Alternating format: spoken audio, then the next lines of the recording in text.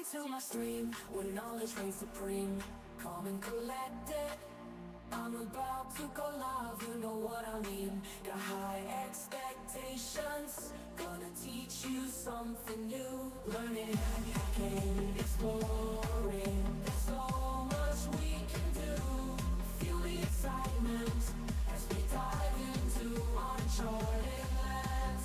New discoveries await in this digital wonderland. Together we'll unravel the secrets, all along the code. No limits, no boundaries, all knowledge will explode. Welcome to my stream, where the fire of knowledge burns bright. Chat with me, let's embark on this journey of delight. From the basics to superpowers, we'll learn and grow.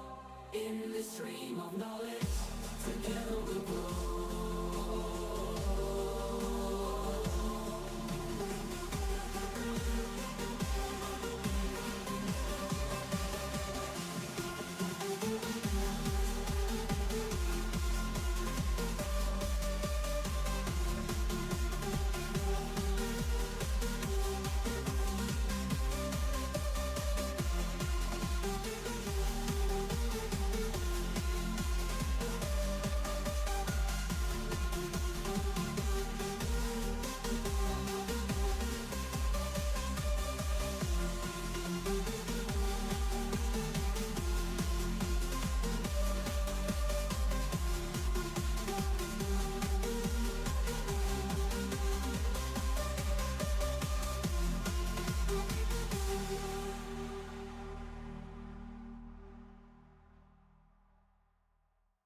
Welcome to my stream, where knowledge reigns supreme. Calm and collected, I'm about to go live, you know what I mean. Got high expectations, gonna teach you something new. Learning, hacking, exploring, there's so much we can do. Feel the excitement as we dive into uncharted lands. New discoveries await in this digital wonderland. Together we'll unravel the secrets, all along the code. No limits, no boundaries, all knowledge will explode. Welcome to my stream, where the fire of knowledge burns bright. Chat with me, let's embark on this journey of delight. From the basics to superpowers, we'll learn and grow. In this stream of knowledge, together we'll grow.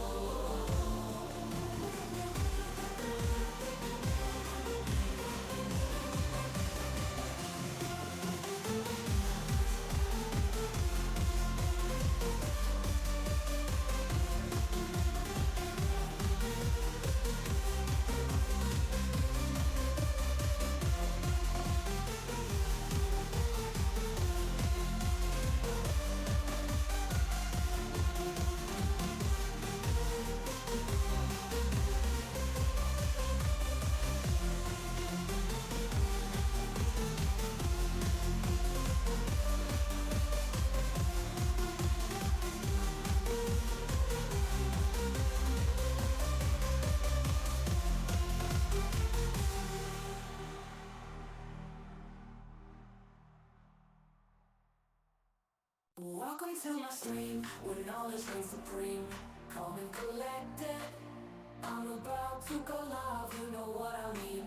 Got high expectations, gonna teach you something new. Learning, hacking, exploring, there's so much we can do. Feel the excitement as we dive into uncharted lands. New discoveries await in this digital wonderland. Together we'll unravel the secrets, all along the code. No limits, no boundaries, all knowledge will explode. Welcome to my stream, where the fire of knowledge burns bright. Chat with me, let's embark on this journey of delight. From the basics to superpowers, we'll learn and grow. In this stream of knowledge, together we'll grow.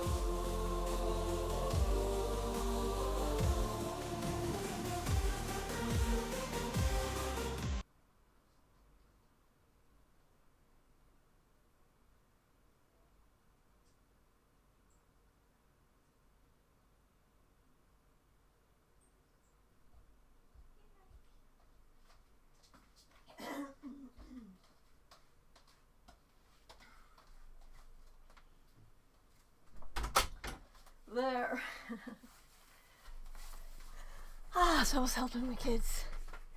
So today we have a problem. Let's see. This. No TTS. No TTS. I will send a Discord message for security live. Let's see. Yeah, I still had it up. Let's do that.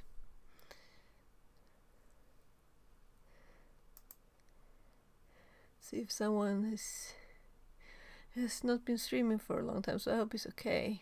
That's the main thing. So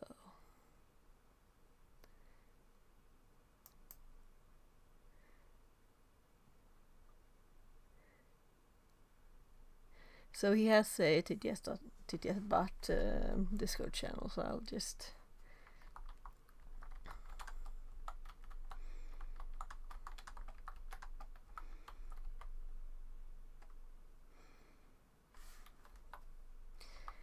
FYI.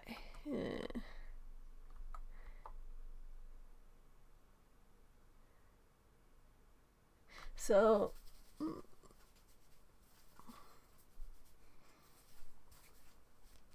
I'm thinking we'll do something temporary, or we won't just care about not having any TTS. I'll have to look at chat.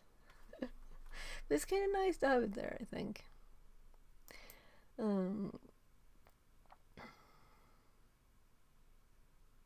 So last message in this group is April. There. So my kid has a meeting today, or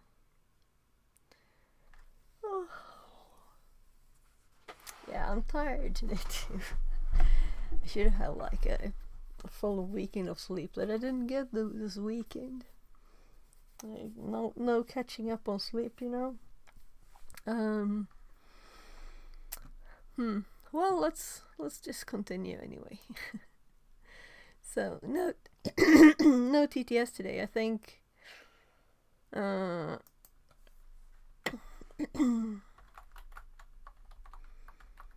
So in case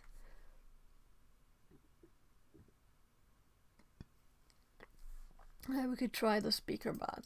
I think it will be kind of quick, though I did uninstall it because I never use it. Well, installing this means just unzipping it, right? So we can just do this quickly.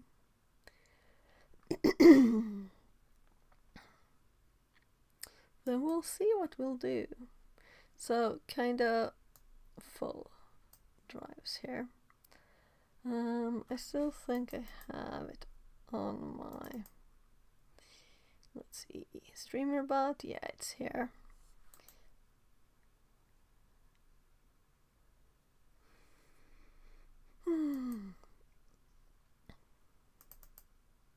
So all the files. And let's delete this because it'll definitely be a new one later, alright? So I don't care what the version it is. Now let's get that executable. Speaker.exe.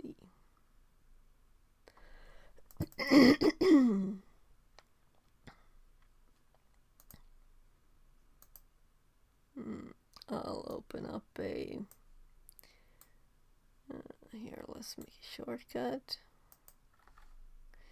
And the thing that works is that YouTube is connected again to streamer, but I fixed it before stream, so, and then I was going to start TTS and it didn't work. So this service is active now, meaning streamer bots can use TTS. Let's just see if there were any settings or anything necessary. Maybe there were. I don't think it's much though.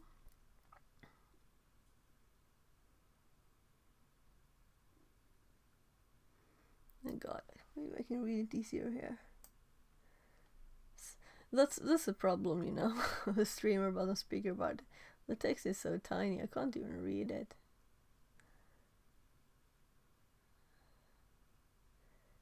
Save TTS audio file. Oh my god, that would kill my hard drives.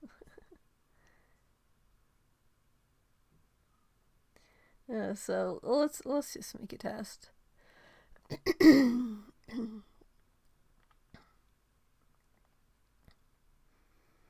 So streamer bot is over here.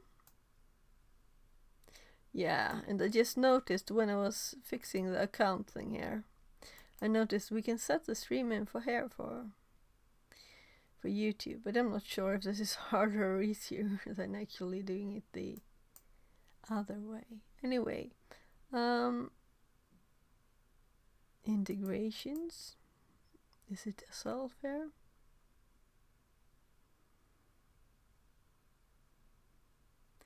Speaker bot.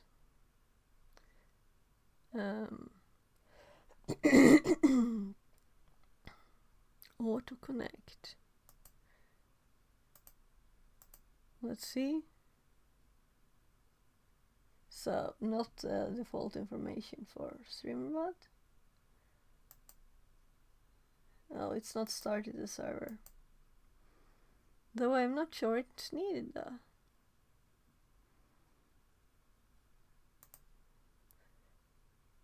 Okay. Yeah, so we'll see. I don't know if that was necessary or not.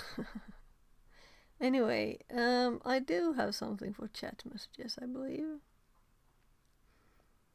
So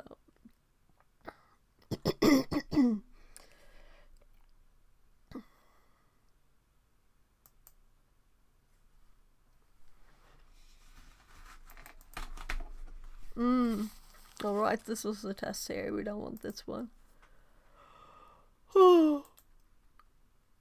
And name. Twitch chat to speaker bot tts.bot down, not done. Down there, right? And also I noticed I was in software and I thought about testing that because GoPro was insistent didn't think that we should be in science and technology. But I'm more like thinking, well, I think it's science and technology, but if more people can find you, well, I don't care. I don't think more people found me though, if I was there. I think it's more the title of the stream. So this one is okay. Let's Twitch chat message, and let's add. Let's see if it can do it without me even. Speaker bot. Speak. Voice alias. Alright, I had to set those two. So, too bad I just uninstalled it, right? Because, let's see, maybe, nah, I deleted the directory, nothing is saved.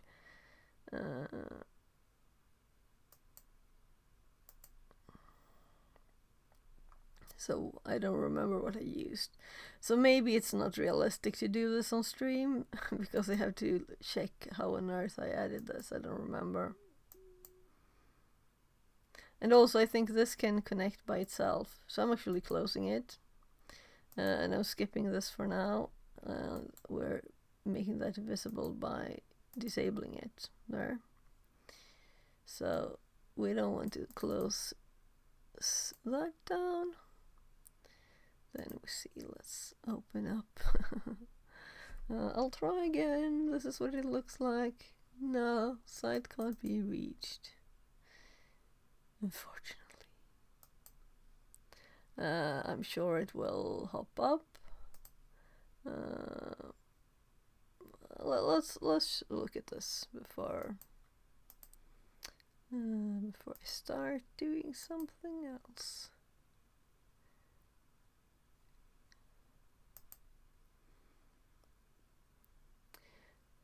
Right.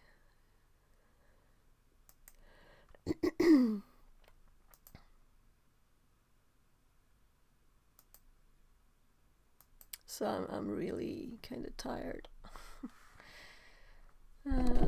So I'm thinking today it won't be a very long stream, maybe like 3 hours or something. Or 2.5. Because I want to make sure that my kid gets focused to, if possible, get to his meeting. But also, if he's like totally no, I won't do it, then we'll see. So I have the same one as I had trying from yesterday. I didn't finish it, you know. Maybe I should. But I don't want to drink too much energy drink. It doesn't feel like a healthy thing. Anyway, what I was doing here, I was actually reading this article. So it's about Linux container basics capabilities. And well, splitting up the root for security. Kernel version 2.2, it was added. So I don't know if you should say it's recent or not. I think this was from 2021. That's old, right? And then it talks about when you fork. For example, want to continue your program running, but calling another one. Then you need to do it, and let's see.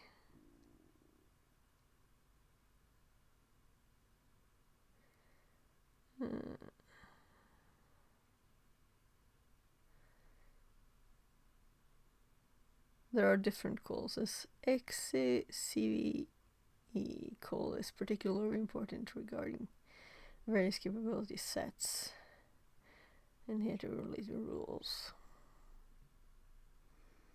Then there were the sets. So the ones we used yesterday was EMP. The permitted set includes all capabilities a process may use. Are allowed to be copied to the effective set and used after that. Effective capability set represent all capabilities the process is using at the moment. For file capabilities, the effective set is in fact a single bit indicating whether the capabilities of the permitted set will be moved to the effective set upon running a binary. This makes it possible for binaries that are not compatibility aware to make use of capabilities without issuing special system calls. And this cap inherited. So the I was for inherited, not like anything else.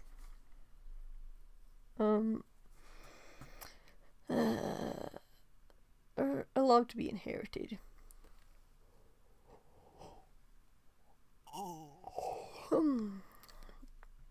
So things that are not useful, you don't have to put this on. The set is preserved across an XCV and is usually set by a process receiving capabilities rather than by a process that's handing out capabilities to its children. Cap BND, the bounding set. It's possible to restrict the capabilities of a process may ever receive.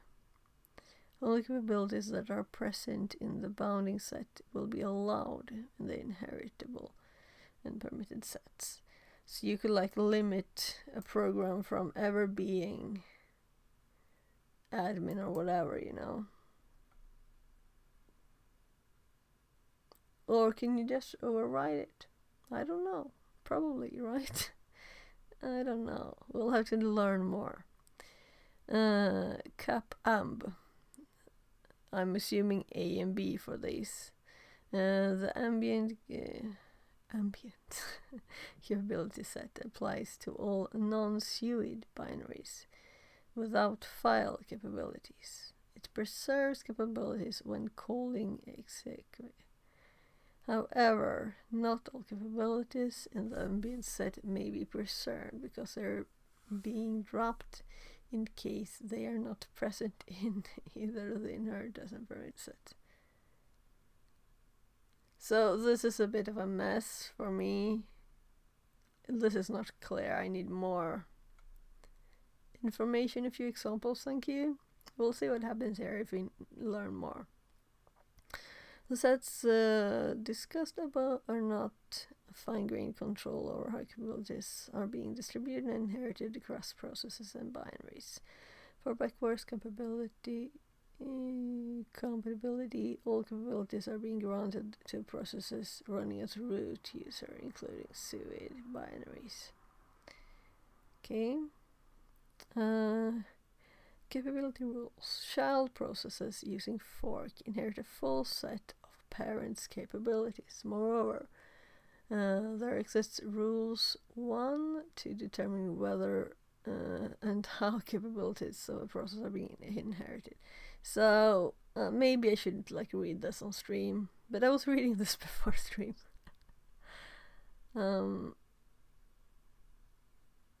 Yeah. Or maybe I'll just top this for now. I don't think this was a very good explanation simply. It wasn't a good explanation, so we'll just skip it. This is just a Google we did yesterday. This is the one that actually helped and where I understood what was the difference between this and having between the set set UID and between SUID, right? The difference between capability and specifically the set UID one and SUID. But SUID just runs as root, right? Well, we have to actually call in the thing we run to get use of this. But we did it for Python. I tried an executable too, just making a simple C file. And it didn't work, but I just realized I didn't compile it on the box. So I should have. Let's actually do that because I was tired. It was at the end of stream. I was really supposed to have stopped, right? So let's see. I don't know what I have in the history, so I'm just moving it over. By the way, so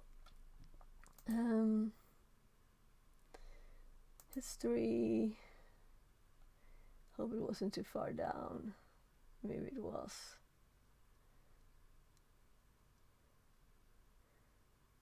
Yeah, we'll have to search for it.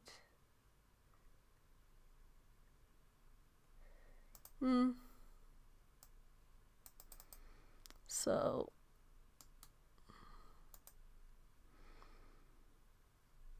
let's search for nanny.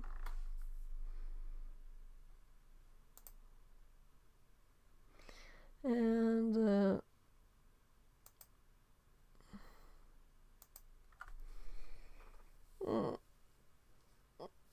you have quick SSH to it, so it's not slow or anything. but let's use it for testing. Because the thought I had was that maybe, that's why I was reading about the permissions, that maybe the Python version of setuid function and the C one were different, and that the C one didn't use the capability for some reason. It just looked, I have to be rude, you know, to do this. Not using the new stuff. Well, you shouldn't call something new that's that old, right? I'm just logging into the VM. So I seriously feel maybe I shouldn't stream when I'm this tired.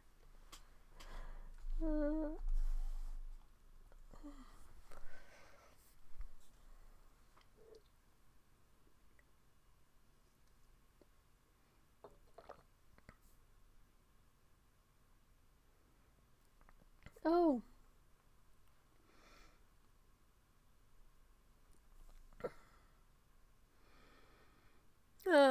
Click the wrong button. There. Right, so. Oh. Yeah, so I did actually an update to GTFO bins. So I just confirmed that what I sent worked, because getcap wasn't in there. So I added it. And I also added the sudo version. That's why I tested it on mine. So I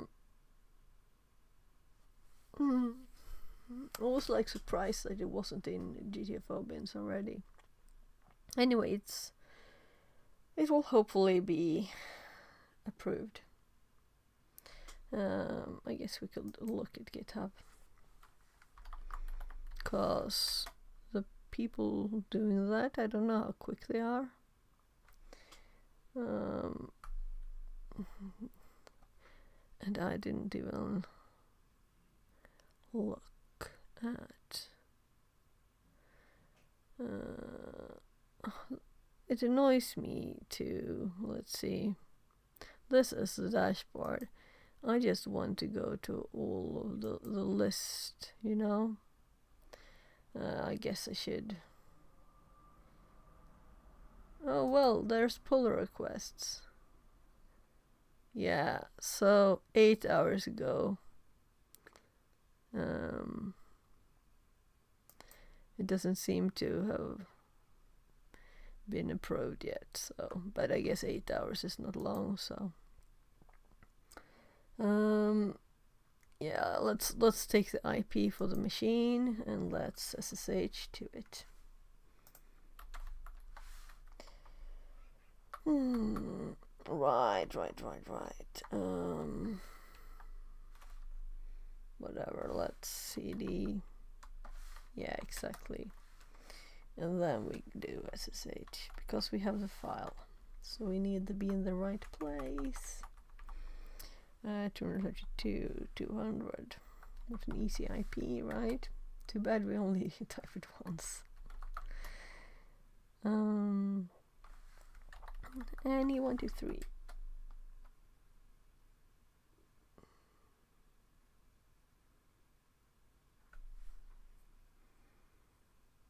I'm sorry for being tired. Oh, I remind me that I have this here. I think my hobby run this. You know, you're supposed to only run it for a short bit, but it broke, so I'm sure it was by mistake. I'll have to buy a new one, and this is from, I'm sure it's 25 years old, and it's worked all the time until, well, I think he's used it too, so it might just have broken from age. There. Let's actually Yeah, no input files. So it's there, and I kind of knew it was. But let's. We're in Annie's home directory. Let's just.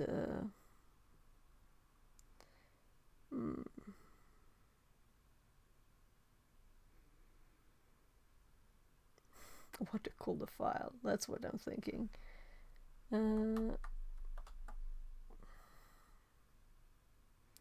Well, sorry. I should have called it .c too. Let's do a better name. Test.c. Very nice name, right? And I did put the code I used in my notes, but I did compile it on my machine, which was kind of stupid, right? And then I thought, well, it doesn't work. I didn't think that it might be good to compile it on the machine. So, oh my goodness. So let's do GCC test .c. Oh, well, let's call it test then. Very nice.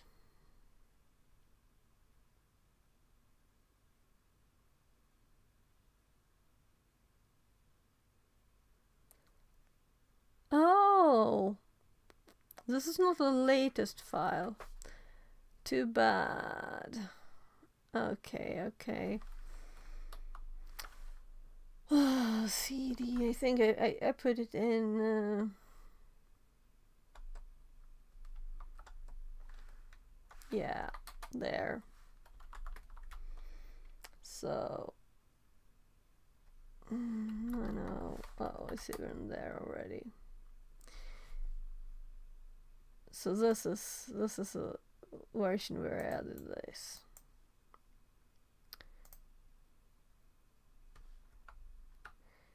Putting that in the notes too. I don't know why they were not there already.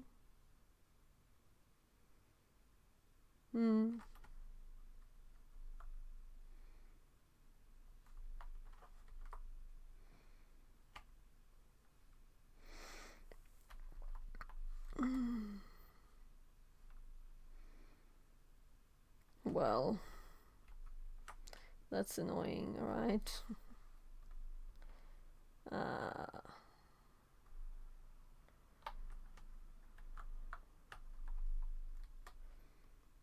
There. So, test. So when we run test, and we have done set, this is a test now, if I remember, as it's supposed to. So the thing on this machine is that which set cap and LSLA SBin set cap, and let's do get cap. Well, it has SUID there, so we don't have to do anymore. But let's do set cap, and then the name of the capability cap, set UID plus EP, and then the name of the executable that we want to do it to, and this is test. And if we now do get cap R test, we get the capability there, and it's set. So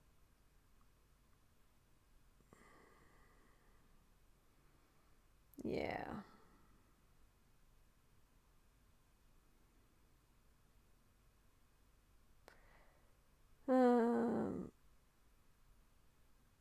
So now I will run test now.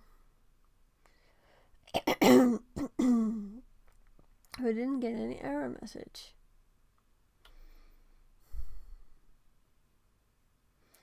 So I didn't save my output from yesterday, which is kind of bad.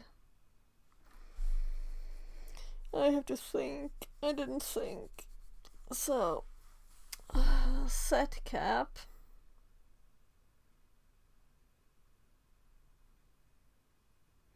Yeah, so what I did yesterday, let's copy my steps from getting root on this one.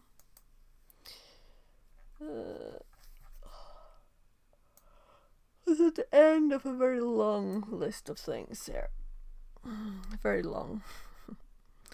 So, yeah, I copied first Python 3. Let's see all of it.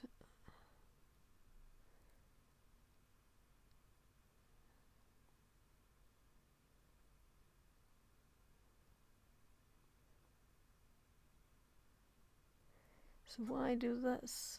Well,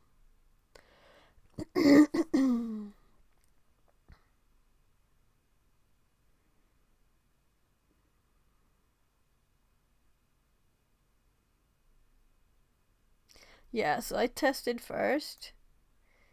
Even further up.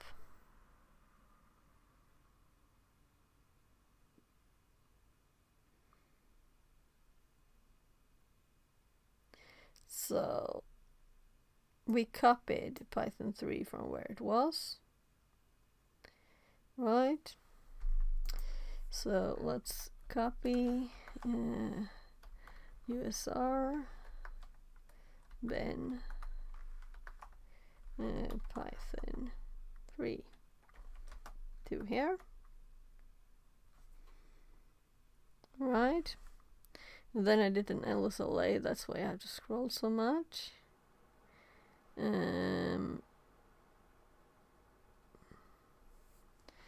Yeah, I know why I used it to null before, because I was doing it on the old files.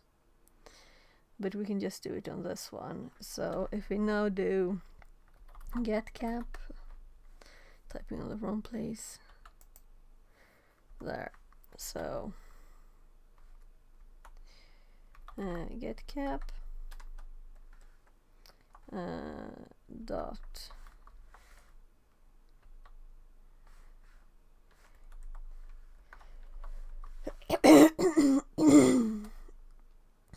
there's nothing there,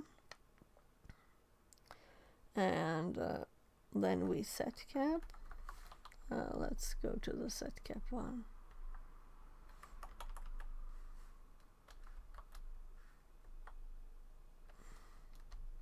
And then we get cap again, so meaning we don't need to dot slash it.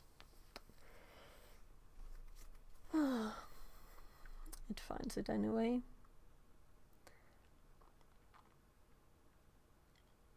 So now it has the permissions, and then we run. So I'm copying this because it's kind of long. And we did this yesterday, and we root.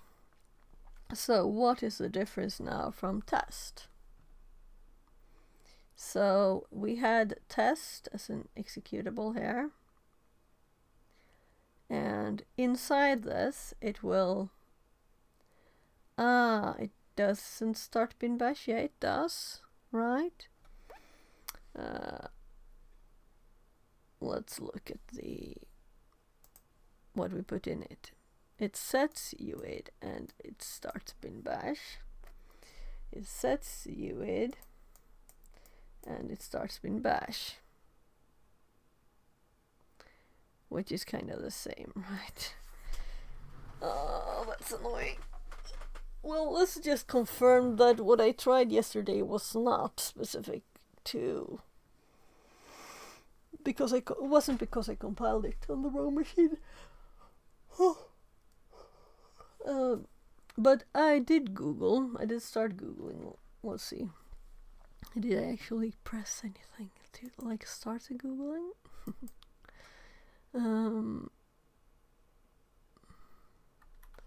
Maybe my other Firefox window.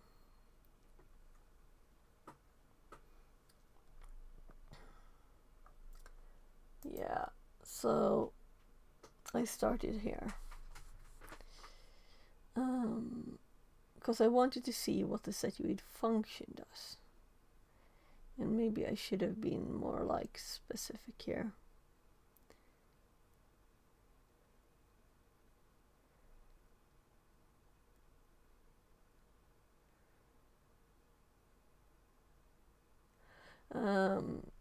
I'm sorry to have to, but I'll have an early bathroom break.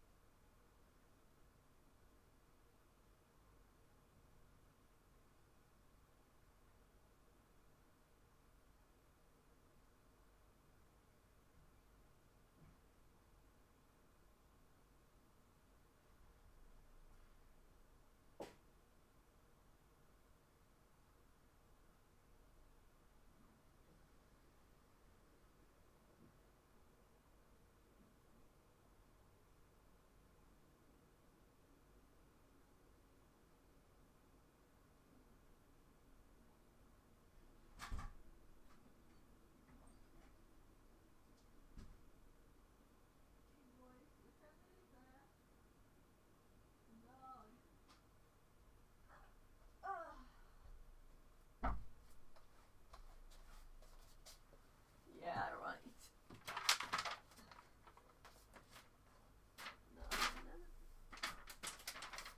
I need to get more.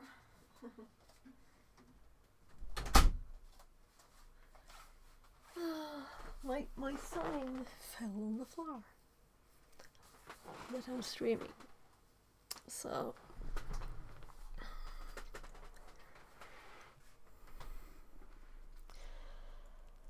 so that's the capabilities. It's kind of a big thing, right? You know. And I was annoyed before on something working with when I made an executable, but not when I just did Python. And now it's the other way around. So there's something different. So it's actually setuid function. So if we do this,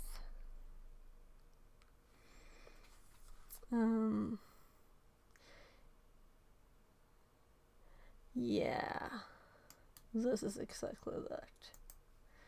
the method itself.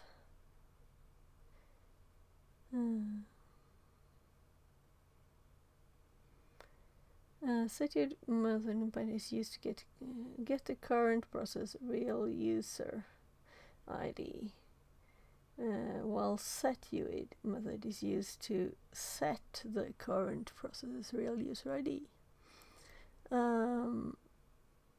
So let's search for cape. No capabilities in here, but I know that it uses it too. Or rather, Linux in the background checks not for the user when it's trying to do the set. But what's the difference with a C1? That's the question.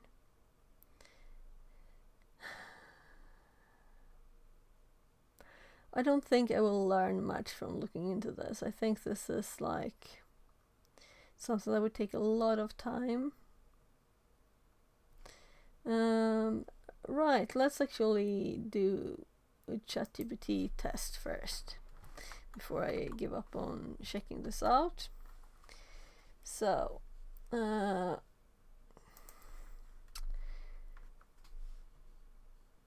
let's use the output. So this is in an annoying place because it was on top of this.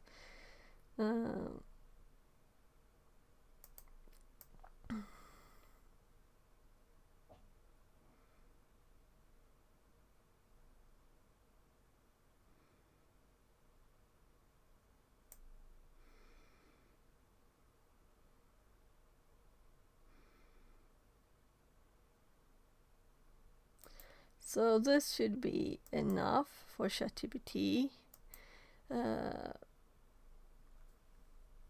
to be able to understand it. Test.c, and let's include the code here.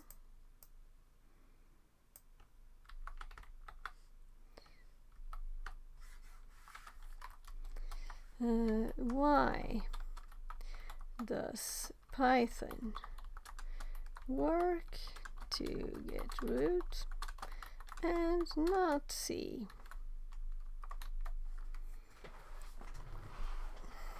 Okay. Why did it cross all this out?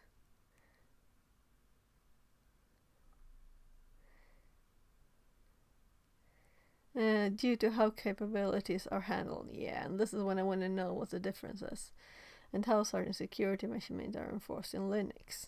Understanding the difference. Setuid and capabilities. Setuid 0 in a C program directly tries to change the user ID to root. Capabilities like cap setuid allow the binary to use setuid without being root. Yeah, so how would I do it in the C, you know? Interpreter execution. When you execute a binary directly, such as your C compiled program, the kernel handles the capability checks and the execution of the binary with its assigned capabilities.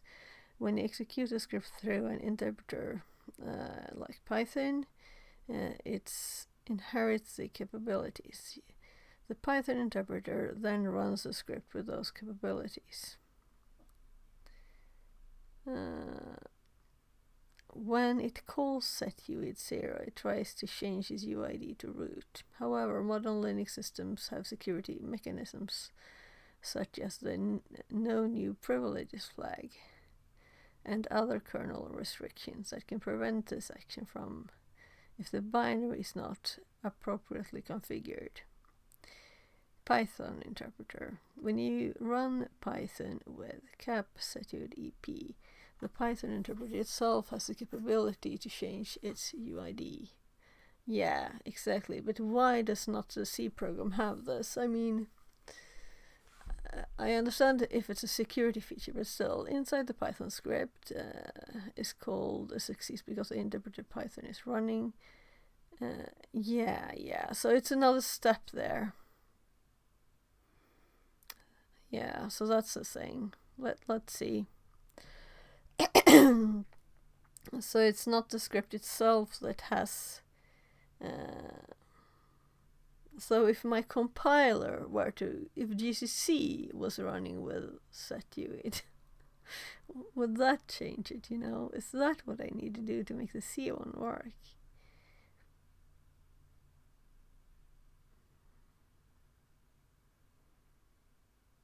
But it's still set on the executable.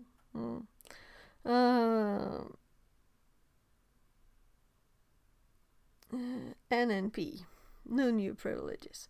The setuid system call and capabilities are subject to additional checks, and if a binary is marked with a no new privileges flag, it may not be able to escalate privileges. Exec shields and others. The kernel may enforce additional security policies that differentiate between how interpreters and compiled binaries are tested, especially regarding privilege escalation. And in this box, something is opened up, maybe? Or is it like this as default? I guess it is. Specific case, why Python works. Python, as an interpreter, when given capability, allows the scripts to inherit those capabilities. This behavior is part of how interpreters work. The capability applied to the interpreter extends to the actions performed by the script.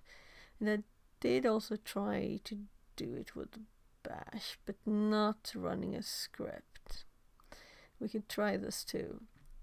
In contrast, your C program is treated as a standalone binary. Even with a cap setuid capability, the security policies in place, like no new privileges, prevent it from escalating privileges. Solution. If you need your C program to successfully execute setuid 0, consider the following. Ensure no new privileges is not set. This can be complex and involves understanding the system security policies and configurations.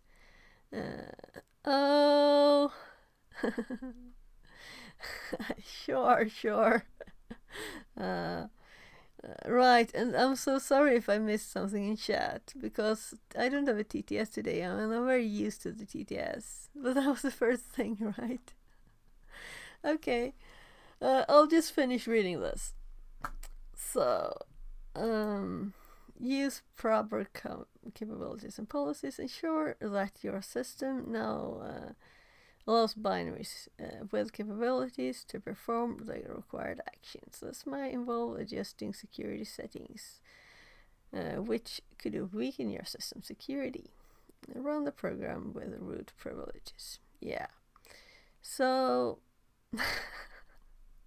yeah, right. So this is not what we were testing. We were testing to see if we could sneak past it here.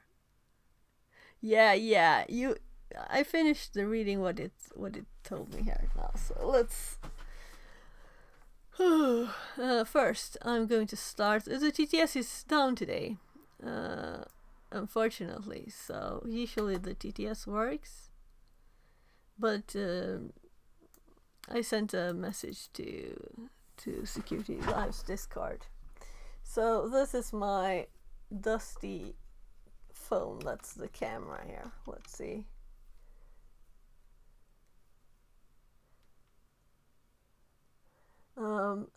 Did you notice that I said I need a spare part for it?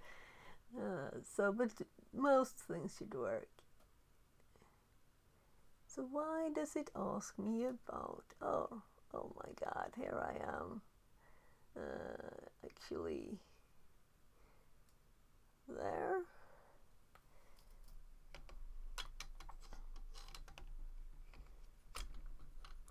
So first, let's hop over to this. We could go see if it pops up here. How about starting Irian too, right? There. That's why I actually minimized it. so. We also have a digital microscope here. But first let's get another phone too, because this is like, it's hard to control the robots if you only have one angle, right? So it is here. Starting another phone.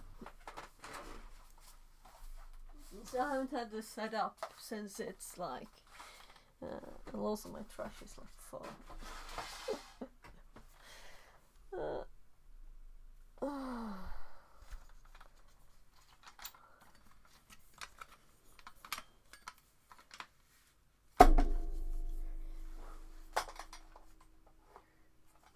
This is kind of big.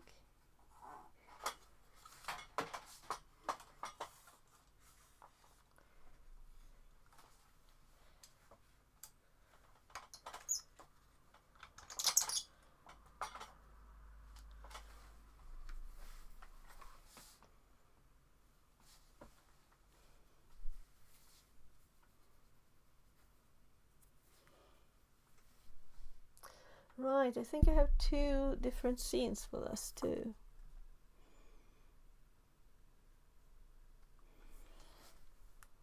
So this is my kid's phone.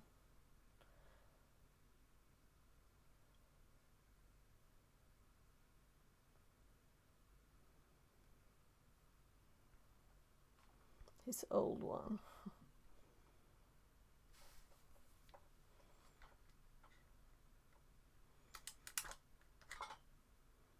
Oh, that's... When I put it in here, I pressed the power button. Come on.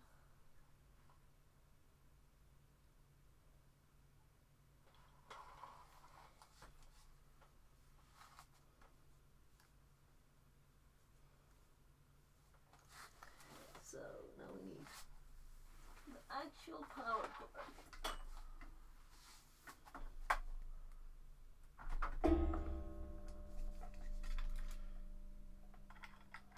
So there's an Arduino on there.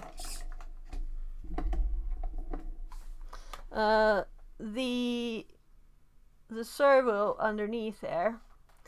I had this on when I went running, and I was on my way back, and this, one of them got stuck like this, and people tried turning it that way, so I think it like died from that. Let's just get rid of my allergy meds here. Into the drawer. Toothpaste is also nice to have on the desk. I should fix this. I have to pull it apart and look at it inside for my kids. Unless we need to buy a new one. So, let's see. That camera. Let's fix that better. Maybe we should even switch them.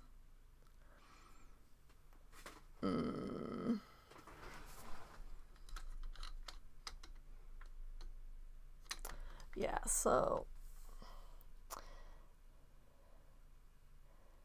I'm just opening Arian software, and I'm going to tell it to close this one. Close this up, and it should hop over. We'll see. It might not hop over while it's on.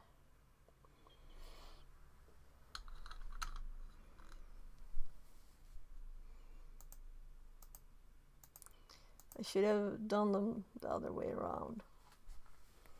So sorry for all the mess. Oh, that's funny. That's funny. Why did it rotate? Oh, because it's actually closed. So it's not on anymore.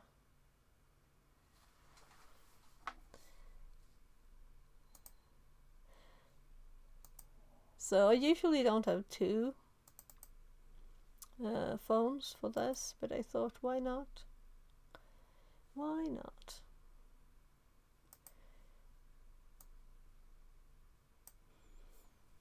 So now I'm going to start the one I want to bake first.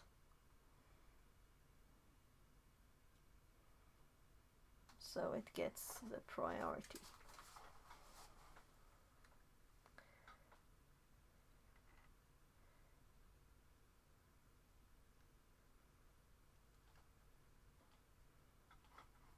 So let's lower it a bit.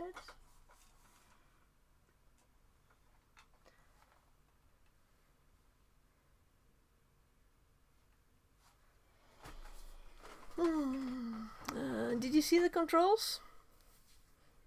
You have the controls over there. So my mic is kind of in the way here.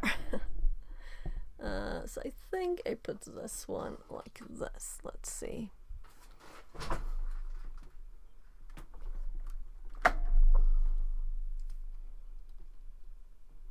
So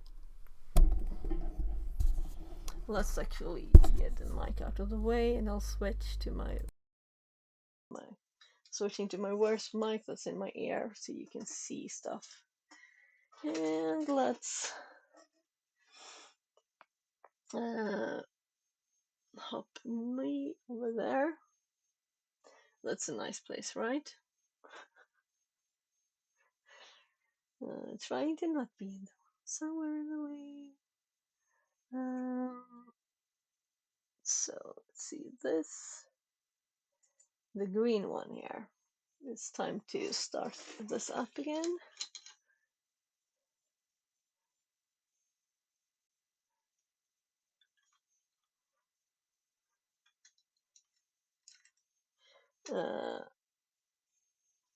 And let's fix this one.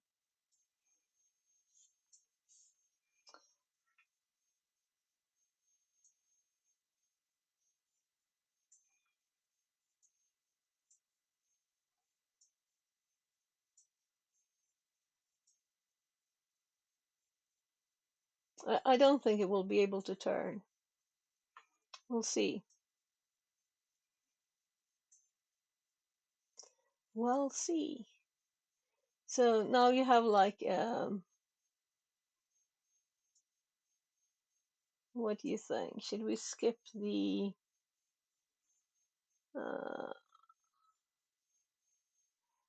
right. The cameras and stuff thing is supposed to be on top. Well, we have the robot controls on top of that.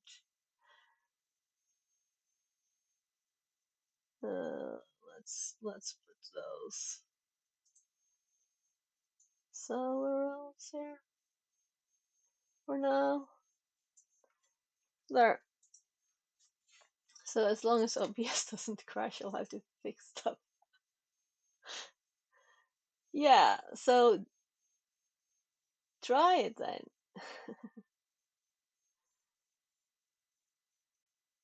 Oh, right. Don't want to strong arm it. You don't have to redeem anything. You just type the commands in chat. Uh, so that's just for me to, if I was doing something else, to tell me you wanted to do it. So if you do like, you can do exclamation U 30, for example, as a test. Let's see, it goes up a bit. The thing that didn't work is right and left. So let's do R50 and see if it works. Maybe some rest made the server work again. Oh, it actually works. So let's put this closer so you can actually catch it. So try and lift this up. Okay. You can see from the top angle there where you are in that direction. So it's undershot, I know, but I think that's the least out of the way, and I think it's good enough, right?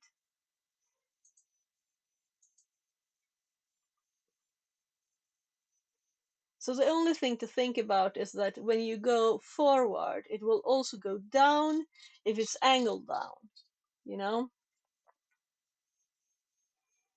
So does left work?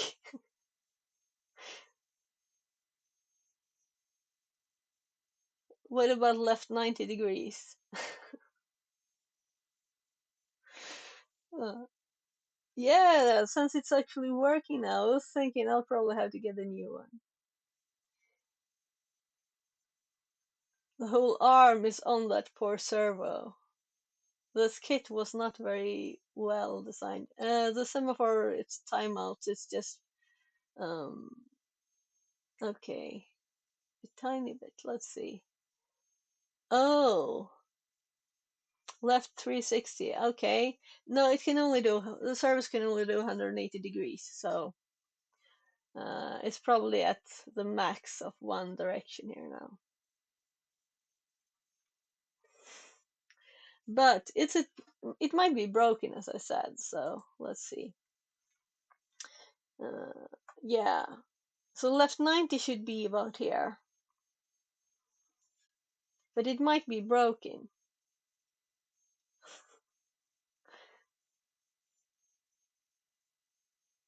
So we can also do just L. Uh,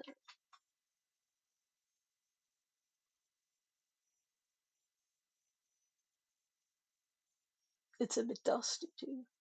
It's probably the weight from the dust making it not work. So let's press the reset button and see if it manages to reset the arm. No, it didn't. So that's hardware, you know.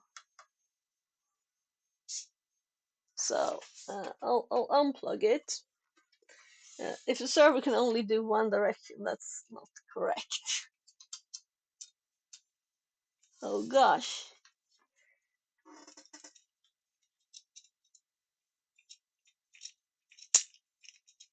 Yeah, something is off with this one. Can you hear it? Inside the server there, I think there's tiny plastic cogs that are just bye bye. Bye bye. So, with this, if I click the reset button, well, it was actually on. Now I pulled it back in. Let's see. If I remove power, it should be easy to move it like this. This is how easy it should be. Oh yeah, I think it's like half broken. So uh, I'm putting it so you don't have to use right and left. Okay, so it's kind of straightforward there. Let's see if you can pick it up.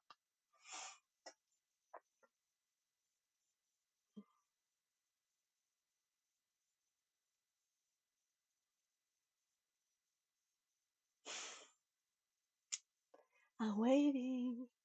You can do D for down and open and close as a claw, down and up. And then when you lift it with back, not with up, because it might get too heavy and will reset.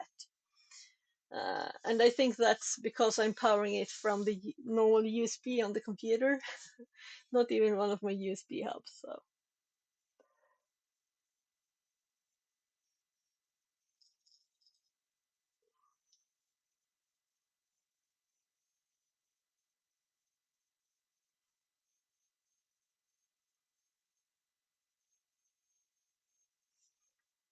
So I could move this a bit.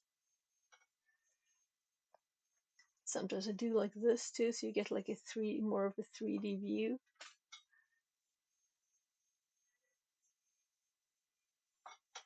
Well, I think it's good enough, maybe. Not me messing about. The command list is on screen. O for open, C for close, U for up, D for down, F for forward, B for back. Kind of logical too.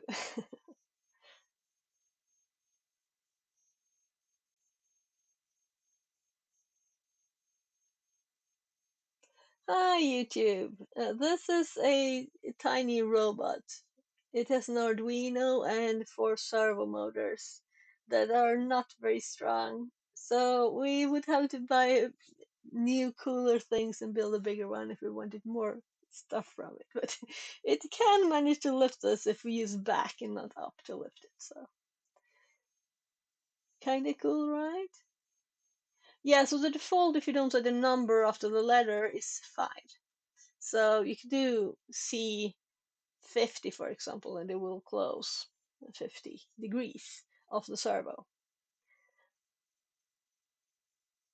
And hi there, Mike. No, I missed your message. Oh, look. Right. Yeah, I think the commands only work in Twitch chat. I'm sorry, people. YouTube will have to hop over to Twitch. Um, let's see. So this is a Twitch thing. I could add YouTube control in it. Yeah, I'll do that, but it's not currently active. Um, let's see here. So we have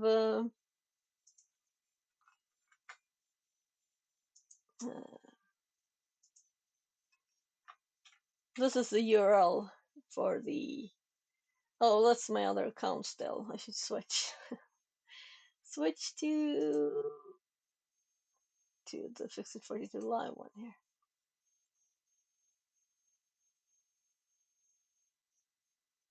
Sending messages with a wrong account.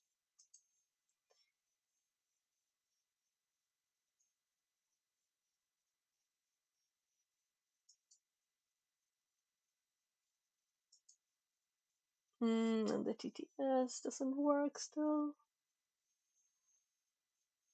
Yes, I can add that kind of simply in StreamerBot because I'm actually using StreamerBot C# to send signals to the serial port where the Bluetooth is. So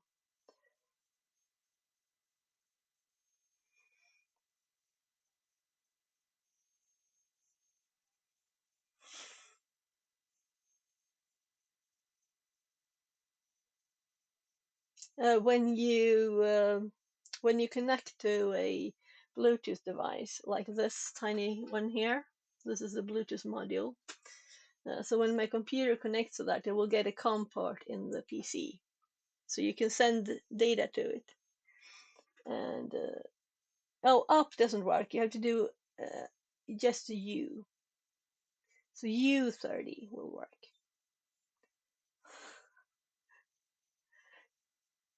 Yes, yeah, so someone had done control their own robots, and they were like so quick at this. It was crazy. They had a robot driving around on their desk or something.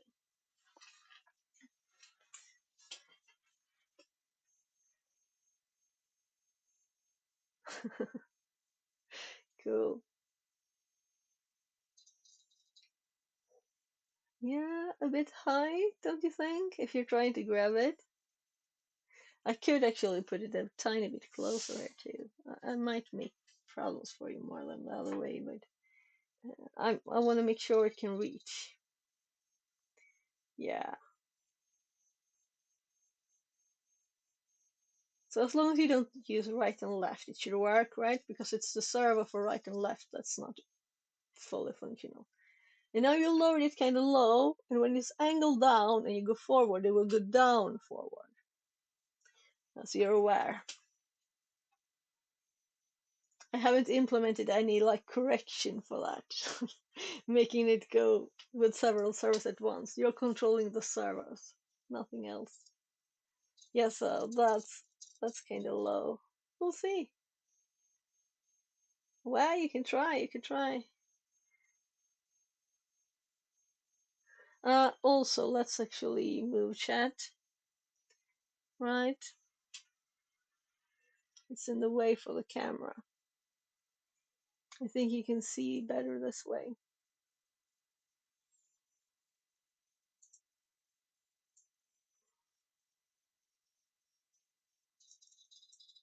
Oopsie doopsie.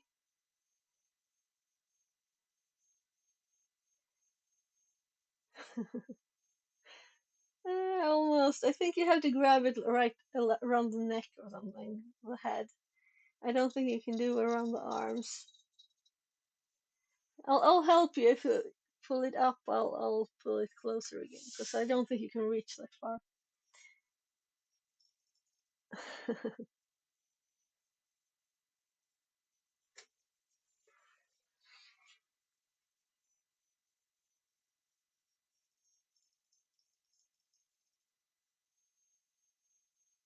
So I will move it closer because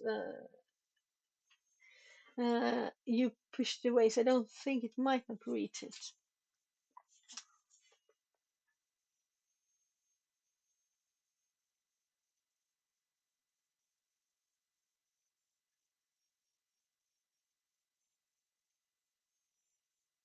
It might be at the maximum. Yeah, how does it look for you? For me, it looks like if you just close the arms or close the claw.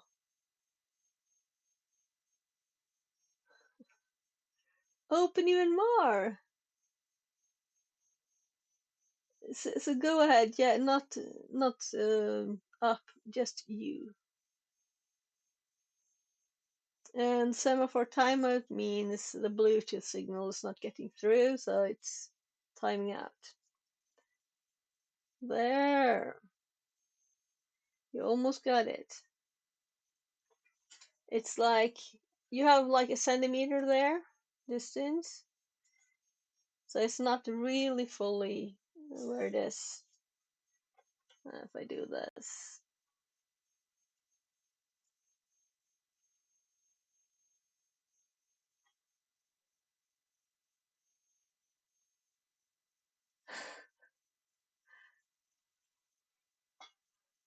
right? I put something white here before, so it was easier to see too. Oh, whatever. Yeah, I think that's what I use these for. These are tiny bad microscopes. I just use them to make it easier to see here.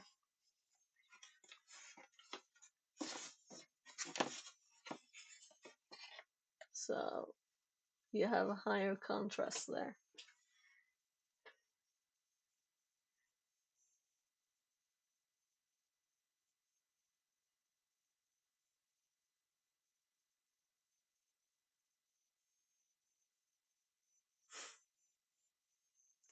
Yeah, that's carefully. 5.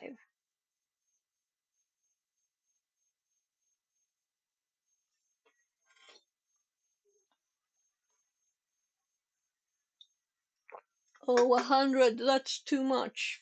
Too much. It might break you. You were like 10 from the place. And then lift it with back, not with up. Okay? Oh, can't do complicated things like 5-5. It's just getting one number.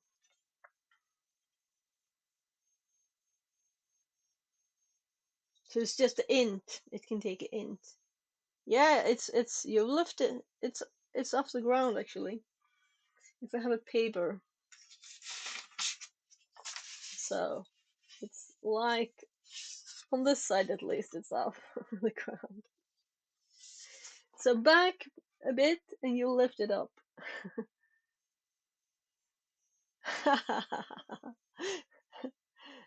Yeah, it might be able to do. No, it didn't. 5 is the default. If it can't read a number, it does 5. Back doesn't work. You have to do only the B. Um, you can't see what the. Let's go back here. Oh my! What happened? Sorry, what happened? Did I click that by mistake by my knuckles or something?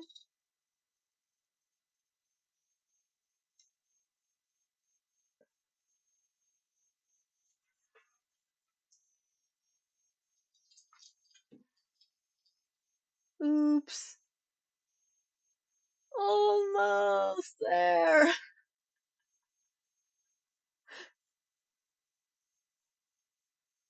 So I will help you and I will put it straight again. You can try again.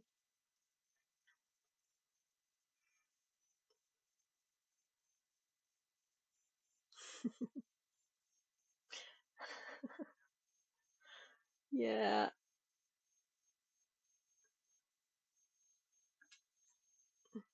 I'm curious to know how these servers, how long they're supposed to be able to handle this.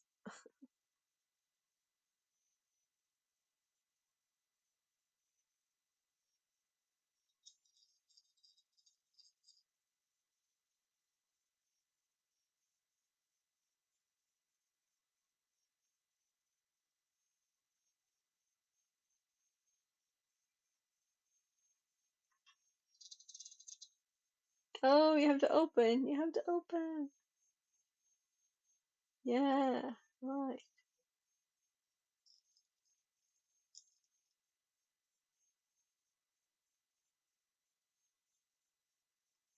Yeah, you got this now. Since you can't do right and left, I will just move it a bit to the middle there.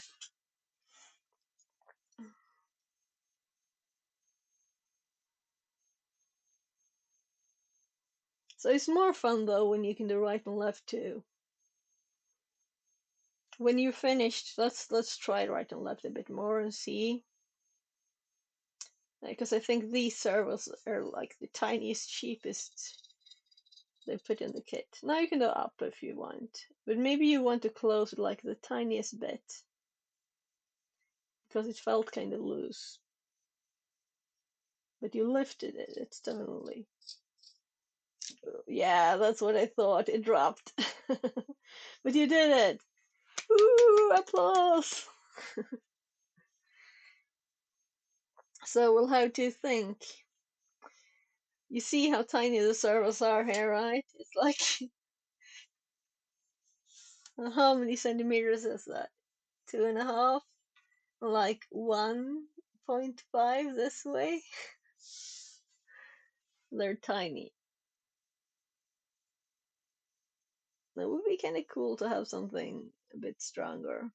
But also, this servo, the screw for the rotation here, that's what holds this whole arm. So all of this is on one screw in the middle of one servo. That's how they designed the kit that it's from. I think I have an Amazon link for that, but I'm not sure. Oh,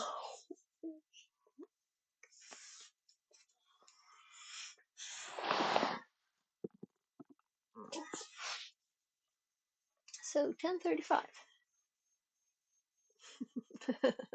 gives me ideas. Yeah, nice, nice.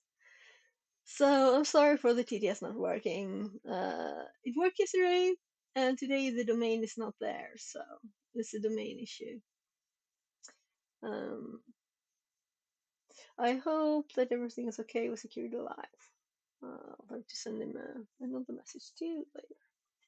But I did send one about the. Let's see if we got any answer. He's probably sleeping, right? Hopefully. What time is it? I think he has like only 6 hours time difference, which would mean it's almost 5 over there. So yeah. So where? Maybe I already know the answer, but did you already tell me? Did you, Chateau? Did you tell me where in the world are you? Apparently you're closer to my time zone, I think. I never know. People are up the most odd time. Florida, yeah. So you're in the US. What time is it over there? Is it well, early night? I don't know what time zones in. I don't know the geography of the US. It's just like uh, a lump of land with different time zones there. I know that it's like between 6 and 9 hours, or even more, maybe.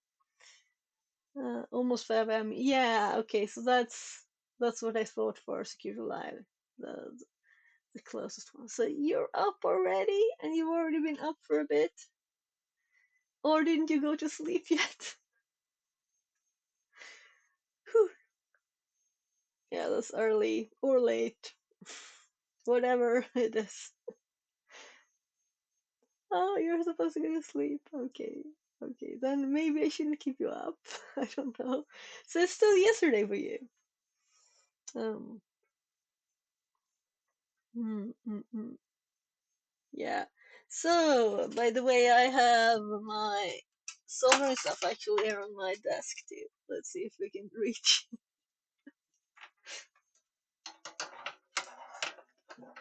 Uh, and we have lots of tools and stuff here too. And I think I have a few kits here that I was kind of thinking of. So here's another one with motors. This is like a tiny car, I think. Can you see it? There. This would just like, well, some soldering. I don't know which way to point it. This way, this way, this way. There. So a few tiny things. So what was this one? Oh, I don't know how that ended up there, but this is what I was thinking. Maybe we should do this, or maybe we'll do something more soldering thingy, or just think something up to do. So I managed to click F12 now by mistake too. What else have we got here? All right, so I was thinking too. Let's I just pop that on there temporarily. So over here there are 3 rotors actually.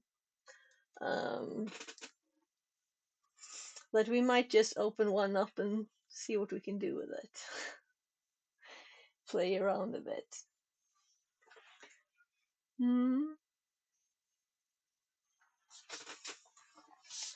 Yeah, so let me move this out of the way a bit. So my desk is a bit of a mess right now. Well, it almost ends up a mess. I don't know what happened. It wasn't me. It wasn't me, I promise. So, yeah, so I had this up here because I had a deadline to fix this thing, and I have done that, so let's remove this. Yeah, and my ring light died. We have to fix the ring light. I just pulled it apart. It's not fixed yet. The screw kind of fell off.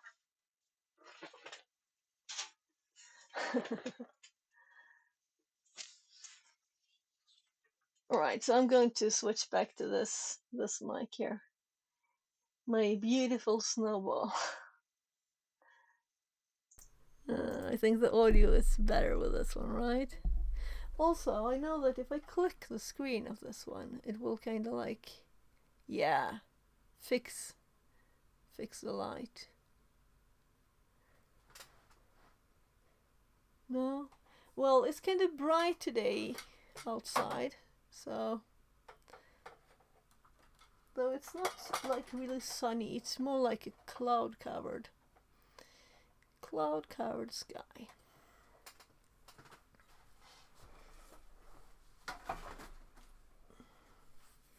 So maybe I should fix this.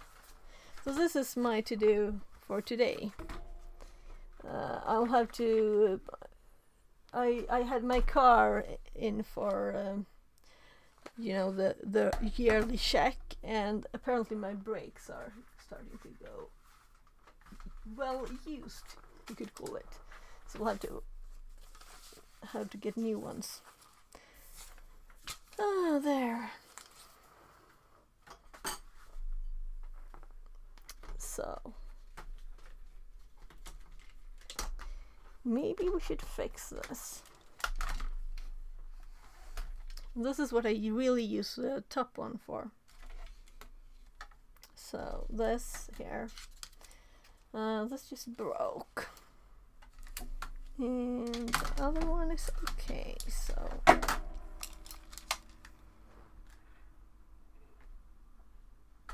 yeah, I put the stuff here on the side. So this plastic just fell off here. And this one was actually just not very well attached. Let's put this one back where it's supposed to be.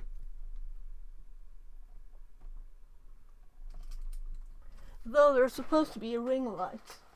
So if you can see up here, there's a delay. Right, you can see there's only a phone here. So this ring light was attached like this, and then that one was inside. So kids knocking on the door, sorry. Yes, love. Okej, jag fixar det. Det blir jättetrött. Har inte du sovit någonting, Robban?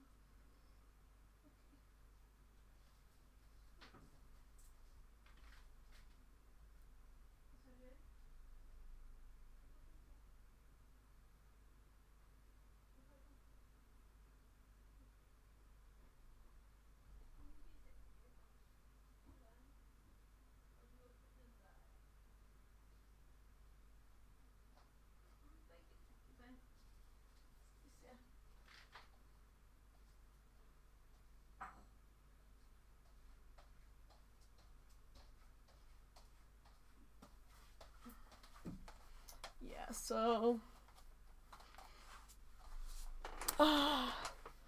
yeah, that's a bit of a problem because I can't have a light now when I do soldering or anything. You know, this is usually the light from up here. So we better fix this. And I was thinking of actually putting this thing on the other side here to make it more stable. Let's switch cameras. This isn't working.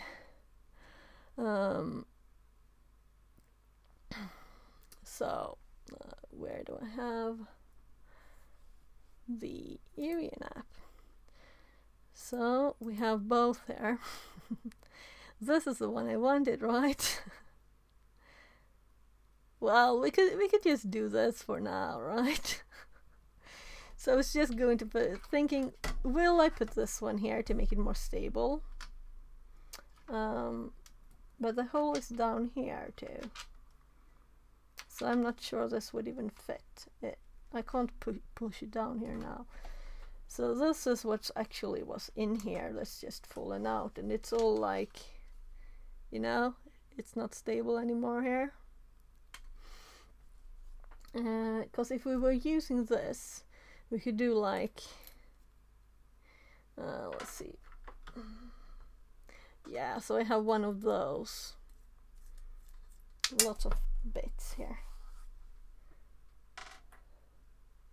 And we could put this one into there, but this will lengthen it by about this much, and I think it was kind of perfect the way it was. So this one now is more that direction than what I wanted. So I'm thinking we will just like squish this in there with a lot of glue and maybe put more glue on the back end. But I'm thinking, what kind of glue would I use? Should I use like 2 components so it's really, really tough afterwards? But this is still just plastic, you know. It's still kind of can't take the weight. So my phone was attached inside here, not just there. So the weight of this was 1 phone plus this. And also the phone holder, of course.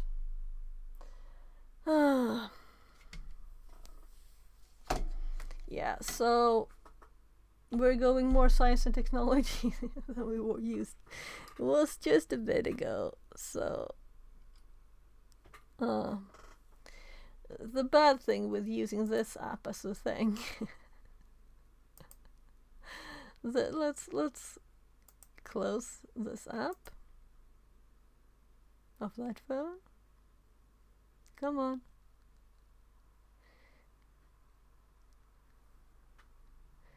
I did click close. Yeah, it's closed. It's closed now. But it's still an image. The app is closed, but there's still an image. That's nice. So then we have this one. I want this as a primary, so I'm going to close this one too. And then we'll start it again. It'll hop to number 1.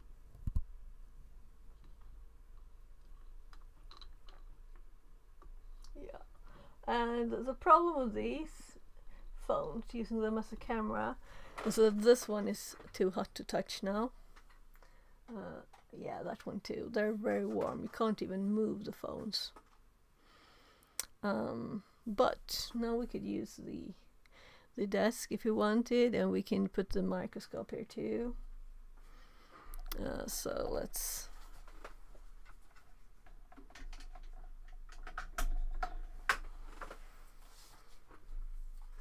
see if the microscope woke up. Come on. So we could look at the problem here. So that's the problem. If we were to move it this way, I'll have to.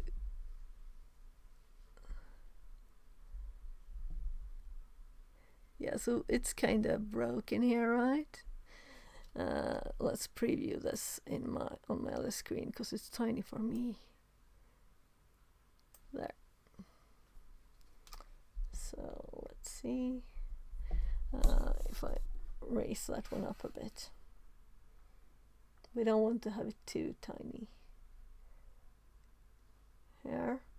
So this is kind of loose.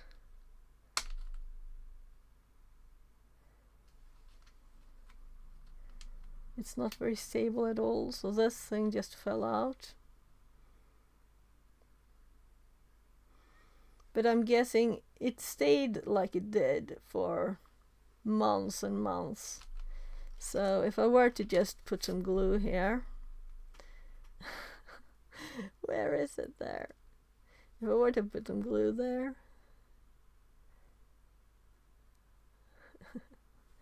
and we can see that it still was kind of like, though this is kind of interesting to see. What does it look like in there? But we don't have the light, so I'm used to having light from the top here, and we don't have the light. But if we like poke this a bit, so let's see if so this is just plastic here, right? It's not a hole here. So just putting this back with glue wouldn't make much difference from the way it was before.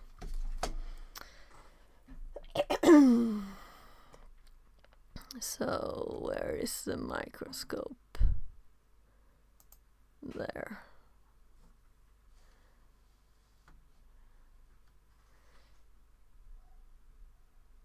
Yeah.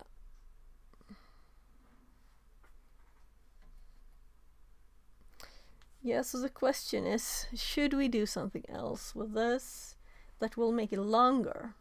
I don't want it longer, right? So if I were to do this thing, putting this in here, putting this tight on the other side, it would be much longer. It would be like almost 3 centimeters longer. Because this is so long, so I couldn't just use something short.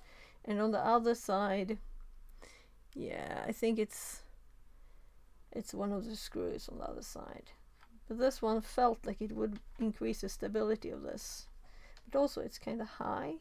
It's the same height as all of this.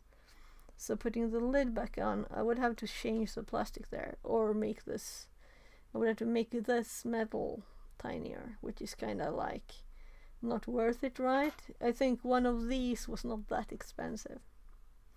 So we're going to go for this one. Well, we do have this one too, which is the same measurements. And we could screw this in here into the old hole.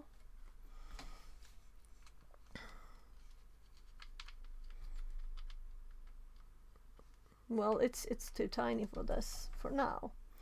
But that is one solution, to change the hole, like just tiny drill a bit there and screw this in there. But I don't think it would be much more stable. But there's more area for the glue to get attached to, maybe. But it's still the plastic and the weight.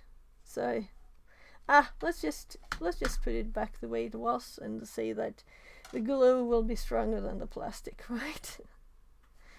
So then we'll just have to select glue. But first I'm going to make pancakes for my kids. So I'm switching mics. I can talk to you still.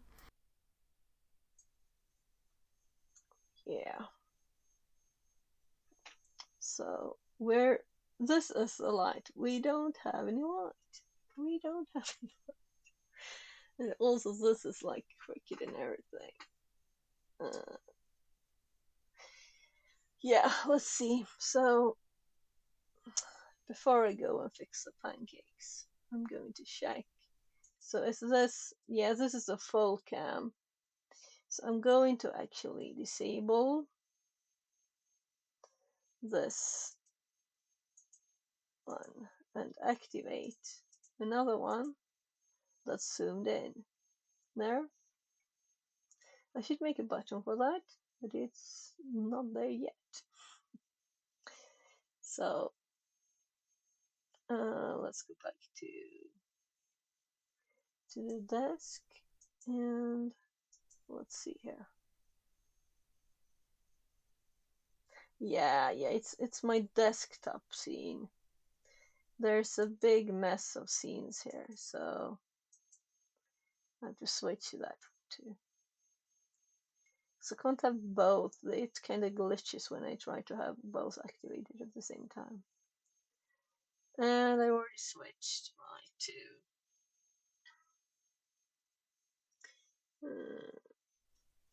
So now we have this one up as I wanted it. A bit more zoomed in to where we want to work. And this one is actually a bit back, about this much back from where it usually is. So the edge of the table is usually like more this way, but I can just change the angle of it, of course. So let's see here. I can angle it. So I don't have to be in the middle of the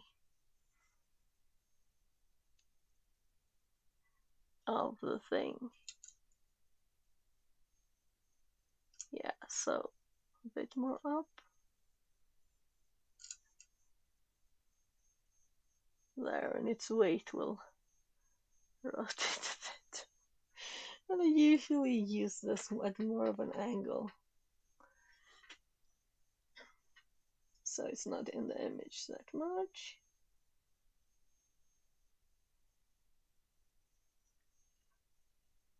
Yeah, there. So I can also see the microscope on this monitor now.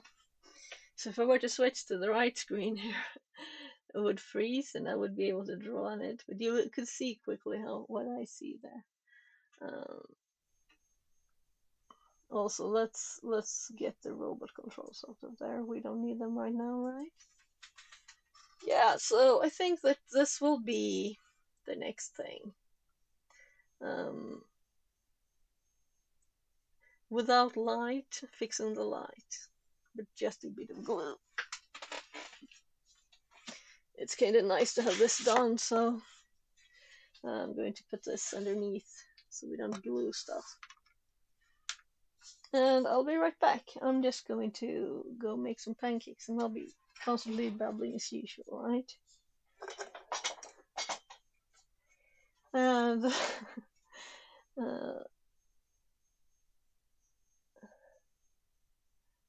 let's see.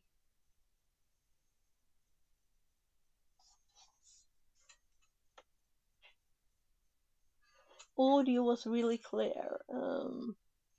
Shouldn't say shouldn't that say ads and not ads? Oh my. That's funny. Okay, yeah, I'll fix that. I'll fix it. How come I didn't notice that? Okay, let's do that too. That's such a quick fix. So also TryHackMe popped up telling me it's 11 o'clock. You should be doing some TryHackMe today.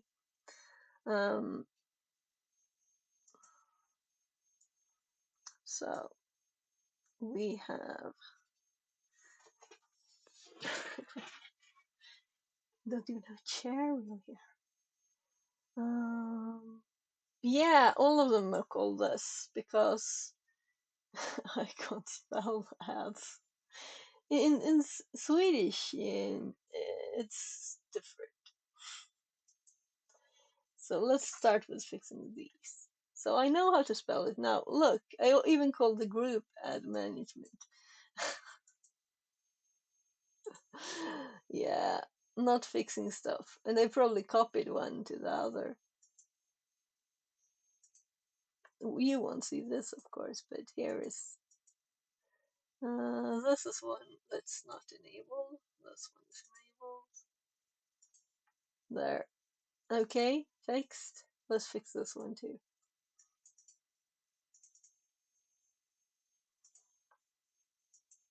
There. Fixed. Let's go back to the desk cam. And I'll be right back.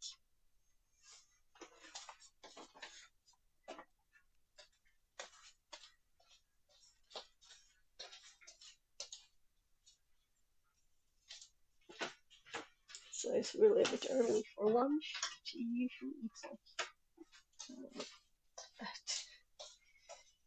it's kind of like a part of its breakfast, two breakfasts.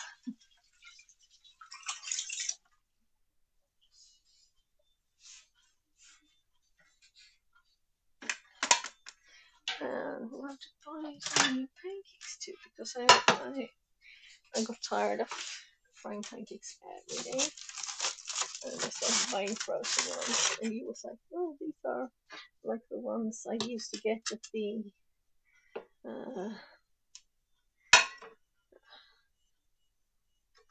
we call it Lekland, which is like play country. Well, you go there and there's like stuff to climb and slides and tiny cars and stuff to play with, and the cafeteria. Alright, so this box is finally actually off the table. That's nice because I have had that one there. So when I started picking the berries, I did juice off yesterday. And I guess I should accept that there is no word saft in English. It's just juice. In Sweden, juice is split into several words for different kinds, sweet ones and just like natural ones, that are just squished berries. So if you boil the berries and put sugar in there, it's soft. And if you just squeeze like oranges, it's juice. So if there is a word for the one I'm looking for someone native English knows, please tell me. Yes, I need more warmth in that pancake. So giving the jam, giving the cream. And he wants to put cream himself, but I'll put in the jam. Put all of the pancakes. Well, let's get this one up there too. Empty boxes. You can always use empty plastic boxes. It's clear and nice too. We just had the containers for the juice there. On the kitchen table for months. So nice to get rid of it. So this is a glass jar for jamming stuff. It was in there for some other reason. And this is where did you put this? It was not the right place. There, let's see. Yeah, I think that's well enough. And I'm starting to have a kind of acute need for that to fix on the magic bullet because this is the last jam that's and always mix it because there are these berry bits in the jam and no one in the family likes them, so we just throw them in the trash. So if you just mix it, we can use all of it instead of throwing half away. Also, it's a mess trying to put jam on the kids' pancakes and stuff, on how to pull, well, get rid of all of those. And also, it's like a firmer consistency after it's mixed too, so it's very much nice. So the pancakes are too warm for me to roll by my hands. I'll have to use cutter, so I'm rolling it with a knife and fork. There. One pancake done, one to go. So I'm done soon. So maybe today will be like some kind of odd. Maybe I got a bit soldering inspired yesterday there too. Popping into. Oh my god, I dropped the name. So anyway, I think I have followed him like 3 times and then stopped. But it's because when people swear a lot, I'm like, I can't listen to this. But that's not the most things. If people talk about drugs and stuff and smoking on street, that's like, oh my god, I can't be here. In protest, I will unfollow you.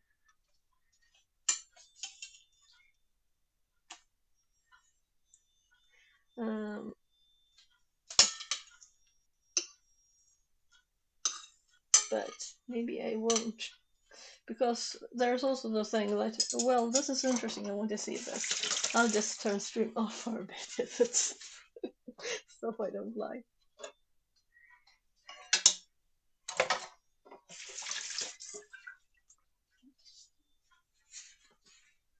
There, so I just need a new fork and the cream, and I think this cream is out. I'm getting another one. So it's a spray cream, so you can't every time he eats the same things every day, so it's these pancakes every day. So then we could whipped cream every day.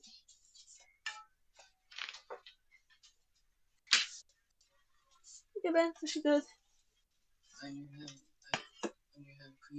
Därför att den där känns lite lätt idag. Så om den tar slut så kan du ta den. Men bara då. Jag hämtar vatten också.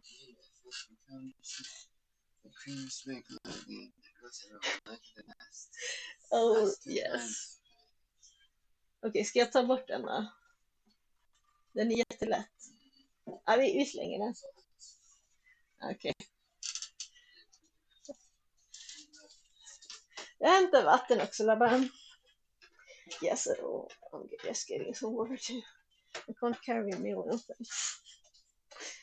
Well, he persuaded me that I shouldn't give him the cream that's almost off, because it usually goes spraying in all directions at the end, near his computer and stuff, which is not the smartest thing, really. Right, so I don't have any ice cream left. Well, no, there was both ice creams that I. As my kid said, I'm addicted to. They are really good, and especially when it's warm like now.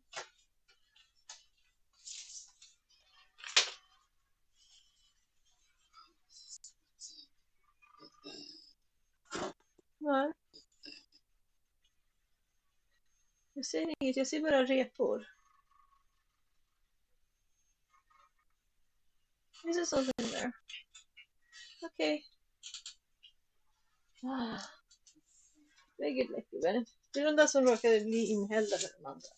Okay, so it's a tiny bit of rust. He looks at the coffee very carefully. I'm actually going to sand this a bit.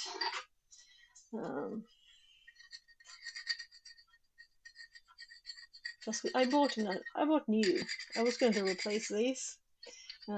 These it's wooden handled like barbecue cookery sharp forks, sharp knives, and not the forks. Well, the kind of the forks too.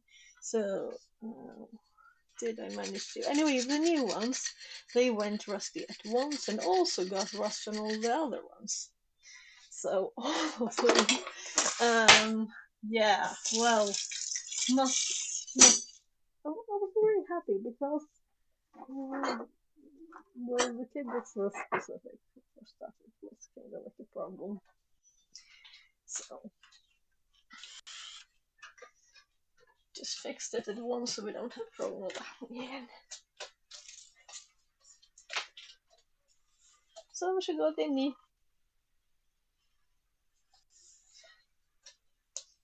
So it's only 1111. So it's copy there.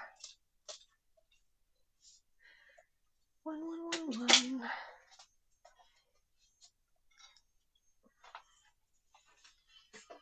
Right.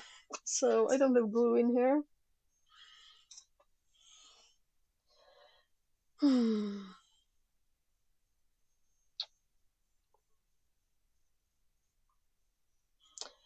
So we do have very hard glue, which I don't think is a thing. We have a bit more stretchy glue that won't go really hard, but it will stay kind of gooey. And that might be an alternative. Or we have extremely strong, extremely hard glue. So I might actually do several types because the plastic, this should have plastic glue, right? But then to fasten the metal, this is such a mess. Or I might just do the hard one and buy a new one if it breaks again. And we have this part too, which has been on the inside here, I guess. Like this somehow.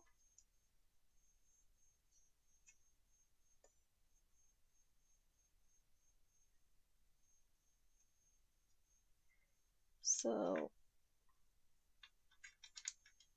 there, that's how it's been. And then we also have a few tinier pieces of plastic, but we might just as well throw this out because this is not like they will help much. So even getting this in here is very fidgety and kind of tough.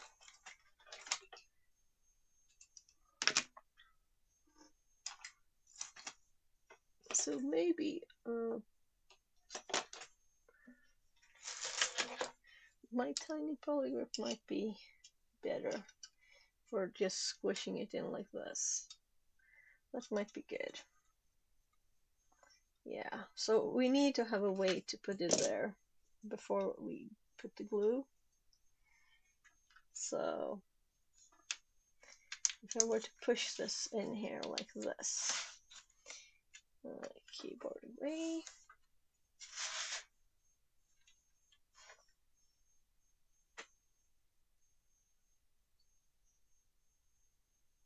Right. So if I were to put this one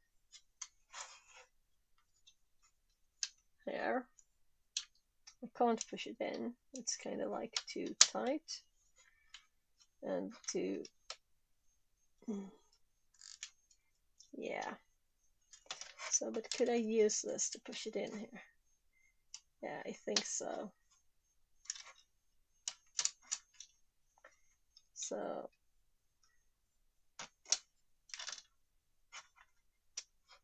yeah, so we could do that probably. My kid's calling me again. I didn't switch mics, right? Yes?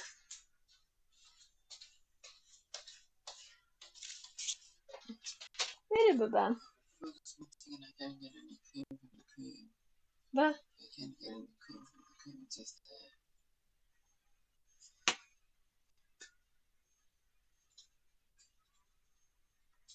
Oh my god.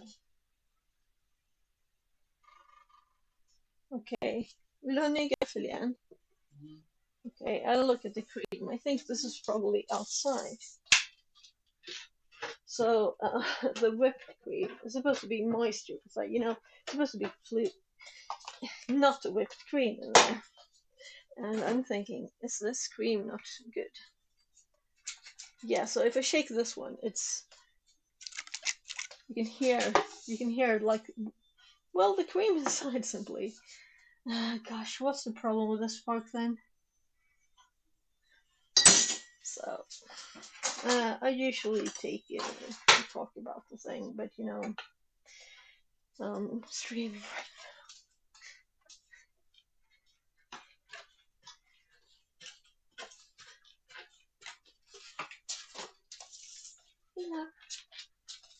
Så Labban, här är en bra grädde. Men jag såg inget fel på den gaffeln, men det här är en ny i alla fall, okej? Undercooked. Okej, var den inte varm nog? Ja, men det är inget problem, det är bara att äta den. Ska jag värma den lite till? Nej, okej. I you like love? Did you like it? Är det bra?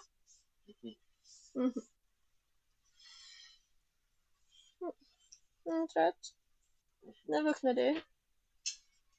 2. Oh gosh. Oh, lille puppen.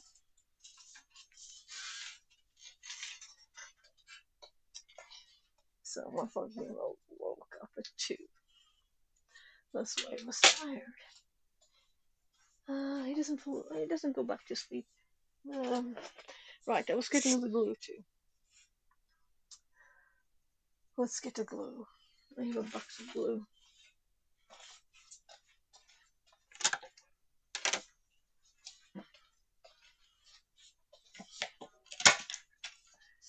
So why was that cream bad?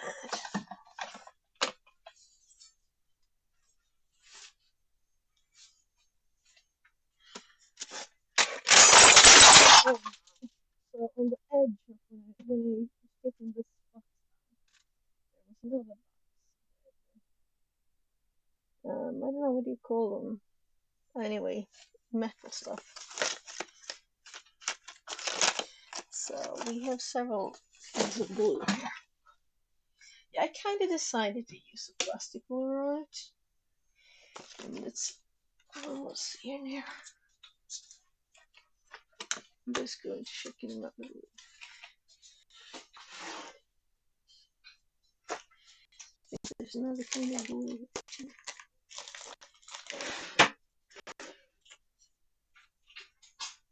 Yeah. So I'm getting some glue here.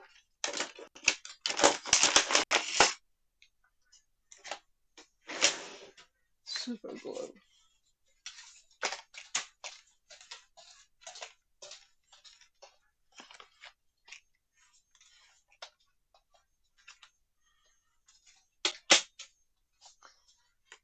There.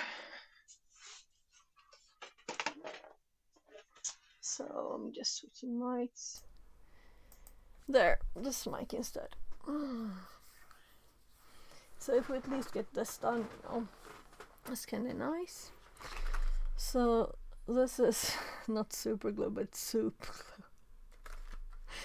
glue. Then we have, this is the one I got in the other place. We have this Done and contact glue. These are kind of like gooey forever. Fix It. Power glue. And then, yeah.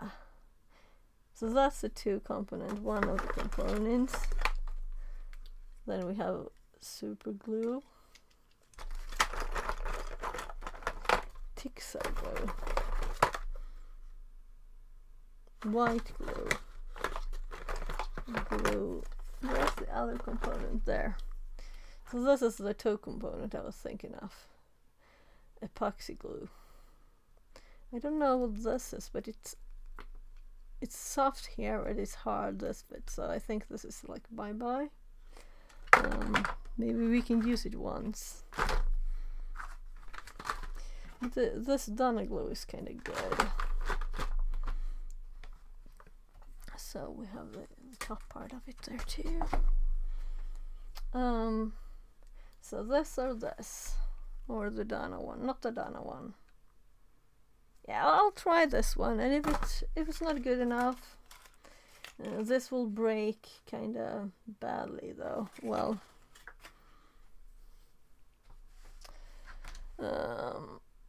paper.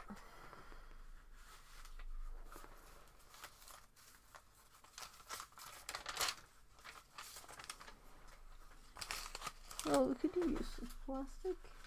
Ah.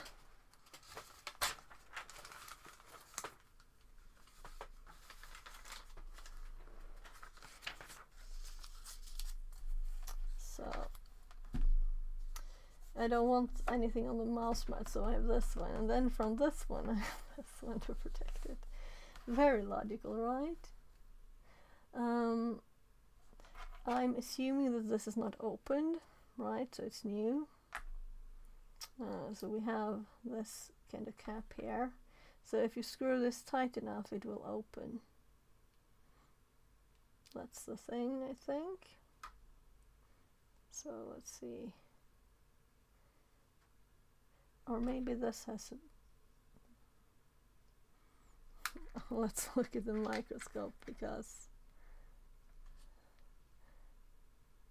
yeah, it's not, yeah, there's the one thing there.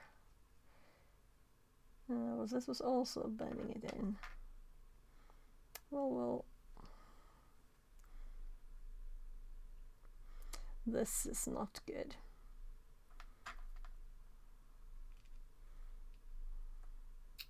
Yeah, so it was just screwing it on. I could hear it saying something.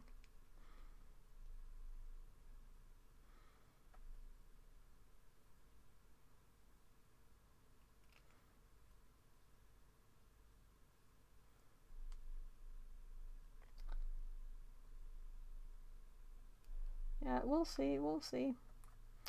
So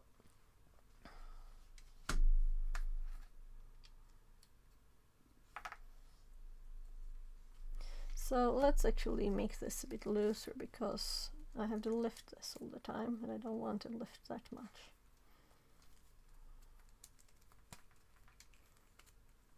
There.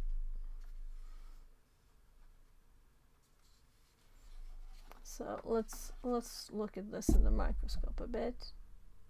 So we have all the bits that needs repairing, and as I said, I don't have any light. So broken off bits. So there's also one here, right?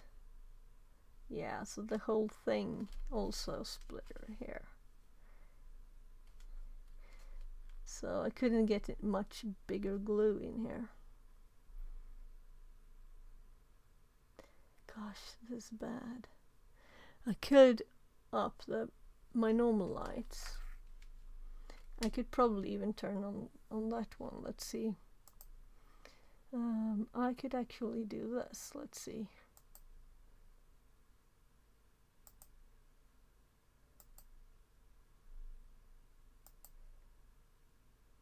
So I don't think there's much difference.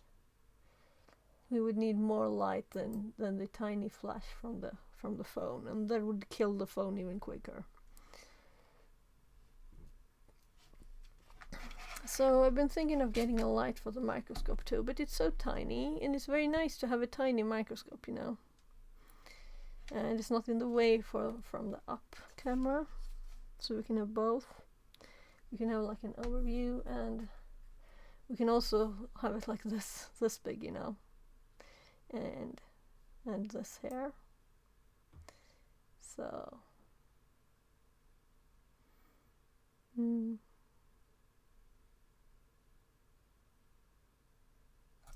right.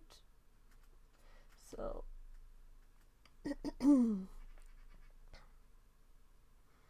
can switch views easily.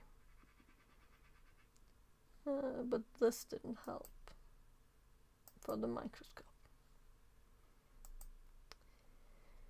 Though it's actually kind of straight down here.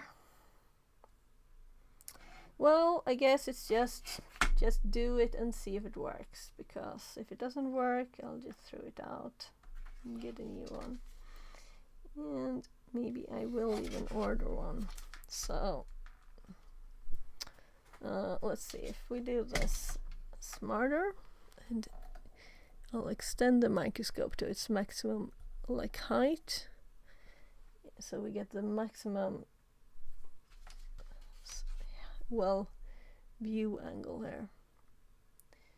And let's see, then we have to change the focus because it's manual, which is kind of nice because then you can decide what you want it to focus on. So to get some glue into these cracks, I'm thinking I will simply have to bend it a bit, right? So if I put this one in here, the cracks should open a bit, all of them. There. So we might have a chance if we wiggle this and put glue there to actually get some glue in this crack. And so I can't see this at all myself, it's too dark here. And this tiny thing is it's tiny. So now we'll see, yeah, so we could get glue out of there. So if I wiggle this now, the glue should kind of go a bit into the crack there as it opens and closes. Yeah, so let's open this crack and let some glue in here.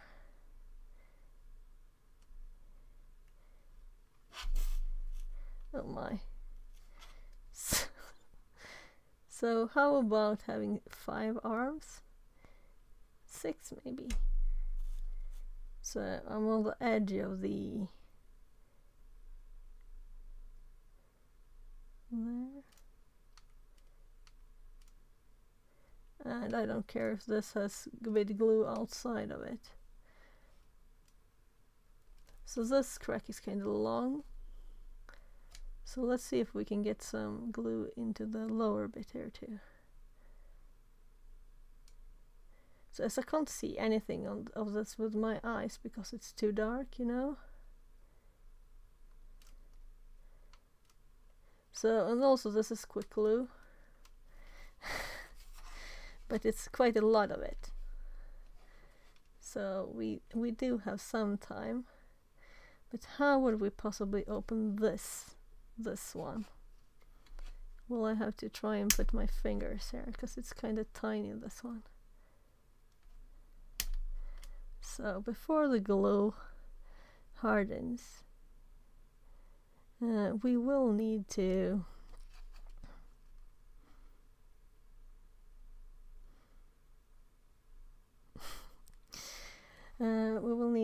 try and get the actual thing that's supposed to be here in. And have glue around it too. So I don't think this was ever glued. I think it was just pressured into here, like melted into here.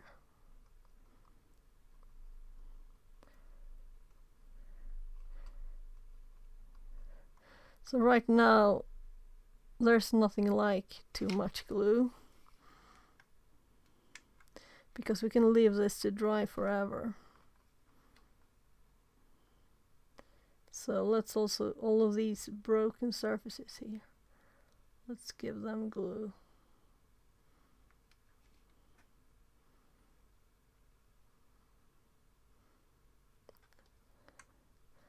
And the other side of this bit, we'll put that on afterwards. Now we're going to try, we have a lot of glue in there.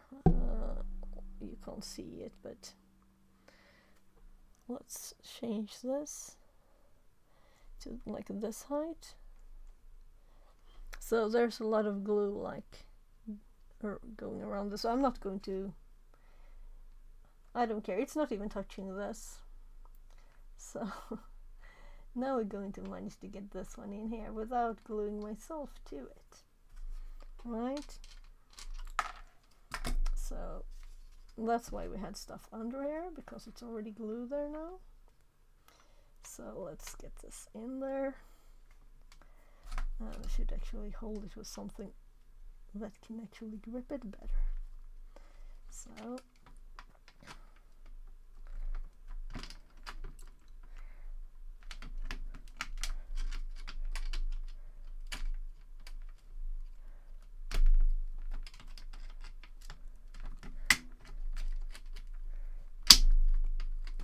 So it is in its place. So let's just pour some glue on top of it.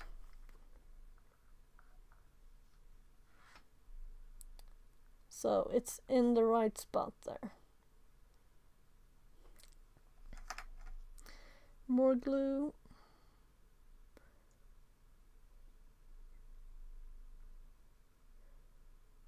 So this didn't dry already. Here is probably a big hole. And there's no need to save any of this because oh. And also I can feel my fingers are not, you know, I have glue on top of them, but it's already dried. So I'm opening it up a bit here. I'm putting glue in here too. So this is the worst kind of glue. Well, exactly this, oh well, that's not smart. Gluing it more to my finger. Oh, that's annoying. So I'm stuck.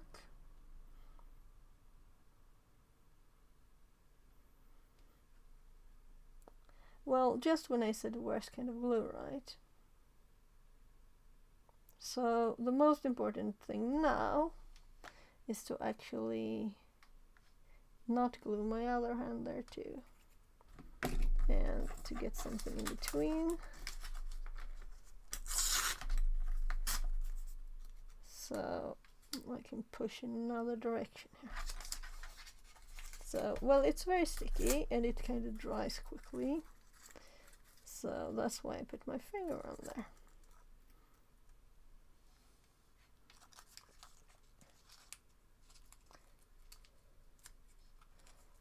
So yeah, so that's, feel the surface here with this thing.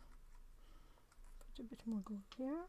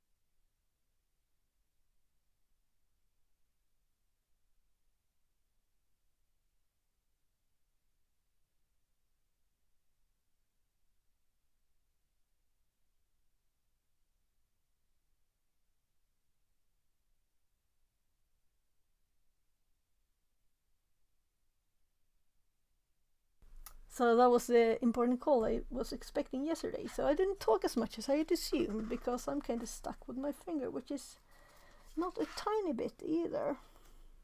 Well, I know that this will just fall off in a bit, you know, but it's still annoying. And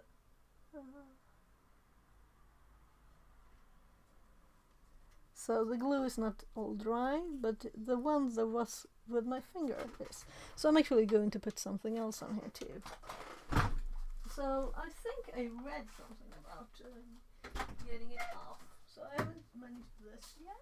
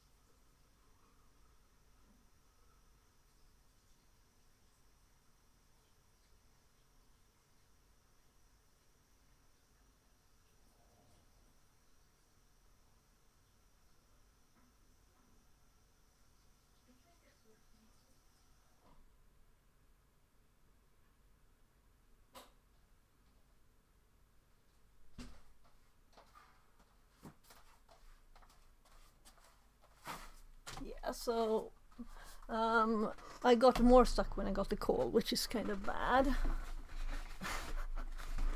Well, you have a fun time with my finger here. So I don't have to carry this, it's carrying itself.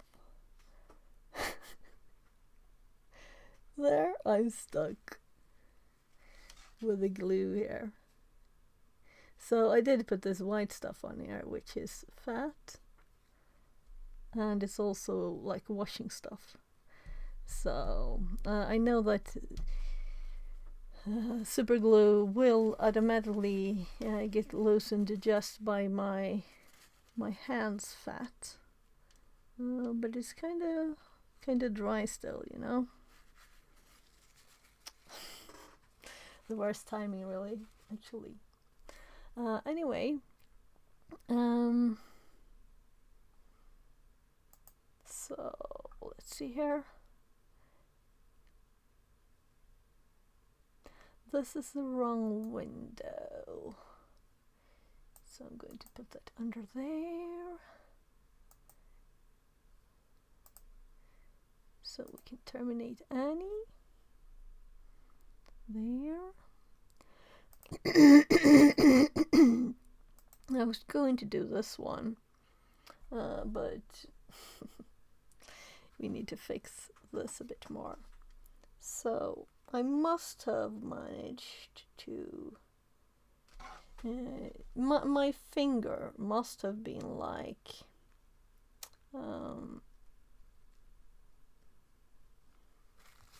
so I can't read this, but this can. This direction.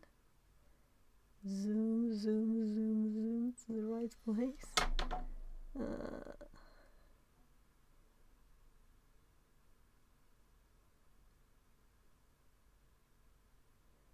Yeah, I'm just checking.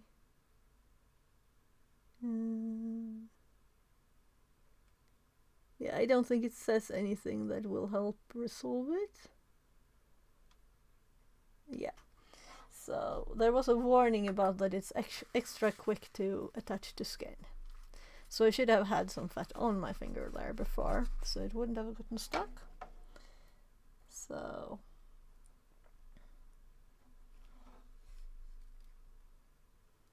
it's just one thing to do to kind of move it a bit all the time.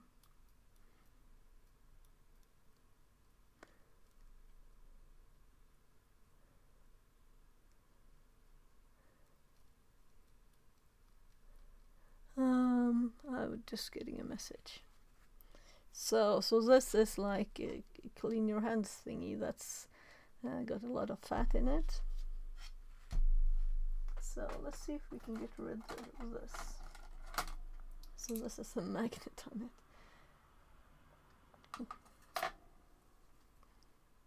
So we don't want the goo in here.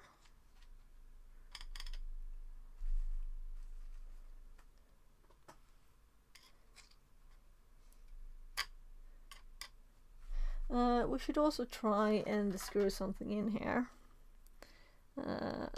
While the glue is not... Well, it's only the one that is attached to my finger that's actually all stuck. So apparently some of the chemistry of my finger is very friendly to this. So right, so let's see here. Something has popped out here. Meaning there was actually glue in there.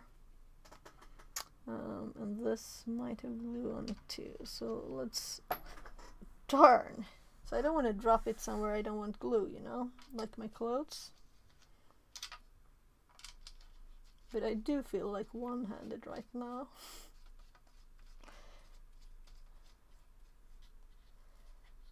So...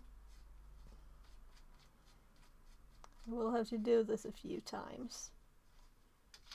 And I would like to know what solves this glue.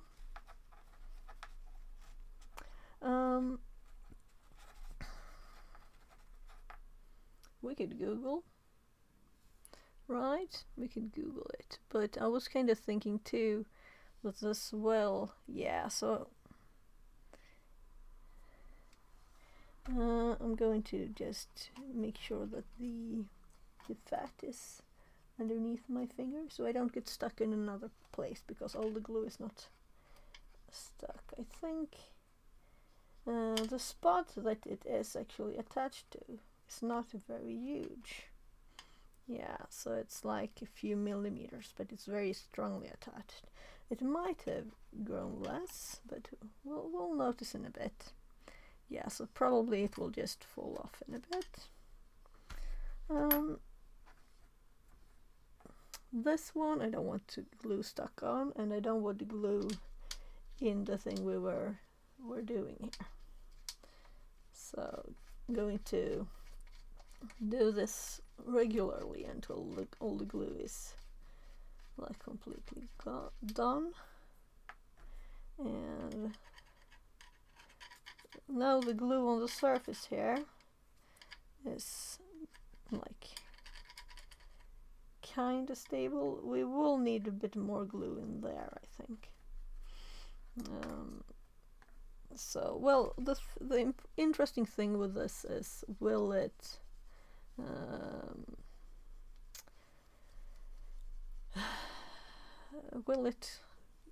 be strong enough to hold my phone? And I'm sorry for wiggling my finger here because I can feel how it's slowly getting a bit looser.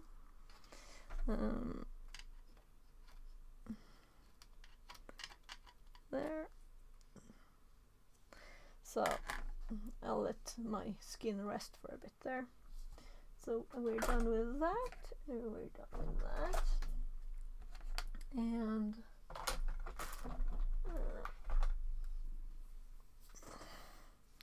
let's see here. So that was like the worst moment to get the important phone call.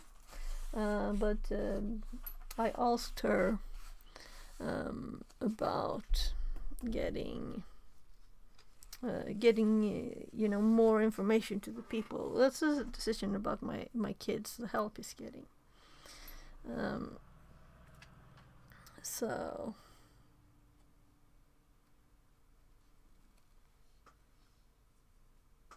So you can see here how it's attached, I think. I can remove some of the paper now because I put it in here to be make sure I didn't get more stuck.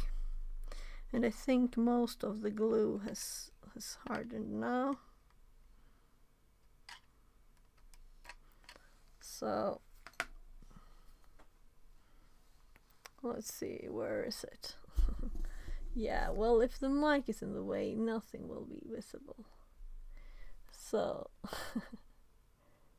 here, you can see my finger with the fat on to get rid of this. So, let's see here. So, you shouldn't glue on yourself, right? Isn't that a good rule? So, here on the tip of the finger, I have this fat around here now to make sure it's not getting stuck. So on this side I can go this far around here. So it's a tiny bit there that's stuck on the top. I guess we'll just continue with SQL stuff while I can't use both hands, right? So before we do that, though maybe it was nice that I got some of the grease, the fat into this, because maybe it's got spread out and I can still use it, which is kind of useful, right? So if we couldn't use this, it would be just bye-bye. Well, I'd have to rebuild it more. So there. This one is closed thoroughly, and we can get rid of these. And we have a bit of glue here. I think it's glue, yeah. So that's why we didn't want it on this. So no glue or stuff here. And I also don't want the fat to get on my nice purple.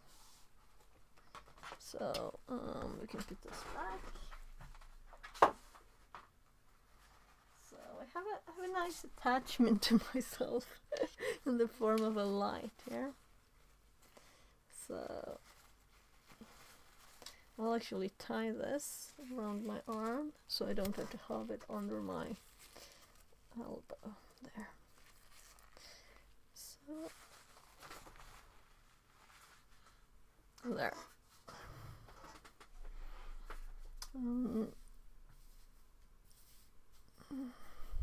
So nothing to look at. But hopefully soon we'll have a light up there again. So let's look at how the glue, as much as we can see of the glue. Come on, come closer here. Yeah. So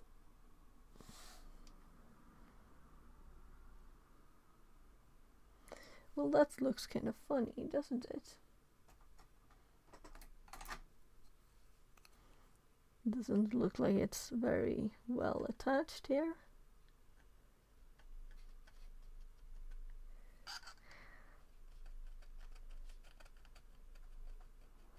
Yeah, it doesn't look like this glue was very well. We'll see if it's okay or not. We can't do much about it now. It could also be the fat that I poured on there. So let's focus this bit.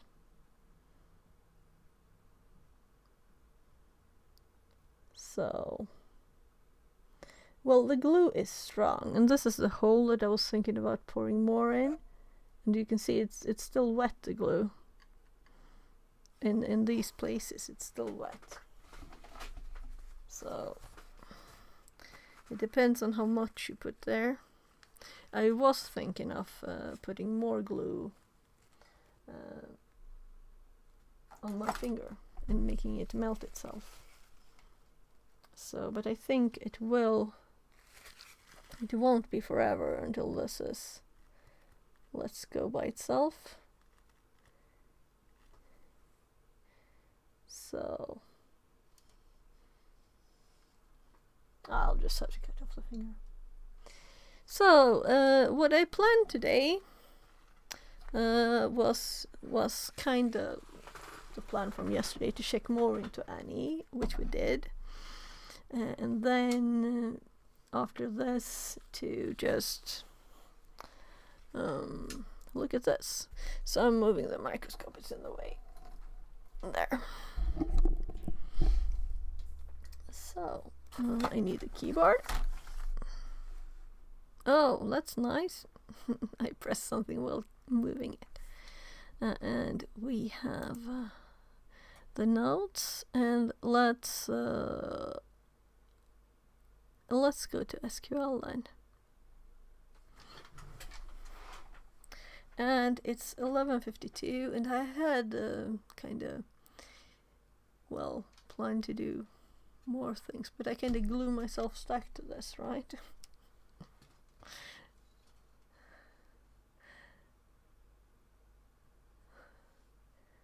So I'll continue like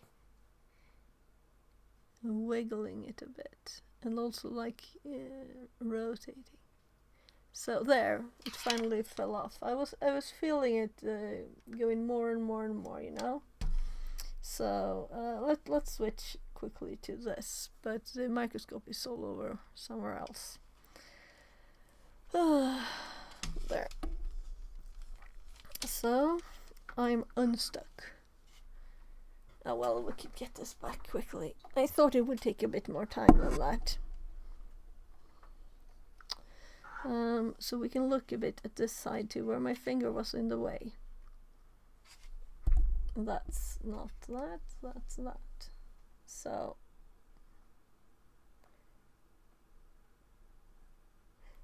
let's microscope it. So we have this fat here. So you can see how I put the paper around where my finger was stuck, so that I wouldn't get stuck more. And there is still wet glue, so we should be a bit careful here.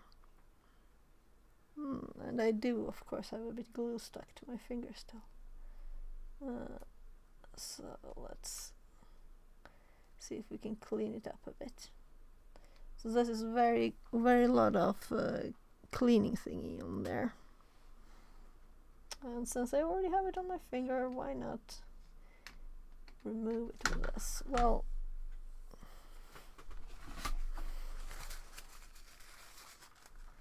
so let's get some of the goo off here.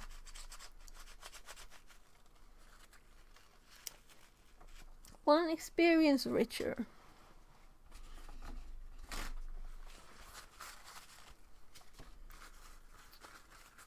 So I'm just getting a tip here to clean this with.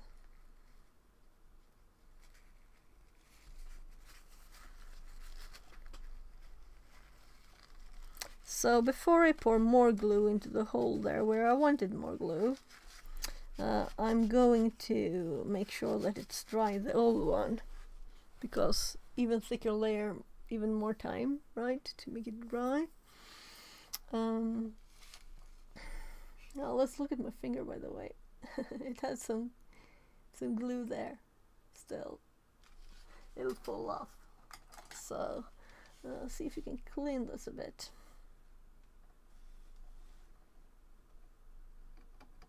This is all stuck here now. So I might have to take a knife later to get this paper off, because it's stuck into here. Yeah, so it doesn't matter much. It's only if the height is too much, you know, if it's become too high. And also here where I glued the bit, I could feel there that this edge is kind of level with this side, because this is what I was attaching when my finger got stuck. This is not even. It's we might have to like sand it there or something a bit. So if we focus here, we can see it's still wet glue on the side. Well, this should at least be stronger than it was before.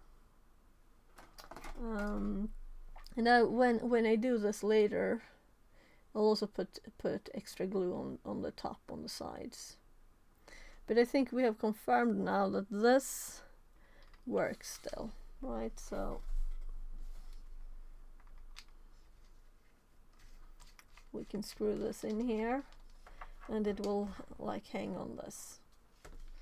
So I could put it back there, but I would have still to remove it to put more glue in there. And I can also see that the glue that's in there, it's still moist too, so it still hasn't dried all the way. So I was surprised that this was so quick. And that's why my finger got stuck. This is usually, when you have this much glue, it takes time. Must have been something in my finger that made it dry quicker. Yeah. So, dry time. Also, it smelled kind of bad when my finger was stuck, but then I couldn't move it to somewhere else. So now it's kind of dry already. I'll just pull the power out of the microscope there. So that's my HDMI converter's image when it doesn't have a signal.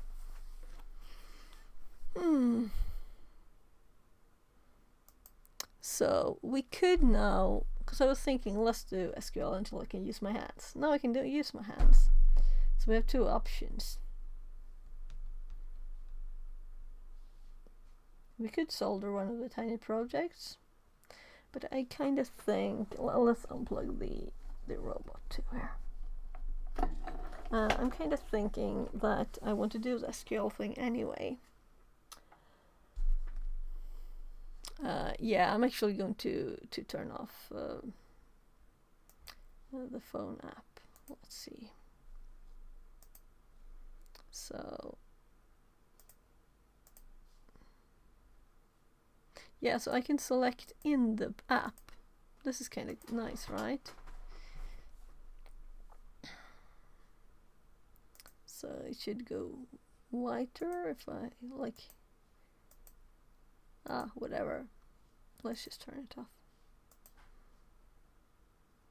And we have the full resolution there too.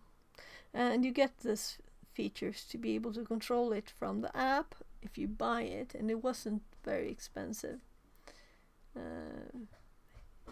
So it was definitely less than $10, maybe $5 or something. So I'm just getting some glue off my finger because it's falling off now.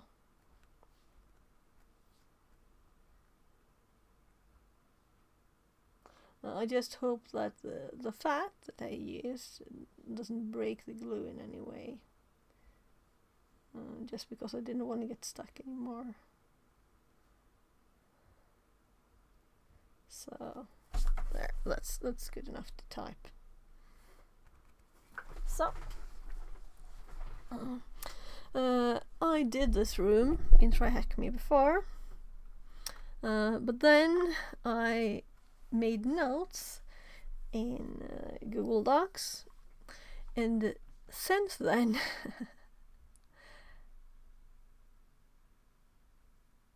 I'm like thinking, what's the kind of questions here? Should I reset the room? DNS. Yeah, so this is, you have to do something, okay. And there's like a box here. Maybe I should still reset it anyway. Yeah, I think I'll just reset it.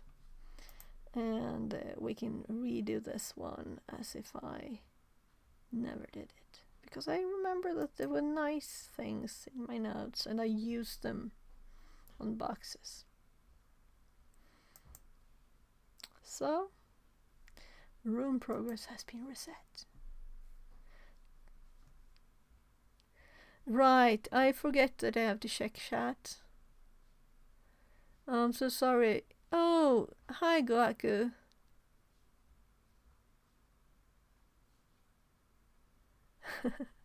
Did I miss redeems?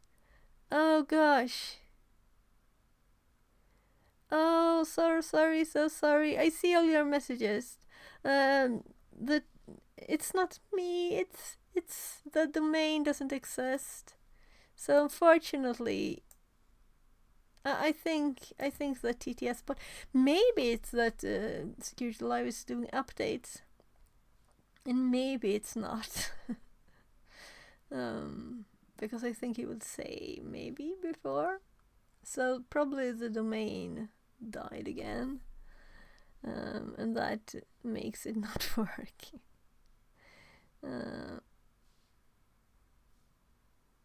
So it will probably work like tomorrow or in a few days.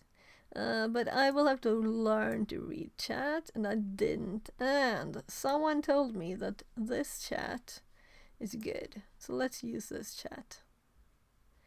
Because it uses both. So since things kind of get buried in all the automatic messages here. Oh, someone tried. Oh, right. This is not history. This is the first time I started. This is the first thing I did in StreamerBot. Oh, well, that's funny. Anyway, I can't read the old stuff. That's annoying. When I want the chat to be, I want it to be able to read. Let's see if I can do it this way.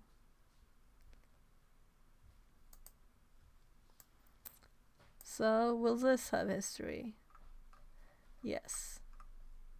Oh, look. It's not long enough. It's not long enough. Oh, then I'll have to look in OBS. So, up. Hello again. Has left the stream. Still lurking. 2 redeems. Oh yeah, I didn't notice any redeems. I'm so sorry. I don't think you see the chat. How come no one else in chat talking? Or else. How to fix TTS? Oh, ads. Oh, good, no more ads. Just hanging with the bot. I'm so sorry, Kawaku. I'm so sorry.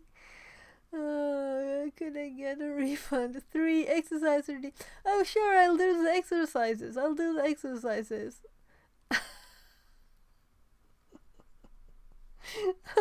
But I had this thing glued to my finger.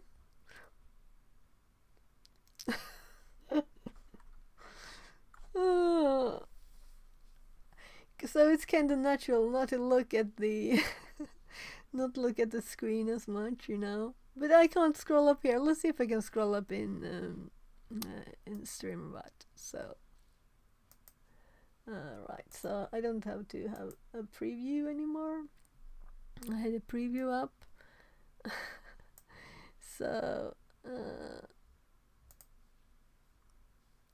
so. How far up can this scroll? Yeah, it can scroll much further up. So, how many times did I say so?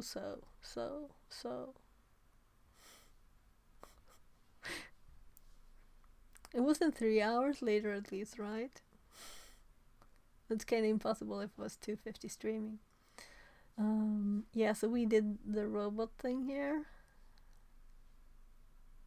And then it was more robot things. And then I missed chat a bit. I don't know when audio was really clear. Was it then when I switched to my good mic? And I'm looking over there to see that this is the one. This is muted. That's my mic in here. And the air thingy.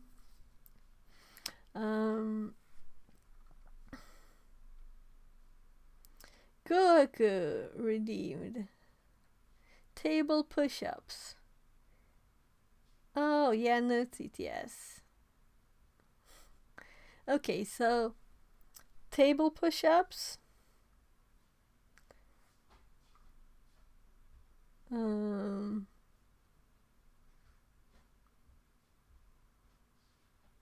Sit-ups.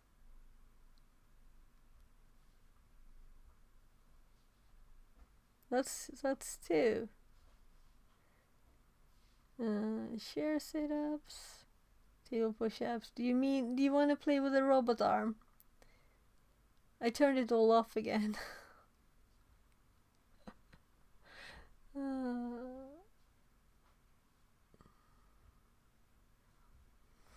I should like here's the high jumps. Okay, sure. Let's start with the sit-ups then, right? I should probably scroll to the end so I don't miss more chat. 30 minutes later, 3 ad breaks in 30 minutes. That sounds bad. Is it supposed to be that?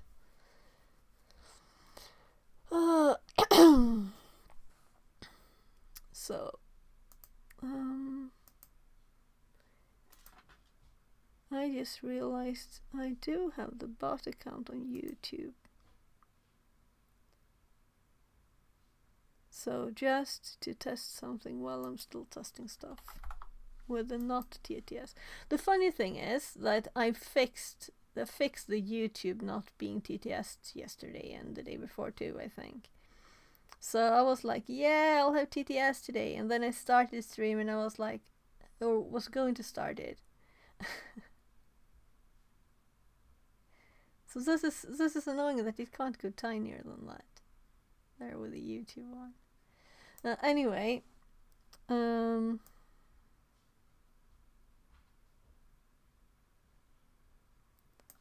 so this is scroll down. Yeah. So I don't speak this language. Sail Alice Shugolag. What? So unfortunately, no TTS also means no translation. So I don't even know if that's a language or not.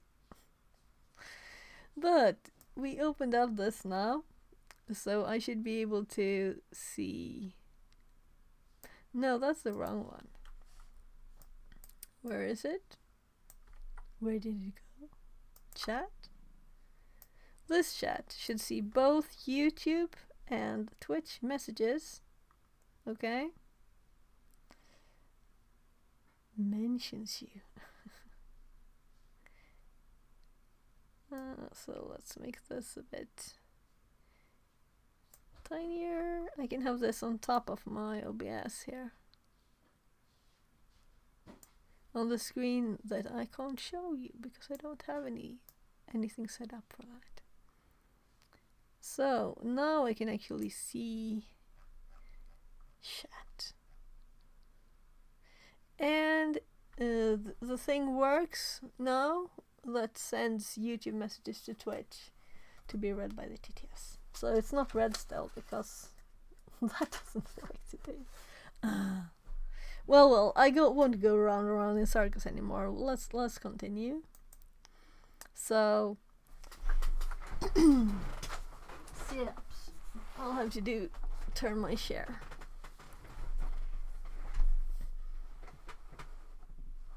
That's too far.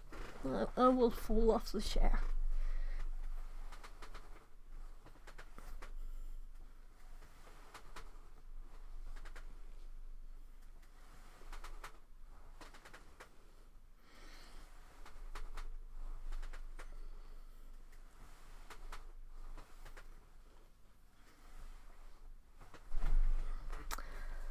Okay. So we have cameras and stuff up, but whatever. I'll just do the things have kind of fallen into a bit of a mess again here.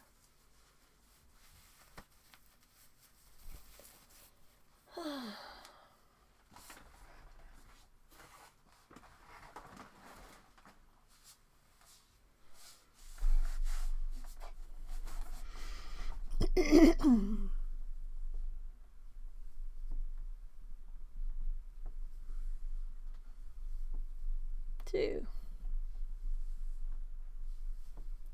3, 4,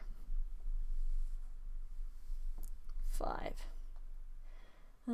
this doesn't feel extremely easy. So it's good training.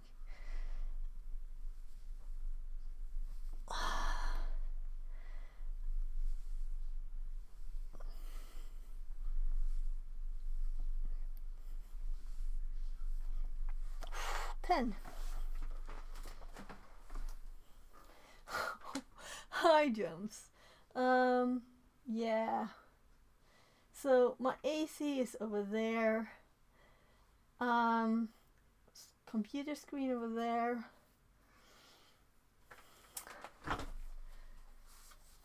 I'll just do wherever. This is the only floor right now.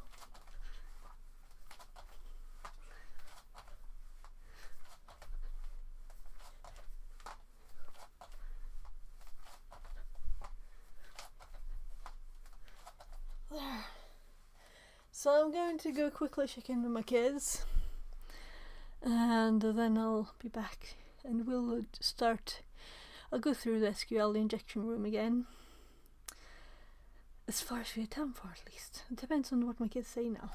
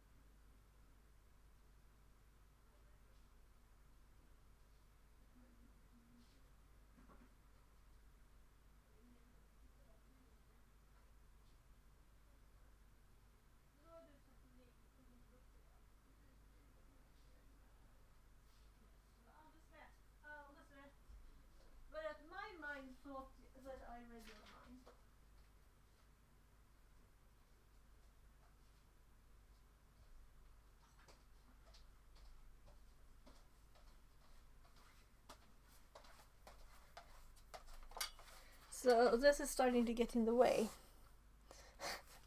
I do move it every time I go in and out of the room. So I'm going to keep streaming because my kid says that he has not accepted the plan that was for today, and he also didn't get a lot of details on it. So I'm going to send a message to them telling them that that's it. I can't like carry a 16-year-old to the car. He was not think that's a good idea. So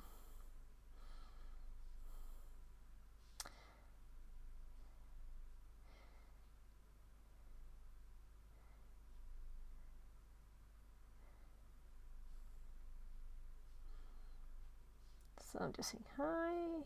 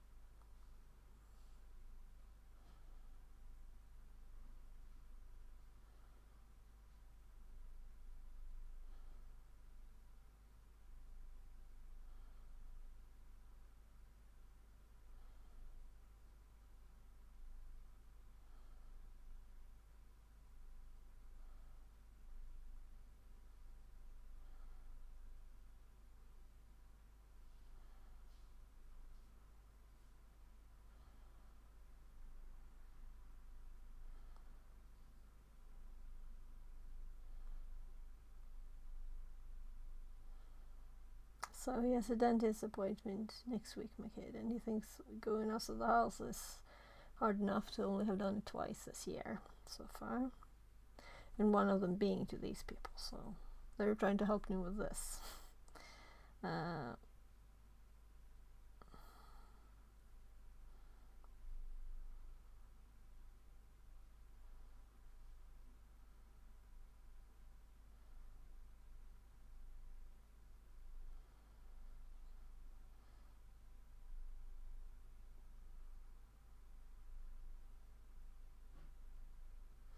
Yeah, so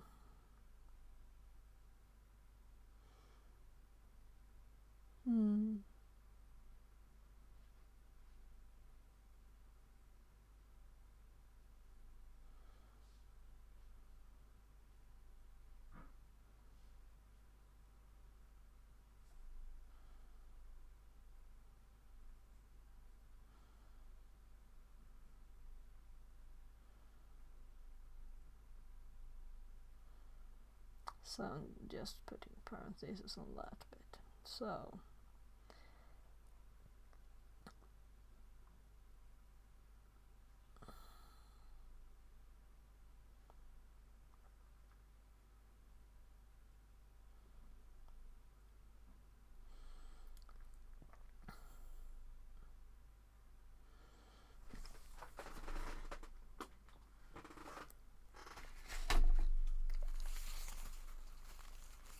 there. So I'm going to go make more food for him. So I think I'll switch the mics again. And then we'll do the SQL injection thingy. Right.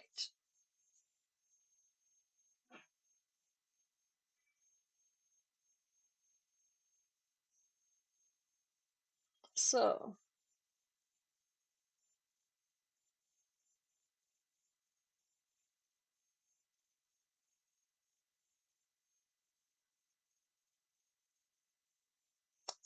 I'm just sending that message. We'll see if I get a reply before I get back. So I'm just microwaving some spaghetti and meat sauce, and I'll be right back. So many souls did I say? Let's sew some souls.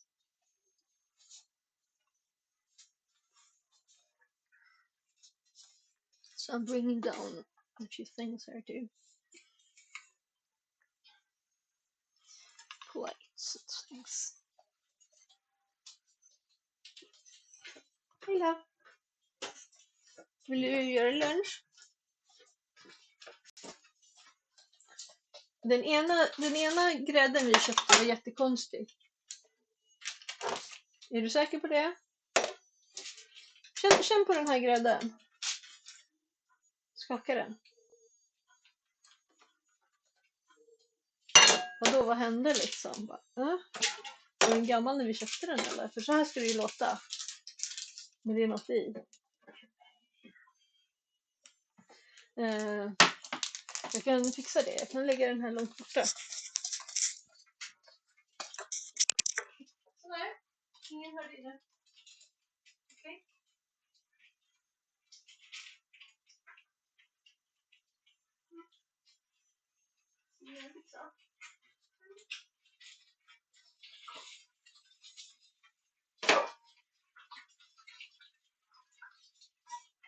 Jag lyckades limma fast på sortens finger. Nu är det en massa lim. Kolla. Lim på överfingret.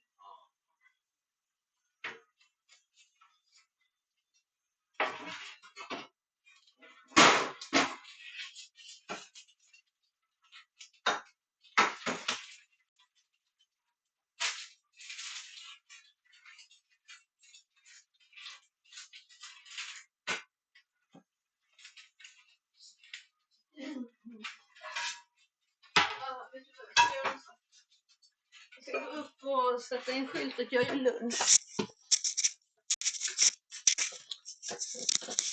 So I realized I didn't even look at chat before I went there.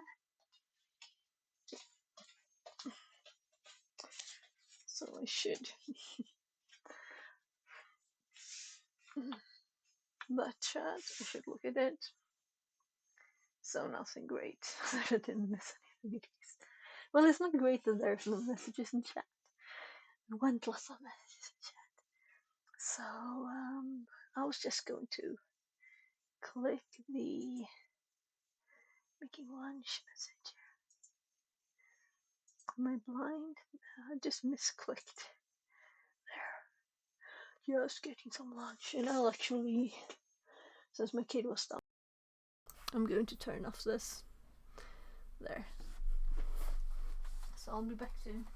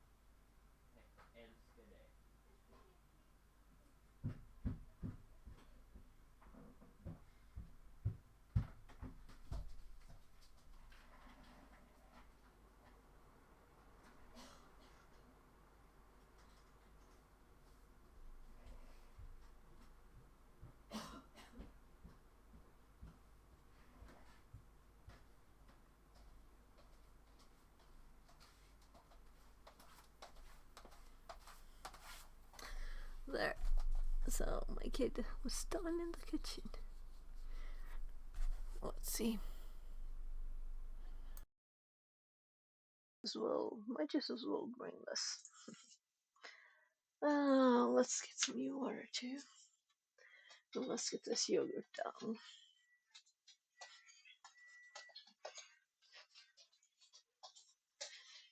So, unfortunately, I can't read chat, so I'm usually used to people being able to talk to me.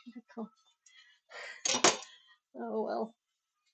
So I was just making a pizza for my kid, and it's already dough and tomato, so I'm just uh, making the cheese into these things to put in the pizza.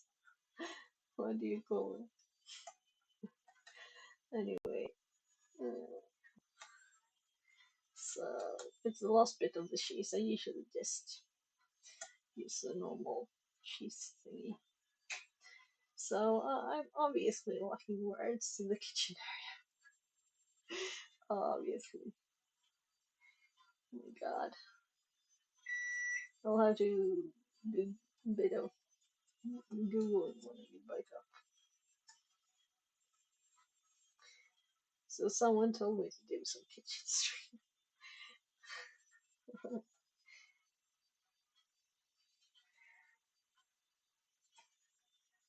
So I'm like, why didn't I like what could be wrong with the TTS? I suggest that the domain is not there. Could I use IP instead? Would that work, you know? If that worked, oh my goodness, this is so slow. Because I can't do it quickly, I will peel my fingers off my hand. Because it's the tiniest last bit of cheese in my hands. And that's the other kid's meat sauce. I'm thinking I'll do like taco, but with the tortilla bread. You know, not hard shells.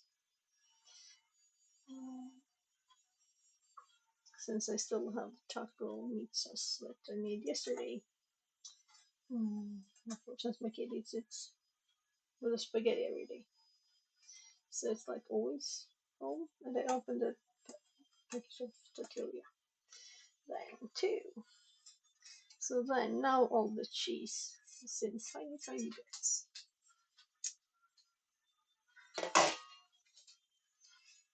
So we have a package of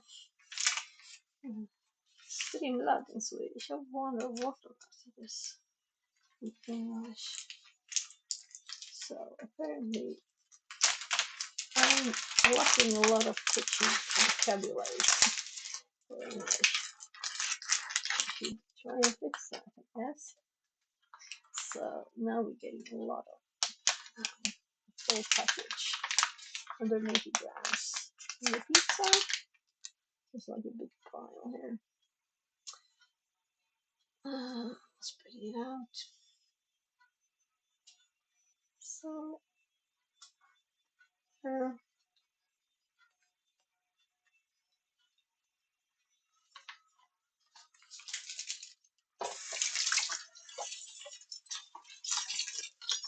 I just tasted a bit of the ham, and I really don't like meat anymore. Ah, I can do meat sauce. And maybe like roast beef. I'm with this. Well, meat sauce is just a bit mixed with lots of veggies, right? When I was younger, I loved it. Meat. I think it's an age thing. So I'm going to get ketchup and get my I'll just food up first because I'm eating totally different things.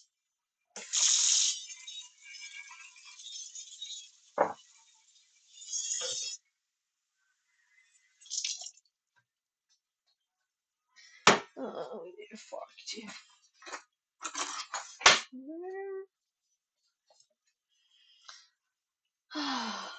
So today, usually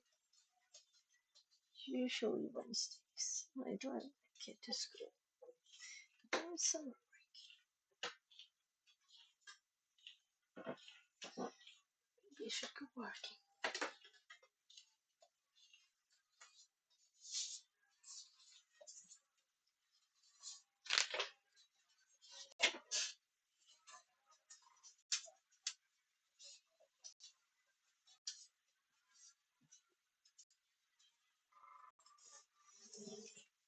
Ja, jag tänkte, hade inte jag ett glas med? Där var det.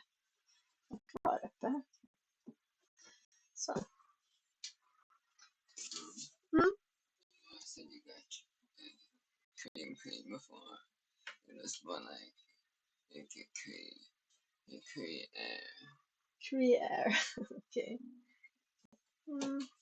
Kom ihåg att du måste hålla den upp och ner. Alltså den dåliga grillen var ju dålig. Jag tror den måste ha blivit härsken. Okej, vänta, det ringer på min telefon. Vilket like.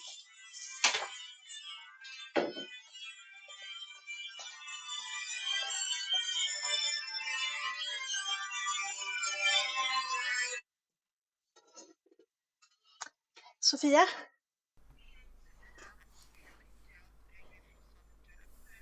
Hej!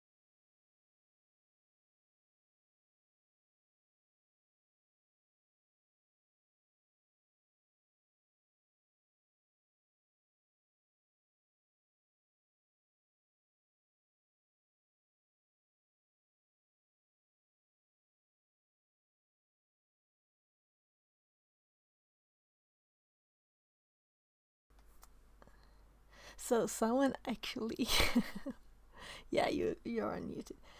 Someone actually called and told the well, what do you call it? It's another word. Let's look for this. Translate Google.com, and let's first do so common in English. Okay, so municipality. Okay. Anyway, it's like the area here. Someone called them and said this flea market of mine, and they called me and said, so actually it's on your, it's on your, space. It's not on ours, so we can't say anything about that. But the sign, it's out on the sidewalk, and that's ours. So you have to remove that. And I said I'm about to remove all of it, so I'll pick the sign at once. It's no problem. But anyway, that someone called them when my phone number is out there. They could just call me, but I guess people are like, well, don't want to talk to other people. Someone shy. but they still call them, well, anyway, so she was very nice. It was, so no problems with that. The other thing, shredded cheese. So shredded. It sounds like too tough, shredded. Well, I have a tiny bit of the food. Let's sign in. Yes, gubben. Jag håller på. Jag fick ett telefonsamtal. Telefonen ringde. Vill du göra lite? Linus? Yeah, so it was my marshmallow. Well, it was not marshmallow, he wasn't there. But he was close to the screen, he's very shy. So he just knocked on the doorpost a bit away.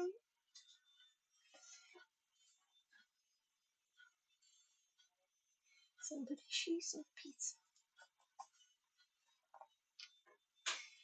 Anyway, that lady that called, I just told her that first of all, I'm just removing it now. So, but let's see. So I'm apparently allowed to have it there. Well, that's good to know. So I could just keep it there if I wanted to, because it's on like our ground. Well, there. So we need a bit more cheese on the pizza, so I'll have to open the new one too. And there we have fish, and we have cake from the birthday. So, and I'll have to call to my mom. So as soon as this is in the oven, I'll go and fix the side. Which is kind of a funny thing.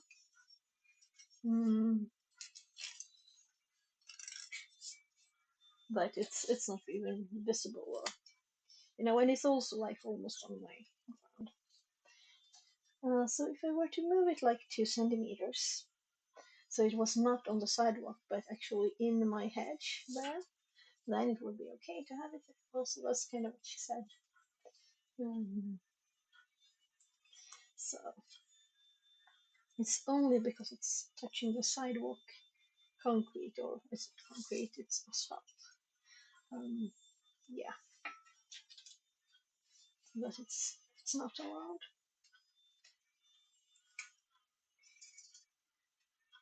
So, but I care more about the neighbors, that's why I want to remove it.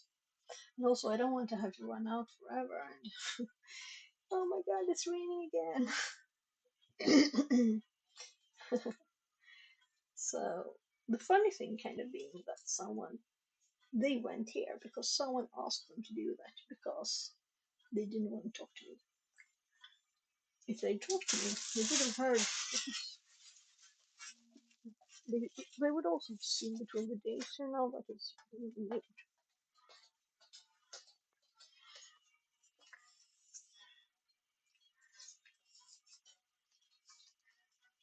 So I'm tasting the new cheese. It's good.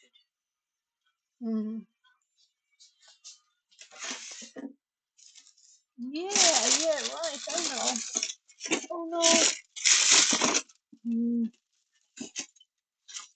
The big 5 liters bags.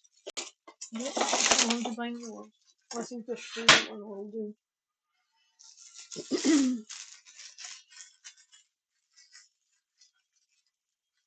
So, best before the 5th of January 2025. But I guess that's why it's not open, the cheese, right? But this kind of cheese still has the plastic on the edge.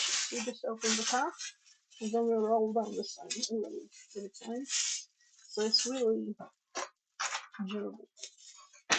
Well, it doesn't like mold or anything like that. There, I'm done with the pizza. And kid turned the oven on, and pizza.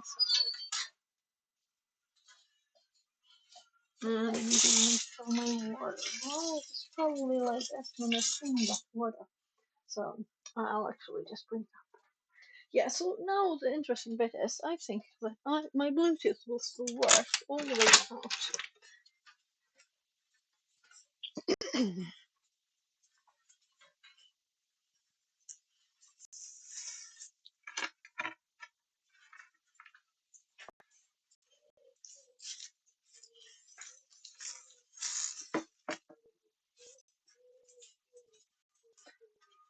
My neighbors out, so they don't want it there.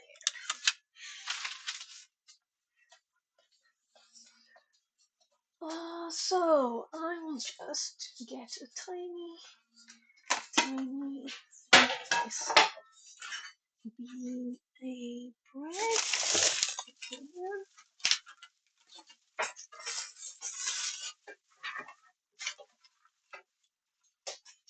Jag tar sån här, ja. Is there any left of shredded cheese? Nej, jag hade på den och så hade jag på neråt. Var det gott? Below.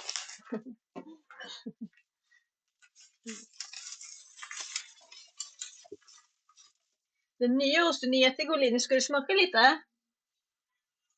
Bubben? Vill du smaka på nya osten?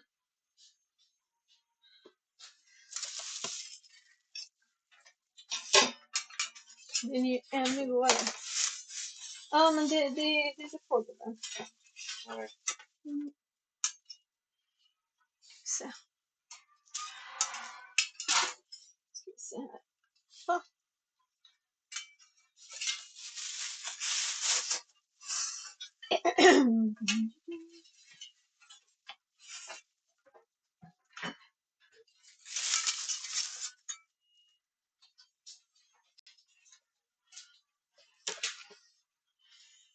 So. Just put the veggies. I want some.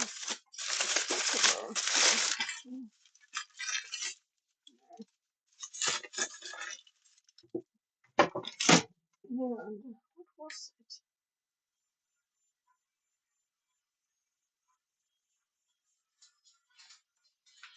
Well, I'll have to get it type it.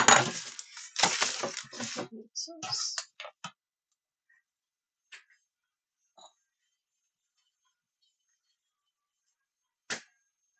Well, I'm doing making too. Just to make more in a tiny bit.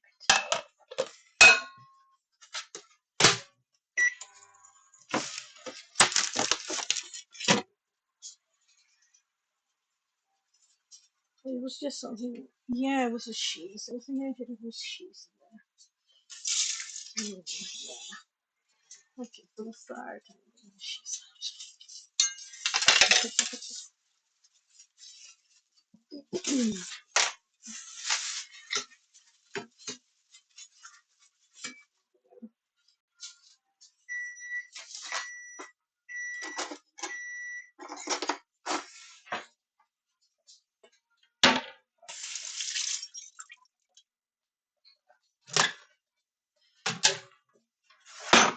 So I should put a camera just cutting out the middle. There we go.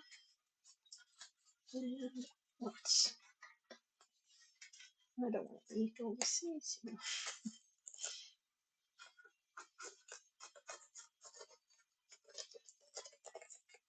Why does it smell funny? It's from the trash.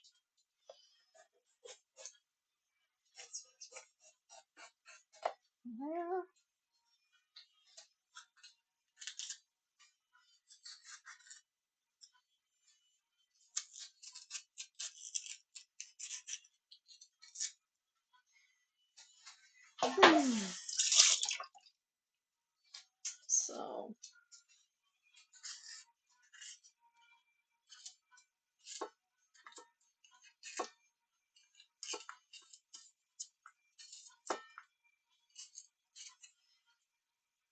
So usually I buy stuff for this and then they go bad because my kids don't eat it. So I'm eating it myself.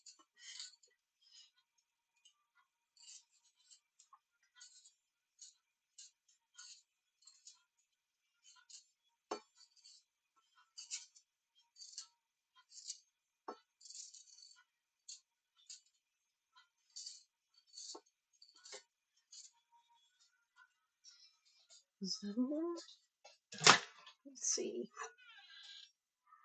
Maybe it's supposed to be too warm. I don't know why I would warm it. I'm going to just pull the veggies and stuff.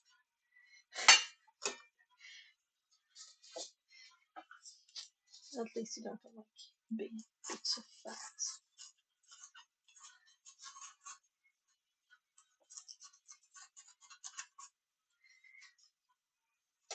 So cleaning I don't want the seeds. So just get out of the way of the right bits. Not very tasty. Though I heard that the seeds were actually more spicy. Maybe we should eat them. If you just chop it up.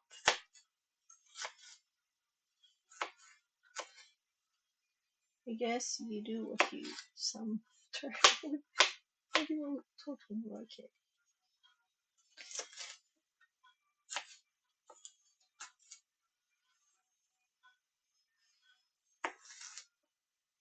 So also I'll leave this bit for one of the kids. So we want tropical salsa. And what's pretty fitting this one. 3 big spoons there. And then what I usually use without I'm having natural yogurt in it.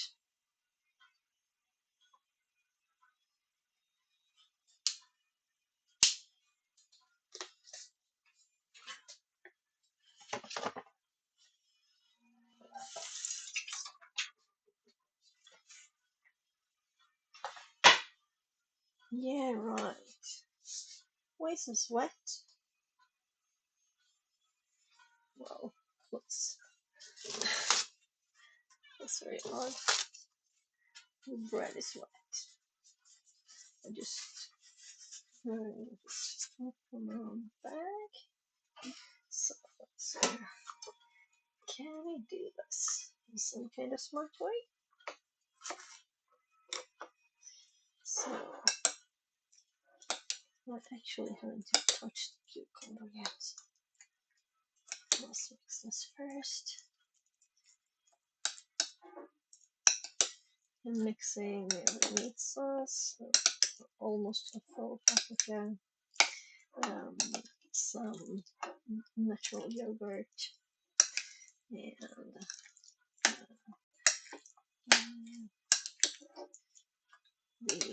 this pineapple salsa, or whatever it was. Oh, that looks good. Now let's cut the cucumber too.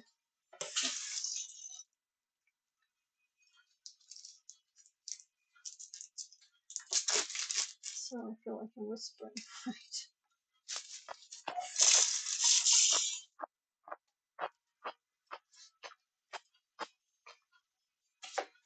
And just take a little bit of it. We have another paprika, we don't have another cucumber, so we'll have to go shopping.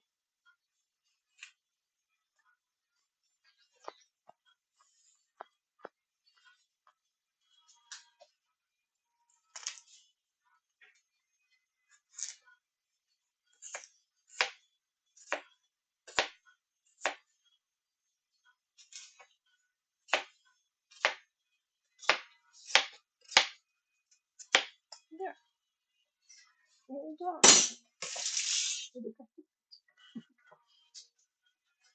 So, mixing this into.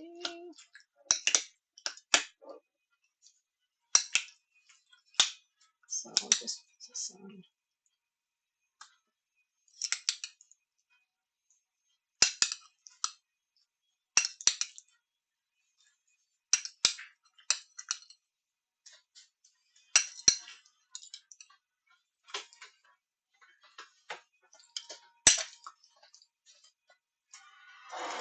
Linus, jag lämnade en paprika till dig där.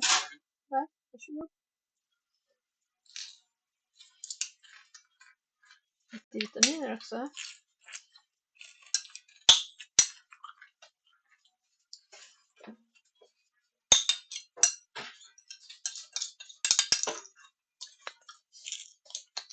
Nom nom.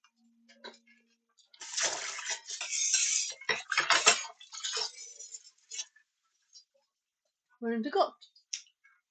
Mm, det är bra. Jag älskar det.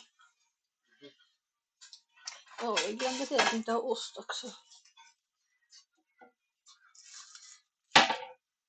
Det är bara en liten bit.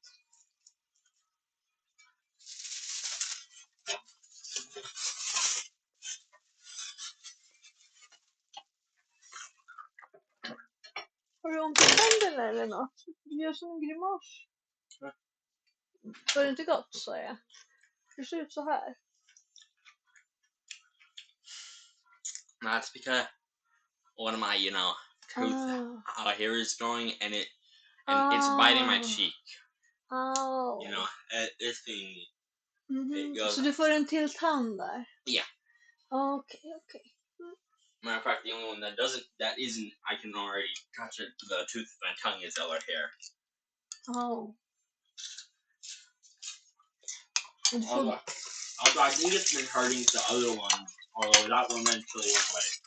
Okej, så se till om du inte går bort. Då går vi till tandläkaren. Då får de kolla så det inte är vass.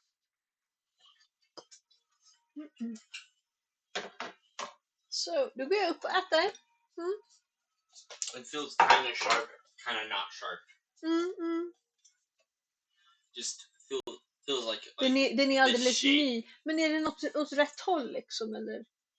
Går det åt något konstigt håll, tanden? No. Nej. The other ones haven't felt like that. Okej. Oh, well. Vi kan alltid ta kort och skicka till tandläkaren om du vill. Whatever. Mm. I think I'm good. Okej. Du såg det var väldigt många grimaser där. Yeah, so my kid was grimacing. I was like, didn't it taste good? And he was like, yeah, it's good. And then it was like more of the faces, you know. So he was like, I was like, what is it? What is it? Is it a tooth? So he's getting a tooth at the back. He's 14. So apparently it was kind of sharp. So we'll see what happens. We'll need to visit the dentist. So, I put one piece of cheese on each. So it's mostly paprika, and there's some cucumber and a bit of meat, and then mixed with the tropical salsa and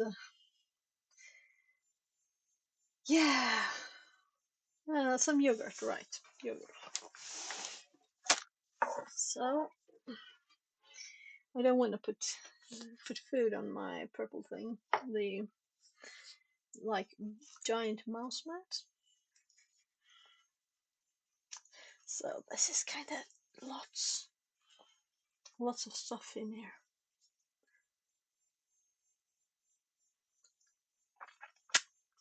So I'm not getting lunch anymore. I'm just eating lunch.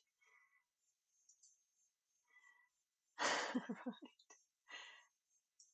So let's get started on the SQL injection room.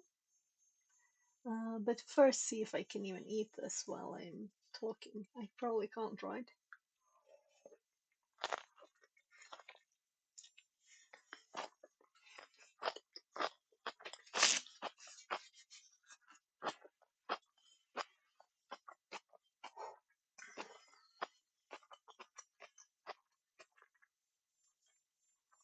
So we might as well open it.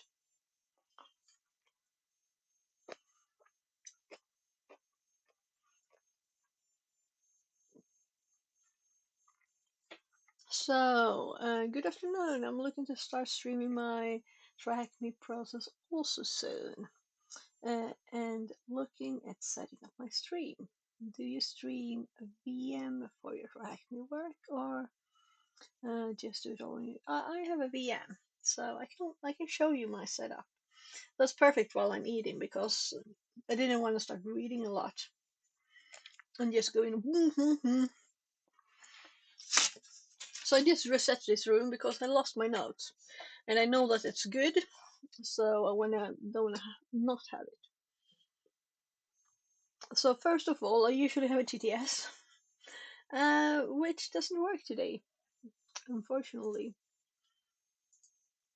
So we have a problem. So I'm not used to having to read chat. So I might miss stuff. So let's just see. Right, just a sec.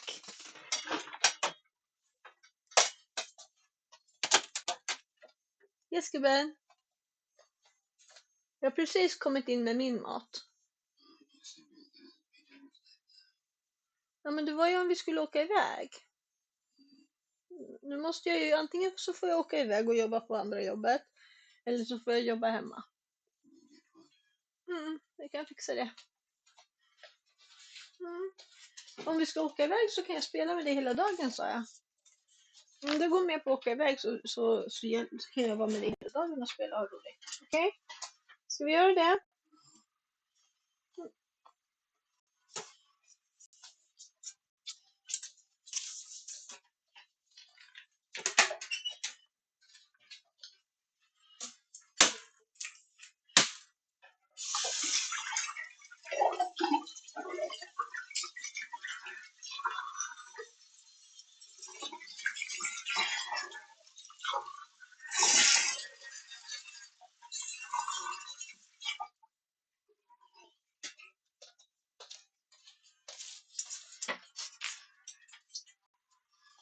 Sådär, varsågod. Vi kan fortfarande göra något sen, men jag behöver jobba lite till. Vilken tid skulle du vilja spela med mig? Jag har lite saker jag ska fixa klart i alla fall. Jag har inte gjort så mycket idag som jag hade hoppats. Yes. Men inte just nu, men jag ska precis äta min mat. Like it like.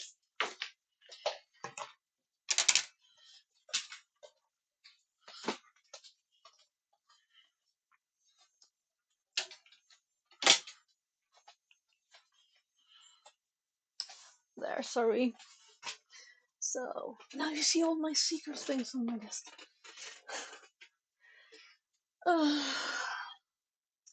Yeah, so this is my VM here. So I'm using VMware.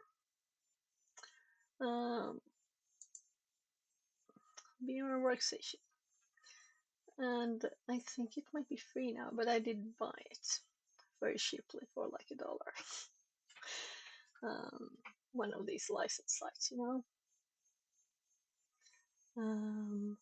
Right, did this one actually start now? This is the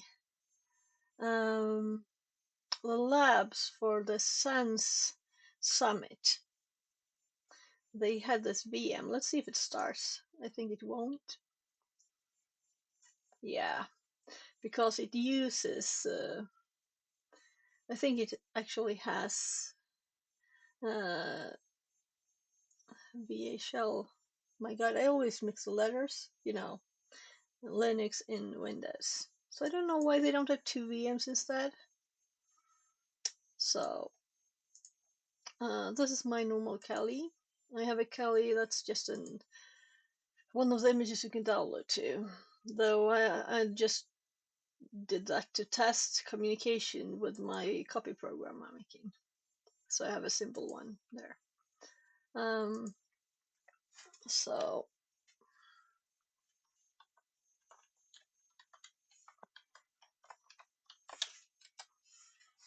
then I have a phone like this, and I connect it to a program called Sammy. Let's open that up. So I'm like, where's the button? It's right here. This is how I switch screens.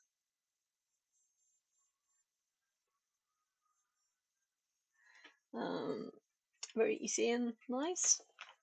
And I can also like mute and do other stuff like remove my camera and, well, use my desk camera we used a bit earlier, but it's turned off now. Anyway, so this is a free simple program, and you can set the background image and things. So you can set lots of stuff like filter on off for fan audio and stuff here. Yeah, so that's useful. And then the streamer bot that I just started testing to use this chat because my TTS doesn't work. Yeah. So usually I look at OBS's chat. So if we go to OBS, so I just had this BRB message for lunch there. We could also do this so we don't see this thing. Right, we can switch mics back to my real mic instead of the one in my ear here. That's where I hear TTS. So I have that usually for not having an echo on TTS.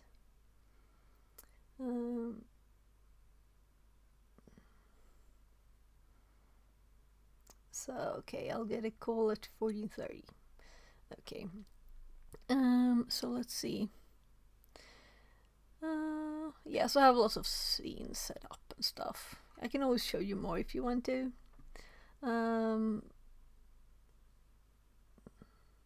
So this is also a way to switch the scenes, just clicking them.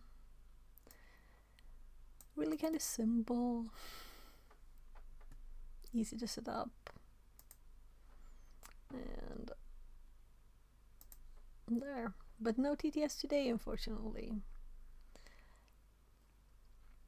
So let's go back to this one, and I'm seeing there's something here, right?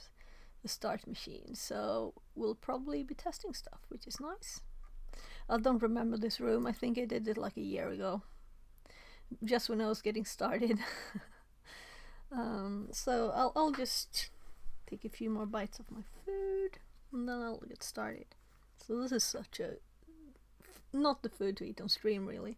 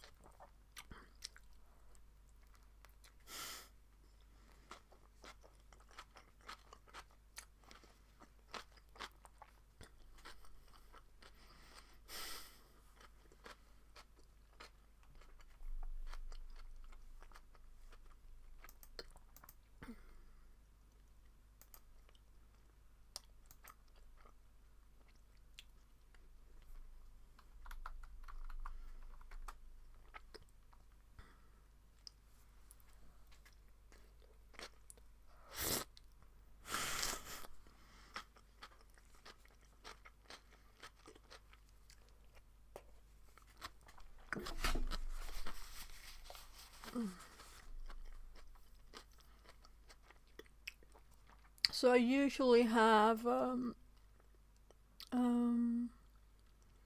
hi there, Stay Rocky. So I can actually see the chat here. That's nice. Goku said hello. So how far up did I scroll? No, I just started this and it doesn't remember. So what I don't like with this chat here, it doesn't have the chat, really, all of it.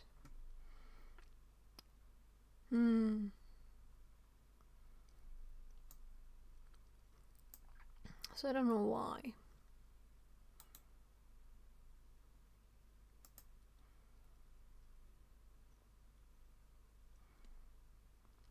Well, now I have it up at least.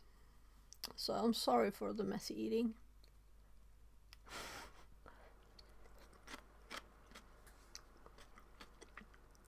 Right, I was going to say I usually have bigger breads, so this is kind of like too tiny.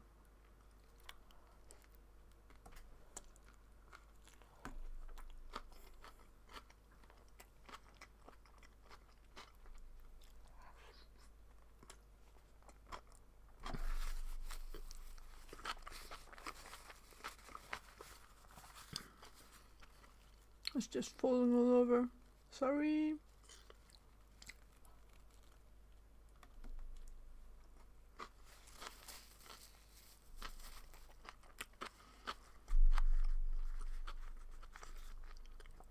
I'm falling into the other one.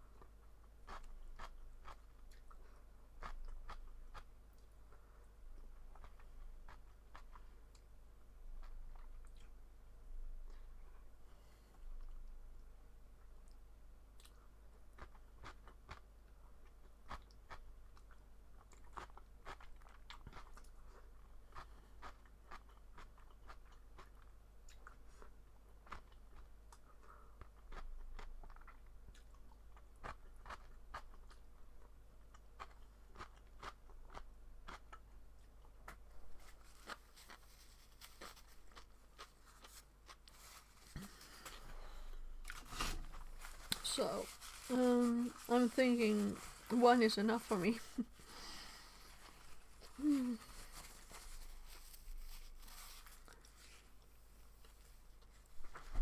I'll put it over here in case I get hungry more.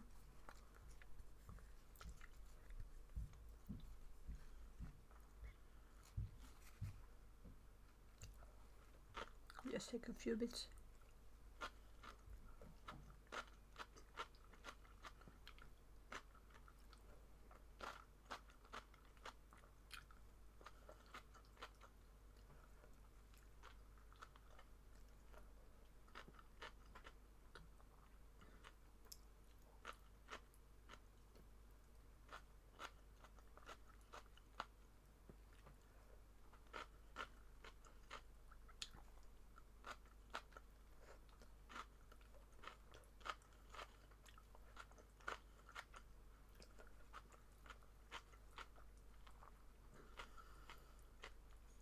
So, let's see.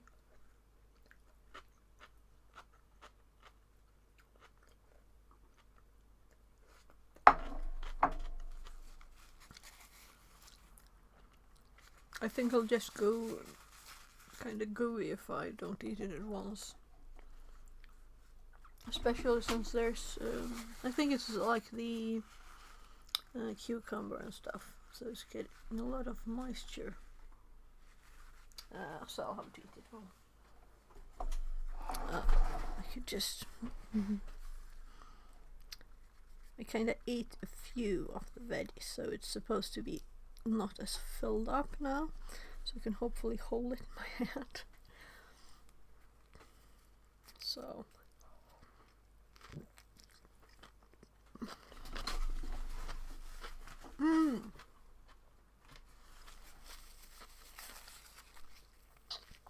Alright, we're also in the exploits directory.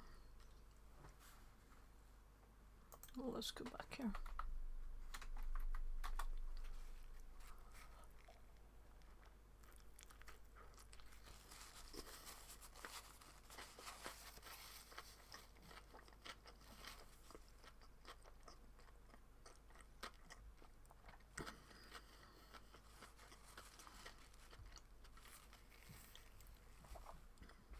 So it's nice weather. Nice weather today.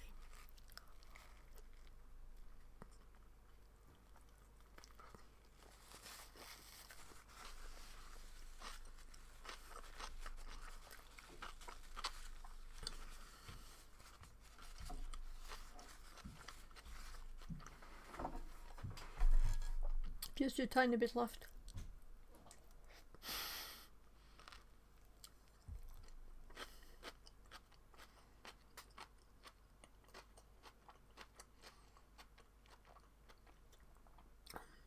So yesterday it started raining suddenly.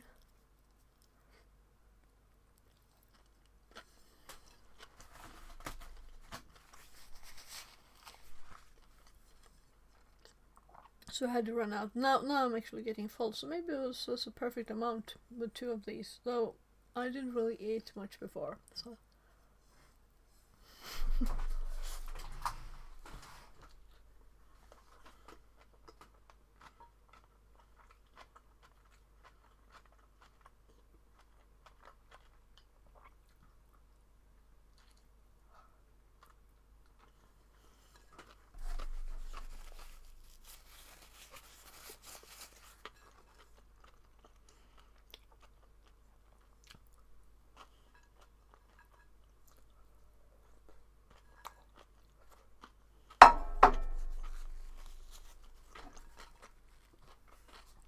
I'll actually go wash my hands.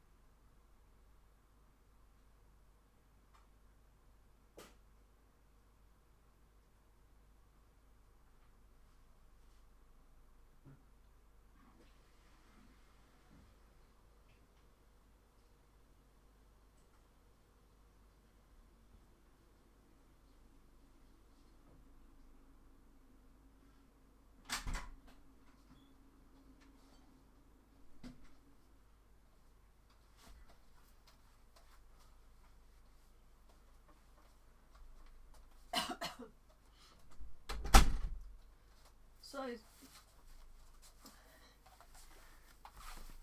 it feels kind of useless to have this in my ear now, really, but I might TTS something or something anyway.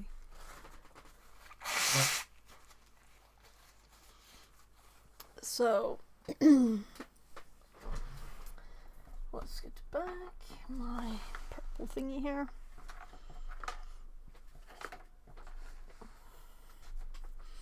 So we ready? Let's put up the notes on the other screen so I can switch between them easily. So let's get our SQLi notes. Right, this one is done.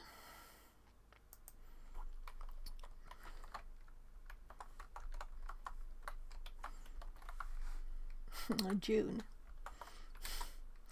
Was it a hint to me that I should? So post-its keeps falling. How do I shake the proxy burp? Yeah, I did that. So we can throw that away.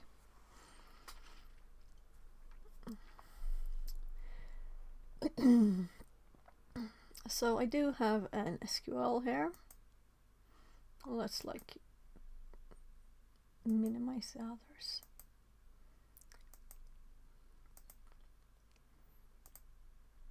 So many things open.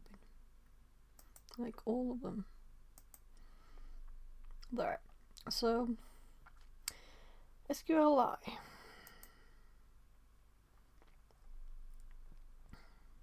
This is not a lot of nodes. So this is let's start with let's start for union. If I were to find these nodes, yeah, it's not in my nodes. I don't have union in my nodes. Definitely I don't have this bit, because that's what I like with this. It's a lot of examples with union and stuff, you know? So where on earth are they? Yeah, let's actually start a so what is this? Alright. Let's keep that one up and let's open a new one. I don't have a hardware filling problem at all, no. It's mostly streams. I'm not saving them locally anymore. I'm uploading them to YouTube. So they get the storage problem instead of me. And I'm curious to know how much data YouTube is. There must be so much data. And they have different like resolutions of everything already finished and done. Everything. Yeah, and I noticed chat now that it moved with the automatic message. So that's good.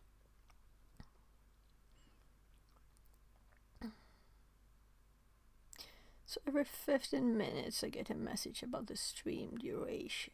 Okay, that's a bit too much, right? 30 minutes would be enough.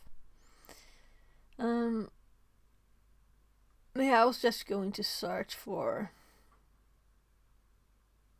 I don't think it's on this drive. But union is apparently... Yeah, so... I'm closing that window. And we're doing this instead. Because we don't want to search that.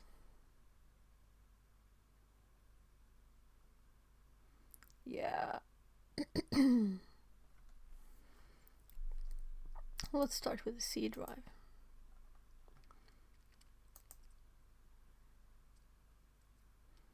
Search.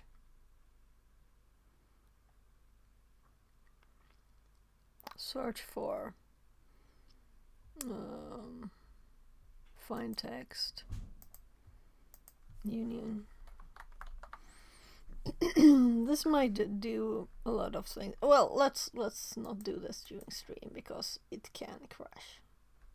Unfortunately, I should update the plugins too. I didn't do that, so I'll do that afterwards. I don't think I will find it in 2 seconds anyway.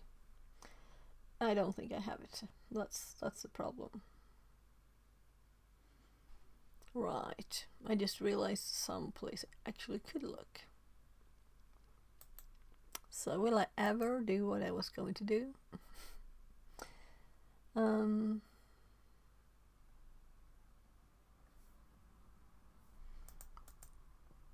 So my downloads.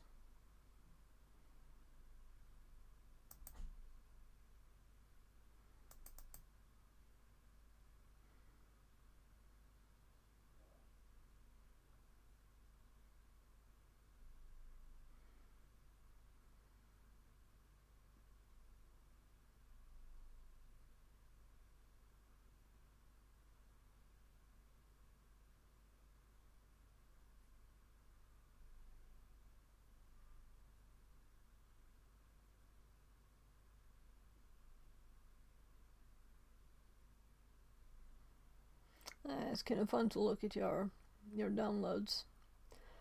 But I might not want to show everything, that's why I put it on the screen. Yeah, and I noticed again a message popping up.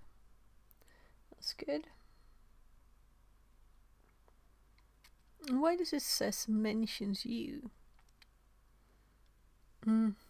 It's annoying. Maybe you can turn that off. I'm talking about this chat here. It says mentions you and it's slightly red. But I'll have to look at the settings for this. Thunderbird.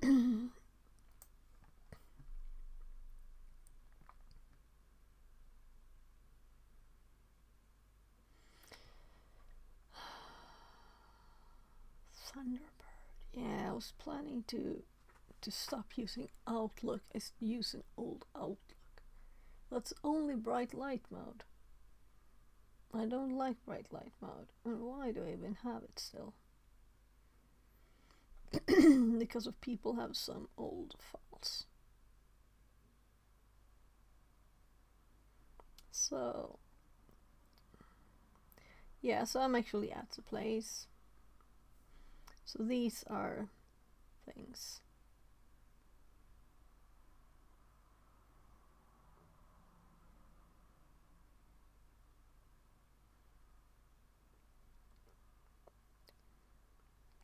So this is when I downloaded my notes.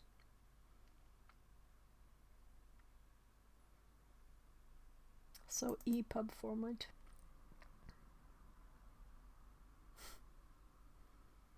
So this is a Google Doc saved as EPUB.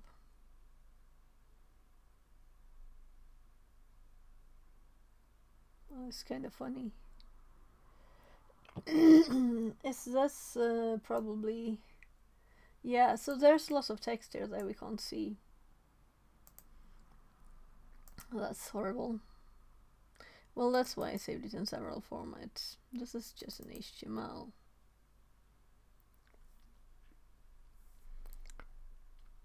But since it's not unzipped, you know. So this was something old notes.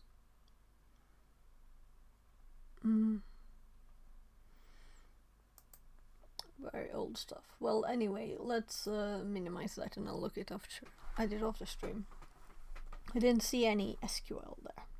And I'm kind of sure I moved it to So the thing that it could be is that it's a text file in a place where it doesn't show text files or something like that. It's a format that it's not shown. But we'll just remake new ones. So SQL, the basics of SQL. Well, here we have union.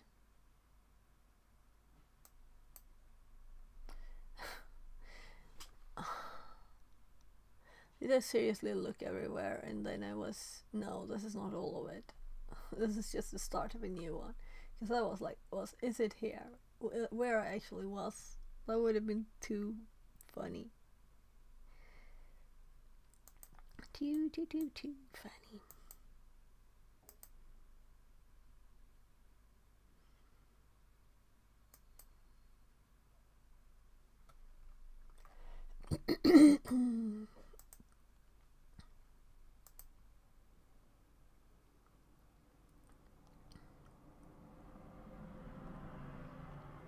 Yeah, so I'm thinking, since I have this like in my brain as this is the SQL injection room on TryHackMe, maybe I should make a new note for that, or maybe I'll just add to this one. Let's just get started because I'm kinda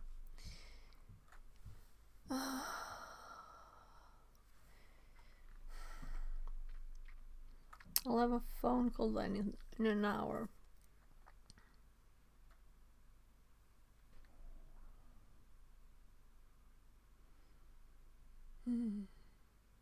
Yeah, I don't think it will be very long.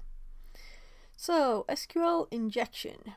Let's redo this room and get all the nice notes again, and not just do that, but actually do the practice that's answer the question. I reset it, so it's all new. Learn how to detect and exploit SQL injection vulnerabilities. SQL, Structured Query Language Injection, mostly referred to SQLI, is an attack on a web application database server that causes malicious queries to be executed. When a web application communicates with a database using input from a user that hasn't been properly validated. That's better, right? On stream. There runs the potential of an attacker being able to steal, delete, or alter private and customer data, and also attack the web application authentication methods to private or customer areas. This is why SQLi is one of the oldest web application vulnerabilities, and it can also be the most damaging. In this room, you'll learn what databases are, what SQL is, with some basic SQL commands, how to detect SQL vulnerabilities, how to exploit SQLi vulnerabilities, and as a developer, how to protect yourself against SQL injection. What does SQL stand for? Should I type or copy? Structured query language. There, and we got our streak. It's now 59. What is a database? If you are not used to working with databases or exploiting them, there's probably some new terminology to get used to. So let's start with some basics on how databases are structured and how they work. What is a database? A database is a way of electronically storing collections of data in an organized manner. A database is controlled by a DBMS, which is an acronym for Database Management System. DBMSs fall into two camps, relational and non-relational. The focus of this room will be on relational databases. Some common ones you'll come across are MySQL, Microsoft SQL Server, Access, PostgreSQL, and SQLite. We'll explain the differences between relational and non-relational databases at the end of this task. But first, it's important to learn a few terms. With a DBMS, you can have multiple databases, each containing its own set of related data. For example, you may have a database called Shop.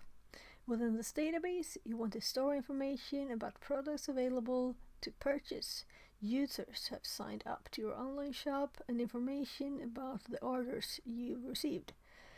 You store this information separately in the database using something called tables. The tables are identified with a unique name for each one. You can see the structure in the diagram below. But you can also see how a business might have other separate databases to store staff information or the accounts team. And let's click the image because it'll get a little lighter gray here. So we see the database server, the databases, shop, staff, and accounts, and then the tables within the databases. There. What are tables? A table is made out of columns and rows. A useful way to imagine a table is like a grid with the columns going across the top left to right, containing the name of the cell, and the rows going from the top to bottom. With each having the actual data. Well, that's just a row with the headers, and then rows with the data, right? Columns. Each column, better referred to as a field, has a unique name per table. When creating a column, you also set the type of data it will contain. Common ones being integers, numbers, strings, standard text, or dates. Some databases can contain much more complex data, such as geospatial, which contains location information. Setting the data type also ensures that incorrect information isn't stored, such as the string hello world being stored in a column made for dates. If this happens, the database server will usually produce an error message. A column containing an integer can also have an auto-increment feature enabled. This gives each row of data a unique number that grows increments with each subsequent row. Doing so creates what is called a key field. A key field has to be unique for every row of data, which can be used to find that exact row in SQL queries. Rows. Rows are records. The rows or records contain individual lines of data. When you add data to a table, a new row record is created. When you delete data, a row record is removed. Relational versus non-relational databases. A relational database stores information in tables, and often the tables share information between them. They use columns to specify and define the data being stored, and rows actually to data being stored and rows actually to store the data. Yeah, okay. The tables will often contain a column that has a unique ID primary key, which will then be used in other tables to reference it and cause a relationship between the tables, hence the name relational databases. They're connected. Non-relational databases, sometimes called NoSQL, on the other hand, are any sort of database that doesn't use tables, columns, and rows to store data. A specific database layout doesn't need to be constructed, so each row of data can contain different information, giving more flexibility over a relation database. So a relational database is kind of easier to. The popular database of this type is MongoDB, Cassandra, and Elasticsearch. Now that you've learned what a database is, let's learn how we can actually talk to it using SQL. What is the acronym for the software that controls the database? Let's just DB. I just remembered it just when I was up there. So DBMS. What is the name of a grid-like structure with table? They were like saying tables was something advanced. That's like tables. Everybody knows what tables are like if they ever saw a paper even, you know? SQL, structured query language. It's a feature-rich language used for querying databases. The SQL queries are better referred to as statements. The simplest of commands, which we'll cover in this task, is used to retrieve, select, update, insert, and delete data. Although somewhat similar, some database servers have their own syntax and slight changes to how things work. All of these examples are based on a MySQL database. After learning the lessons, you'll easily be able to search for alternative syntax online for the different servers. It's worth noting that SQL syntax is not case sensitive. Yeah, so all these capital selects, you could just type it normally, right? Like this. So select. The first query type you will learn is a select query, used to retrieve data from the database. And I kind of have a few basic ones here already, so we do not need to add stuff already. And that's also like, this is the normal stuff in this file. It's not SQLi, it's SQL, but that's what we're at. So yeah, select star from users. The first word select tells the database we want to retrieve some data. The star tells the database we want to receive back all columns from the table. So from users here is the rest. For example, the table may contain 3 columns: ID, username, and password.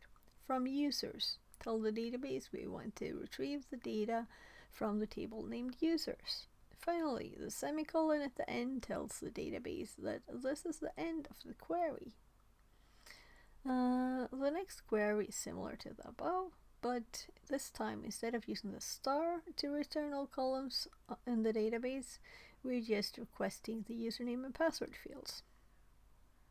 Select username password from users. Semicolon.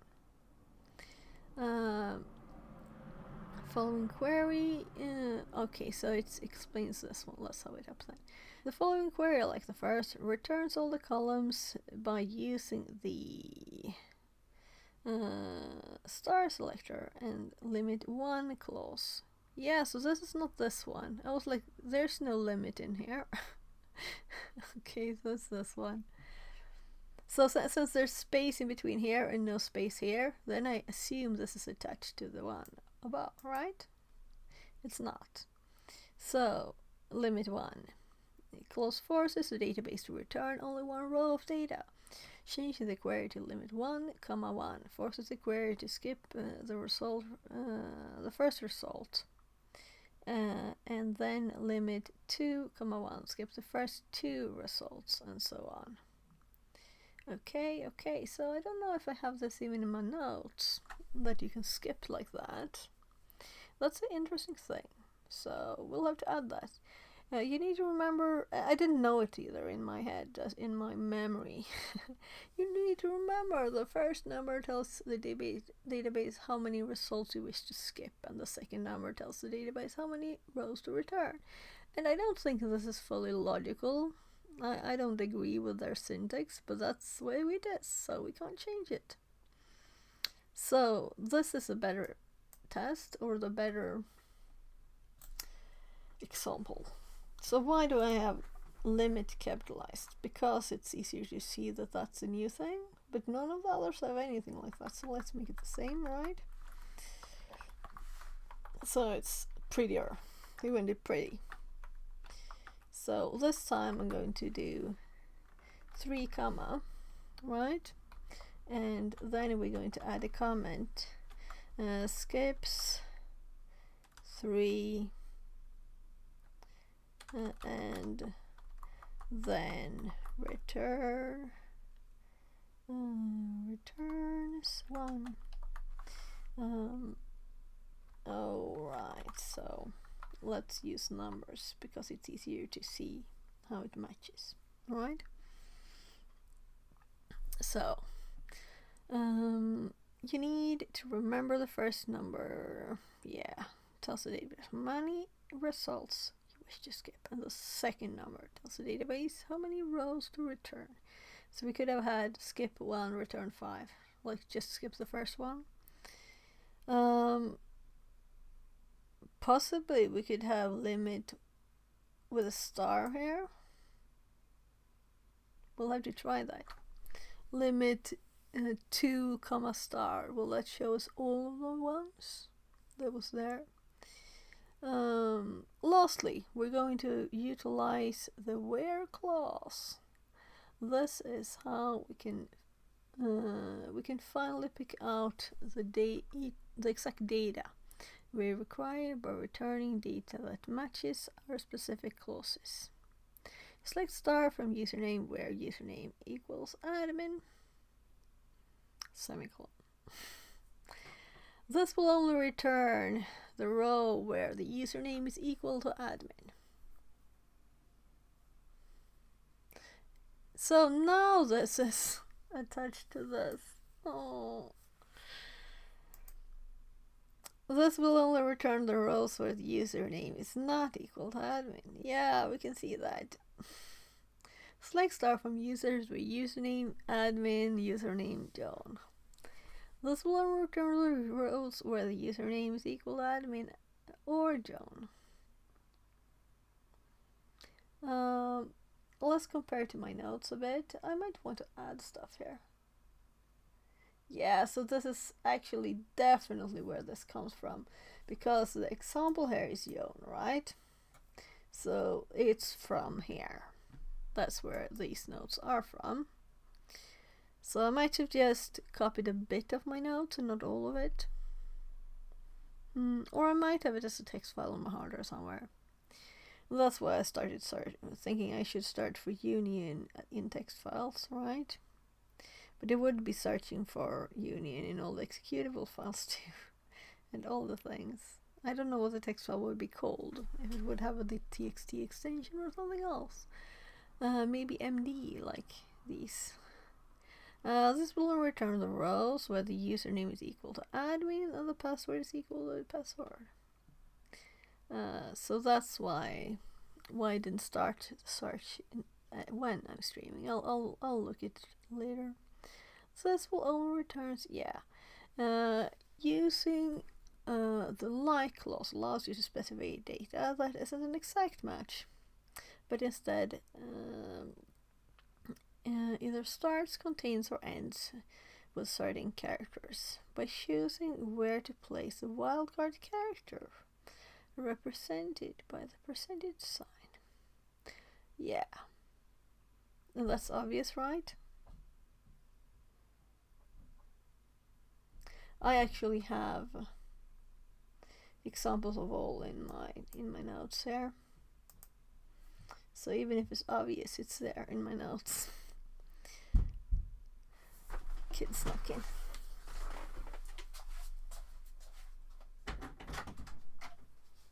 Yes, love.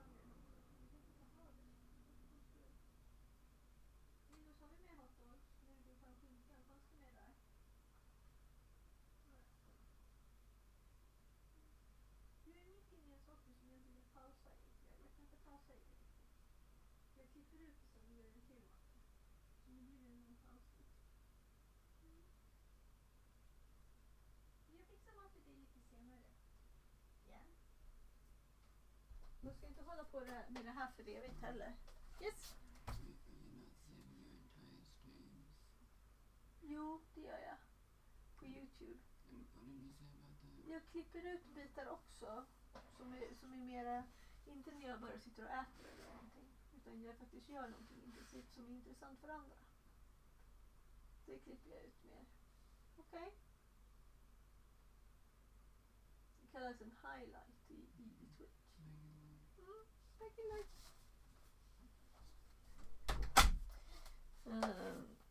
So my 6-year-old wanted his fourth meal of the day, and I said I think we should wait a few hours now because he just ate spaghetti and meat sauce, and I think you should maybe have a few hours between you eat anyway, not just like 1 or half. So I said like 15, so it's a bit more than an hour more. So I think that's a nice time to have like a sandwich or something, and then dinner later. I'm trying to teach him the times better when to eat. He just eats everything at once. So let's continue. So I think that this is about where my notes end then. So this is just putting it in the different places. Oh, union. So I'm scrolling in my notes there. So we actually added one line here because I didn't have this in my notes. They might have updated the room, or I might have missed it. So I don't have a lot of notes on these. So this is just a basic SQL. We're not even at SQLi yet. Union. The union statement combines the results of two or more select statements to retrieve data from either single or multiple tables. The rules of this query are that the union statement must retrieve the same number of columns in each select statement. The columns have to be a similar data type, similar, not the same, and the columns has to be the same.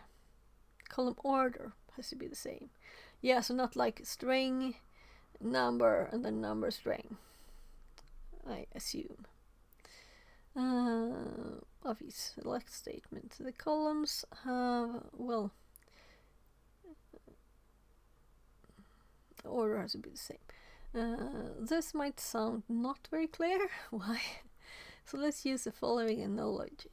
Say a company wants to create a list of addresses for all customers and suppliers to post a new catalog. We have one table called customers,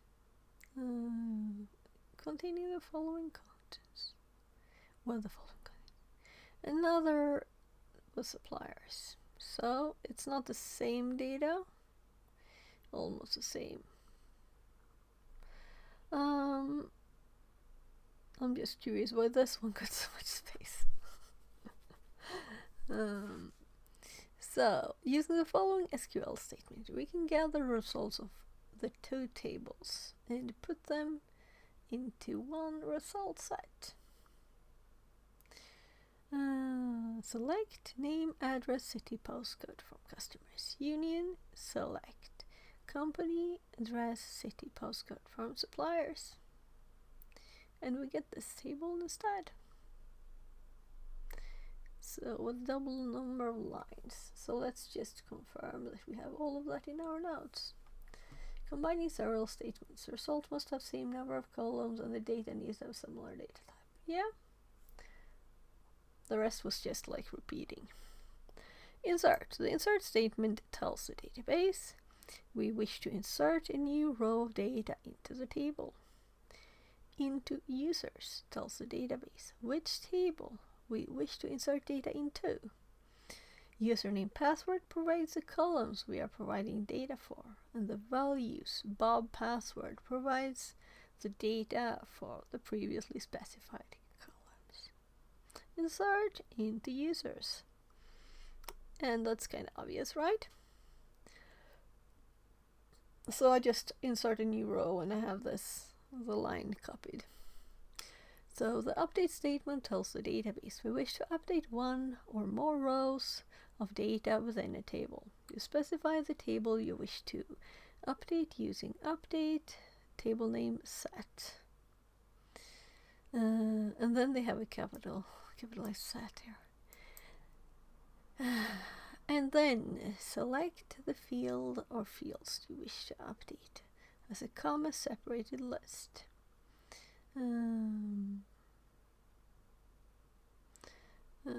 Such as username, root, password, and finally, similar to the select statement, you can specify exactly which rows to update using the where clause, such as where username equals admin.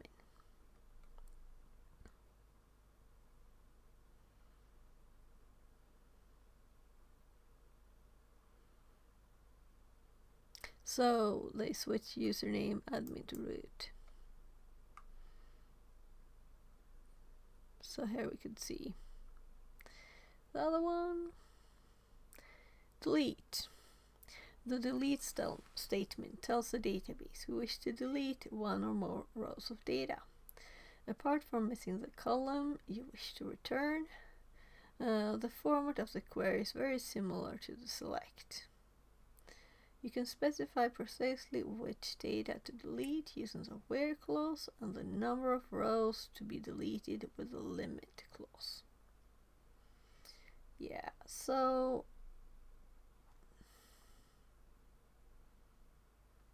yeah, no where clause. It will, all the data was deleted from the table. Yeah, so there is where I also added this.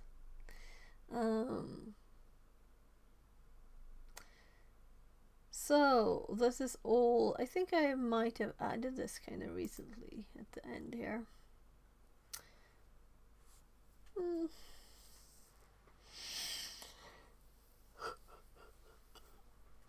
To have an explicit there, so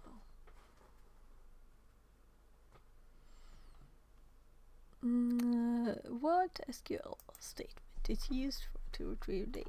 Select. Tab didn't work very well here.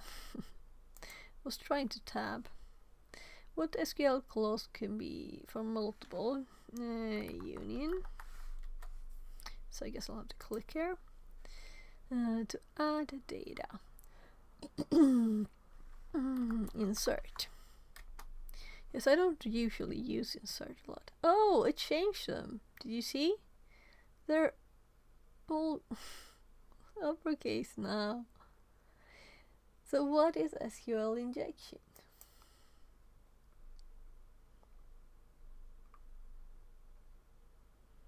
So when you do that, why not hop to the top?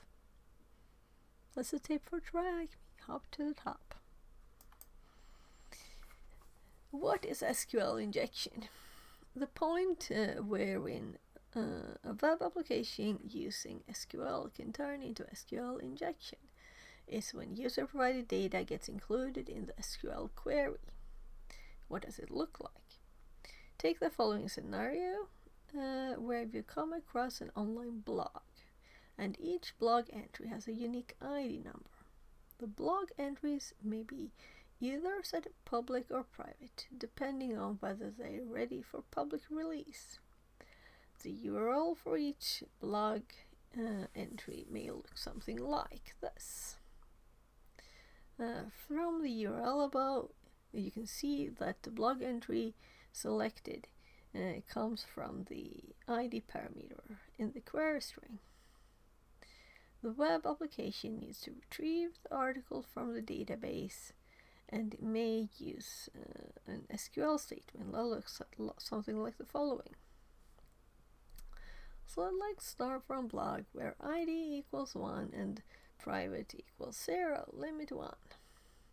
From what you learned in the previous task, you should be able to work out that the SQL statement above is looking in the blog table for an article with a number 1 and the private column set to 0, which means it's able to be viewed by the public and limits the results to only one match. So I was thinking we were going for SQLi already, but they were just explaining what I was like giggling a bit. As was mentioned at the start of this task, SQL injection is introduced when user inputs is introduced into the database query. In this instance, the ID parameter from the query string is used directly in the SQL query. Let's pretend article ID2 is still locked as private, so it cannot be viewed on the website. We could instead call the URL. Yeah. So let me just scroll down here. This is a comment. In case you didn't know. So 2 semicolon ending the statement there and making the comment of the rest, which would then in turn produce the SQL statement. The semicolon in the URL signifies the end of the SQL statement, and the 2 dashes cause everything afterwards to be treat it as a comment. By doing this, you're in fact just running this query. So I am thinking in my SQLi here now, we're going to start with SQLi, and I might just build up from this. So maybe the basic should even be or this is just nothing here yet. It's just empty. Yeah, very empty. Stacked queries. So this is one basic, but it could also even be just like let's do id equals to semicolon dash dash, right?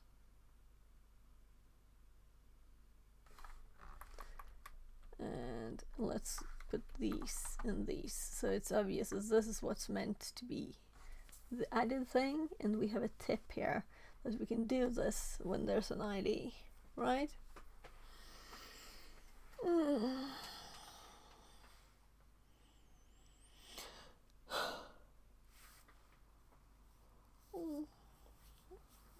Why tired? I don't know.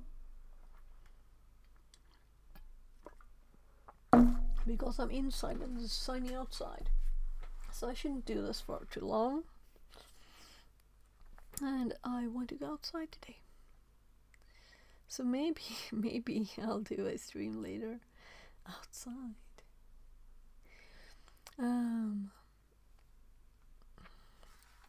So let's just check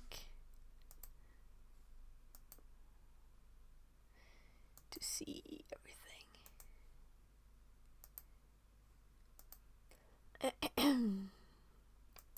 There. I'm just making sure I can see the chat and everything. So you're welcome to talk, you know. So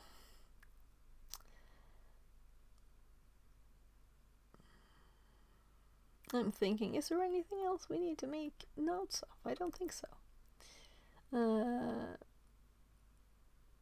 So I read this, right? Anyway, this was just one example of SQL injection vulnerability of a type called in-band SQL injection. There are 3 types in total: in-band, blind, and out-of-band, which we'll discuss over the following tasks.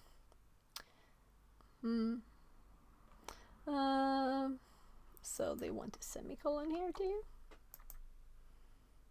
So I'm kind of glad I did reset this one, because it's much easier just to hop to the next one thing then. So now we have in-band SQLi. And there's a button to click, so let's click it. Yeah, I kind of guessed that.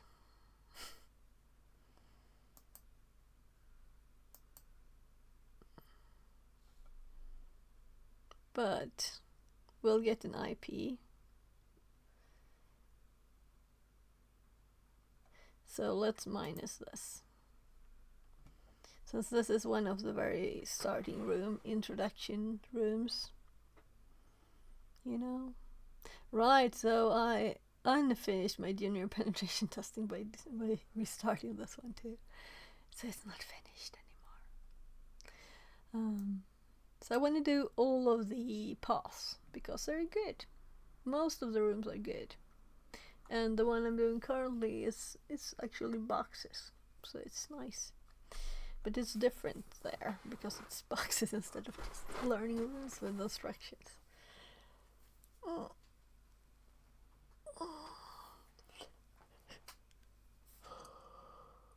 So I never remember this in-band thing. So I just... What is SQL injection? Why do we have to specify which it is? In-band SQL injection is the easiest type to detect and exploit. In-band just refers to the same method of communication being used to exploit the vulnerability and also receive the results. So this bit, I should get it into my head. That's it. For example, discovering a SQL vulnerability on a website and then being able to extract data from a database on the same page. Yeah. So this explanation is enough for me. So I will copy this and then I will decide what on earth will we do with this, right? So I had nothing under here. So I guess I will add it here. In band. And then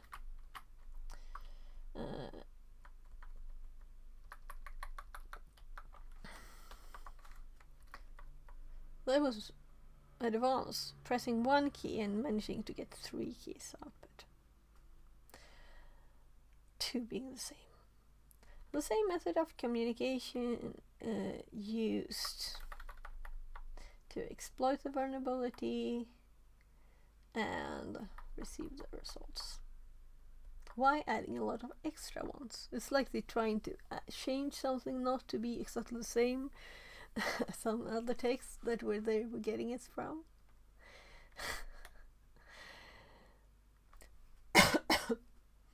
So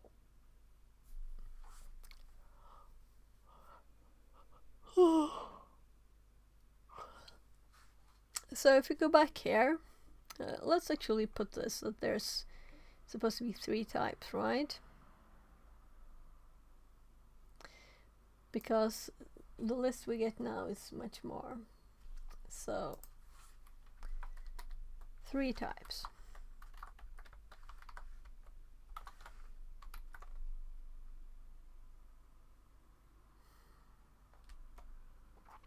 So kinda let's do this instead. And this was 3, so this should be 2. And this has 3. In band.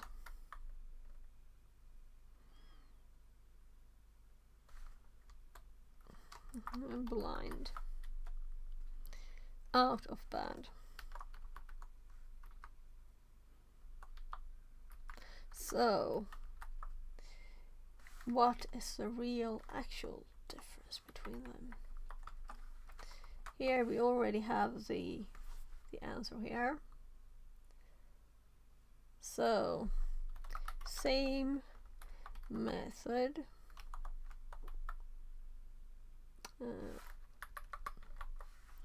to retrieve results. We don't have to say that it's this same method of communication used. That's like too much, even that. But let's keep it there. Since I'm making the notes public and I want everybody to understand.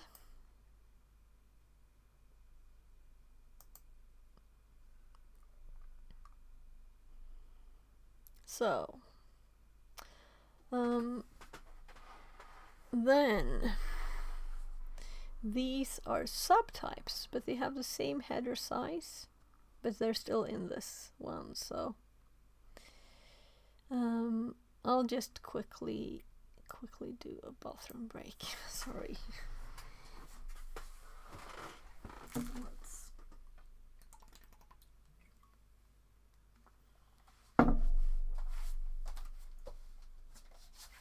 And also, I didn't look at chat, did I?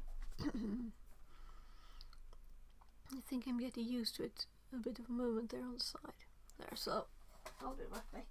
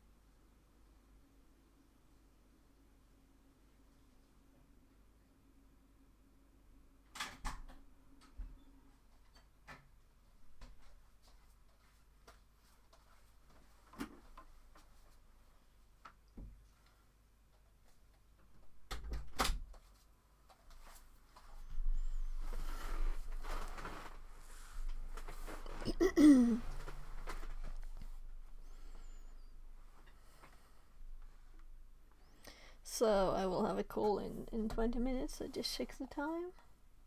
But maybe they're not exactly there. But let's just go on until then, and I'll continue a tiny bit after at least, depending on the time, of course. Maybe I'll just go forever. Never stop streaming. For all time and eternity, we'll be streaming from now on. So, error-based SQL injection. This type of SQL injection is the most useful for easily obtaining information about the database structure, as error messages from the database are printed directly to the browser screen. This can often be used to enumerate a whole database. So, this is a subgroup of this, which is 4, or 3. So let's do 4.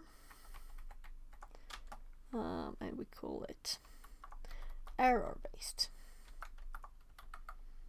And let's also do error-based here. So we have this quick check through here. In case we would ever think, oh my god, what did this person mean, you know? Let's add the union.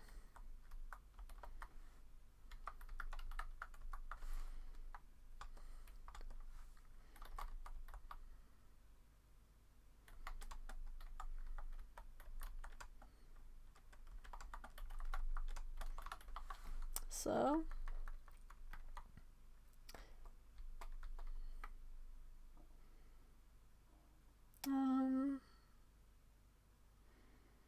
well, errors shown on web page. That's kind of it, right? So let's see.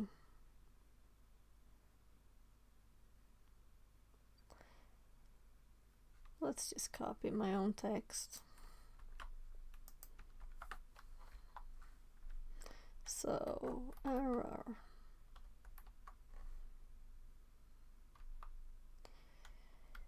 Paste.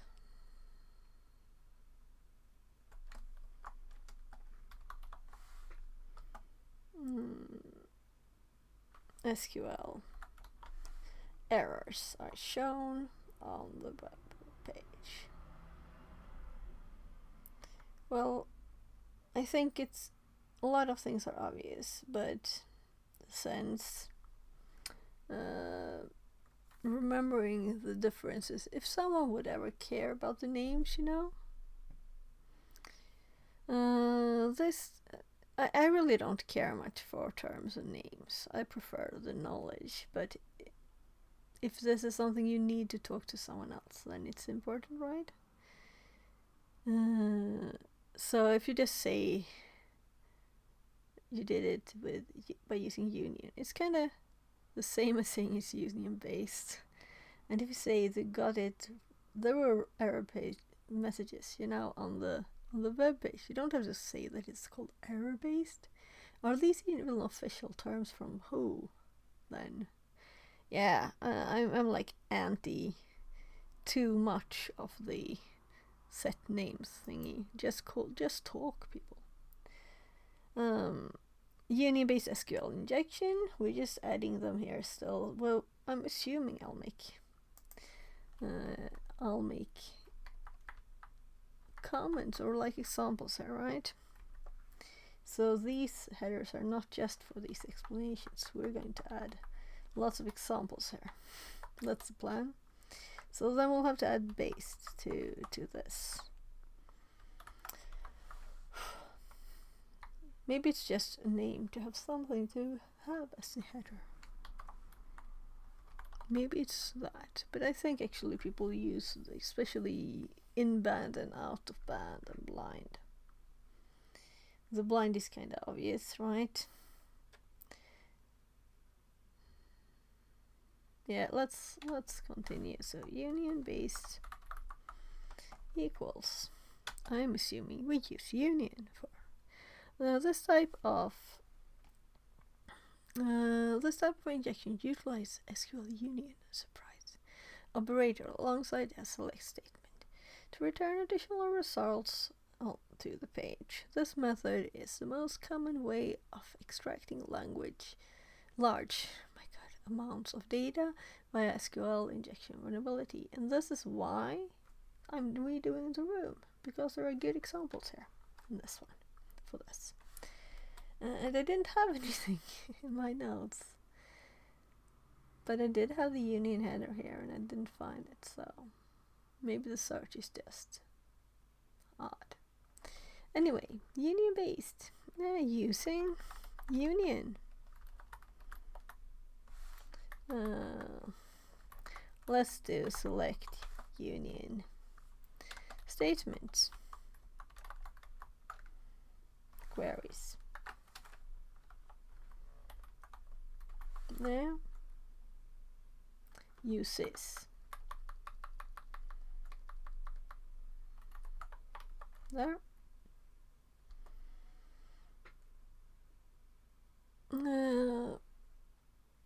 Practical. Now I'm supposed to click the start. Click on the green Start Machine button to use the SQL injection example practice lab. Each level contains a Mac browser and also SQL query and error boxes to assist in getting your query's payload correct. Level 1 of the practice lab contains a Mac browser and website featuring a blog with different articles, which can be accessed by changing the ID number of the query string. So I'm assuming, since we have an IP, we can just go to this IP. So let's go to Kali, and well, we can do burp. Might be funnier, more fun at least.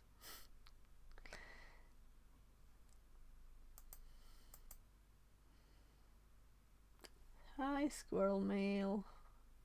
Yeah, so the reason I pulled my color bar to the bottom is because I have the VMware one up here, and it's annoying to have both at the same place. So we can say bye-bye, Kappa CMS. Skynet is also finished. And yeah, and I broke the poor Skynet page by deleting this image. So IP, HTTP, thank you.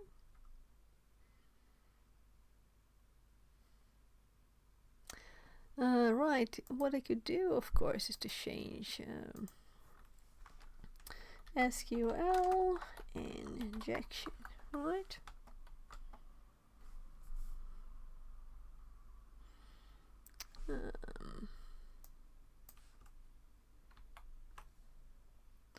Since I recently found that streamer bots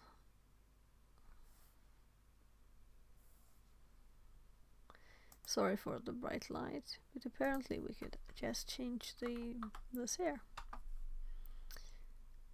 But I tested this and it didn't work. Right. So that's why I didn't use it anymore. We'll see if the YouTube one changes title. If it does, it's like semi-working.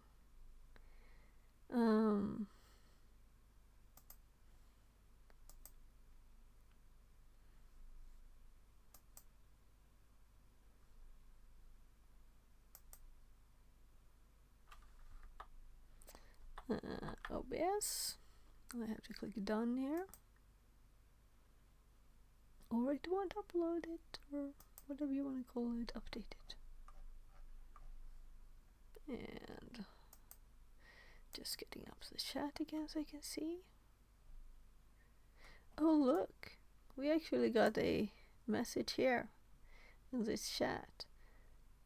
Stream updated.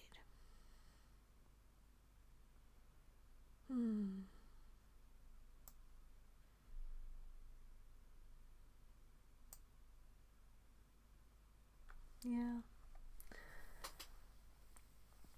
So the web page is here. No? I'm definitely on this page. I can't zoom. I just clicked the wrong one. Held shift instead of control. Shh. So this is the first practical example. We have the ID here. And we can even see the query.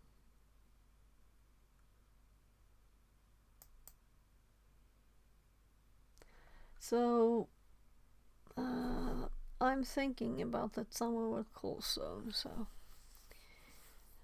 good morning. Good morning, Panda. The TTS is dead for today, so sorry. But I saw your message at once. I'm so happy for that. So, I hope it will work soon again. But the domain seems to have died again. It happened before. I just hope the security live is okay. I haven't seen him in a bit. Anyway, so I reset this SQLI room so we can redo it because I lost my notes and there are kind of nice things there. Different union thingies. So I'm remaking my notes. So we're at the practical bit.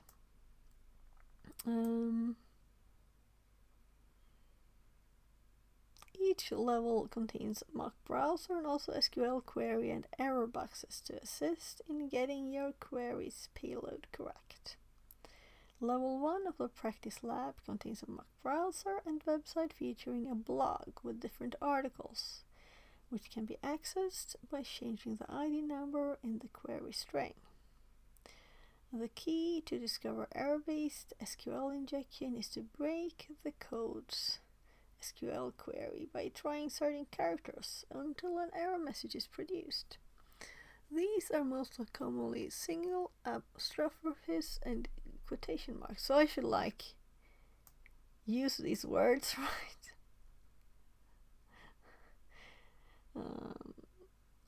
Put them in my notes that I should use these words for these. Are these the most official sounding nicest words for it? I don't know. Let's put it in a notepad to throw out of the trash later. I don't know. Or whatever. So, I mean, if you can say single apostrophe, you should be able to say double, right, too? And is this like a quotation mark too, or is it not? In Sweden, I use the official term fnuttar, which means dotties, right? Just someone found up their own word for it and we use it, kind of thing. We're not so official. Until an error message. We have the same words. Definitely this one. Quotation mark in Swedish would be citattecken. Yeah, probably. I would not connect that to this. This is a dubbelfnut. Double dotty thingy. So, these are the most commonly... Yeah, so let's focus on the actual meaning of these characters. We can break it. We can break the SQL query. So let's do it at once and let's break the SQL query because they're telling us we can do it with this. Let's do this. Yeah, so we got an error here. Very actual existing error. We got into level 1, by the way, here. SQL state 42,000. Syntax error or Excel violation. 10,000. By the way, I didn't complain this today, right? You have an error in your SQL syntax. Check the manual that corresponds to your MySQL server version for the right use. Write syntax to near ... at line 1. Yeah, so we see the query here, and it's obviously they only used single apostrophes around the single apostrophe, so it looks a bit funny. Right, so let's read on.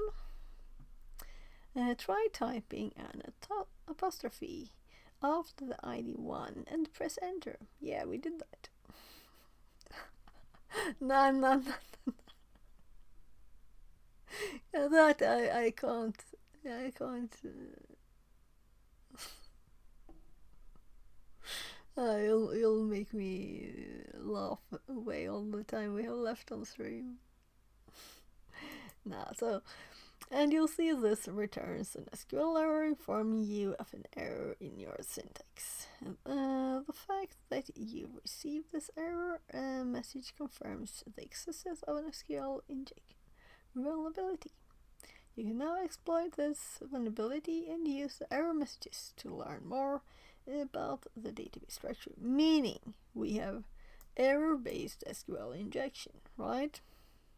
Let's see if we'll also use union in the same one. Right, this is also a thing. We can have both. Well, mostly you get the output kind of funny here, right? Could be a very funny output.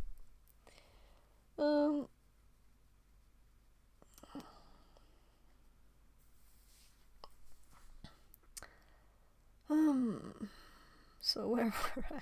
Too much scrolling. The first thing we need to do is to return data to the browser without displaying an error message. Firstly, we'll try the union operator. Oh, I wouldn't have guessed. So we can retrieve an extra result if we choose it. I didn't hop too far down.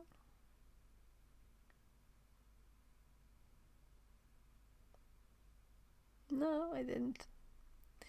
So let's hop here again and use our very working special, nothing special at all with this browser. It's not in the browser. Union. So why didn't they just do, well, I guess they needed control. Whatever. One union, select one. So I'm thinking maybe I should have select union instead of union select in my mouse to make this more obvious. But it's also select union select, right? So because we're combining the selectors, but we need to have one first that we don't see too. So union select one.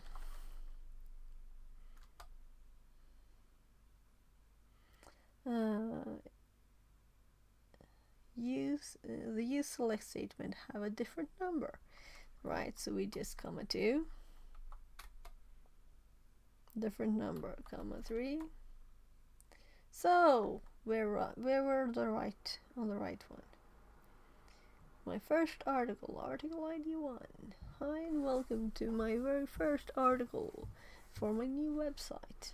And if I cut this away again,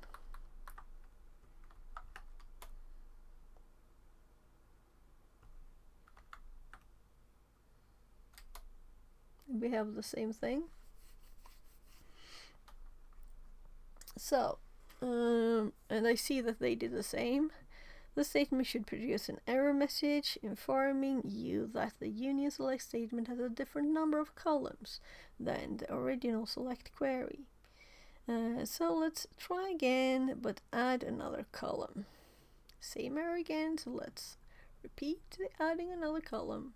Success. The error message has gone, and the article is being displayed. And we haven't made any notes yet. So just so people know that I will get a call any minute, and I don't think it will be a long call, so I'll just continue afterwards. So I'll probably just be aborted. Well, interrupted.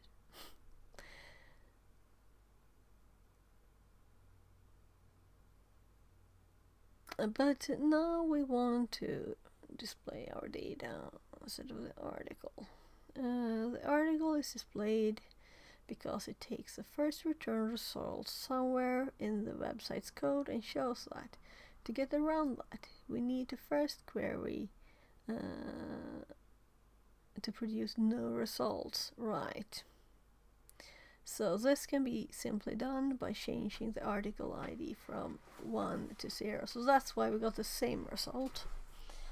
So we didn't actually see this result yet, because this is, and if 0 had been an okay result here, or okay query, that wouldn't work either. So now we see the odd stuff. The 2 and 3.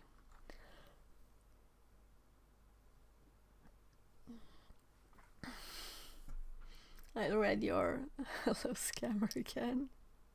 So Panda, you're not allowed to call me scammer. I'm not a scammer.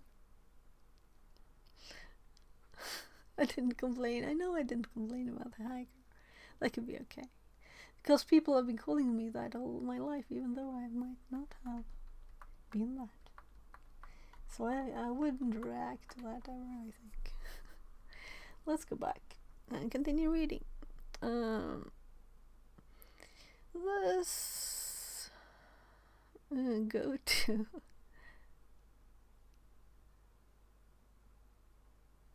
what? Oh, so sorry. Since I didn't have the TTS, I didn't see that one. But I don't care about those. So if it's a person, it's probably a bot. But if it's a person, they're welcome to be here. And if it's a bot, it will never send another message. It's not like they're spamming. It's just one and then it's gone. So I don't care. No one will click that, right? Not in this stream. No one will click the link from a bot.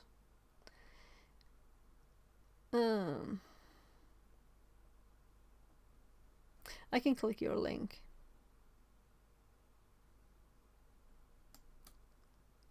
So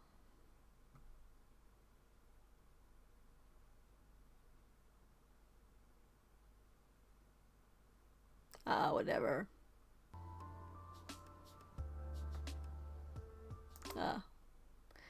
Let's close it. So let's continue.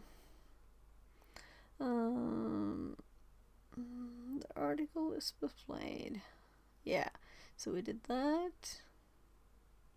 Right, so we're going to do this.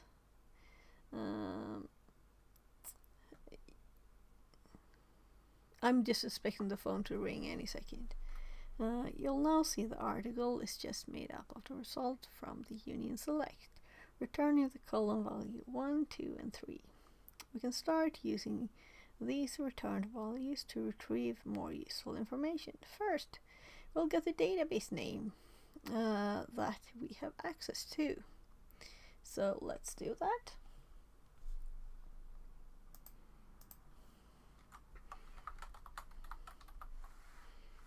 And I'll need to add notes. So SQLA1. Oh my, it's windy outside now. It really started. I don't know if you can hear it.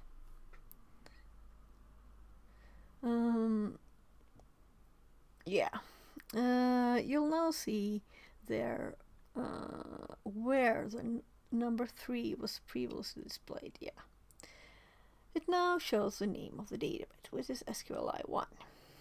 Our next query will gather a list of tables that are in the database, and we'll need to start adding notes, right? We can't just type it here.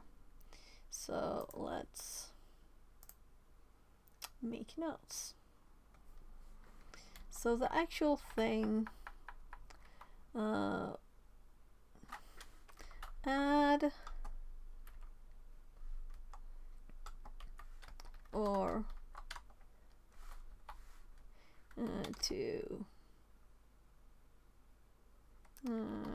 Produce an error. Right, so that's all we had so far. Well, let's do try adding.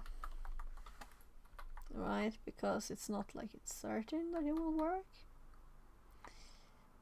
Union based.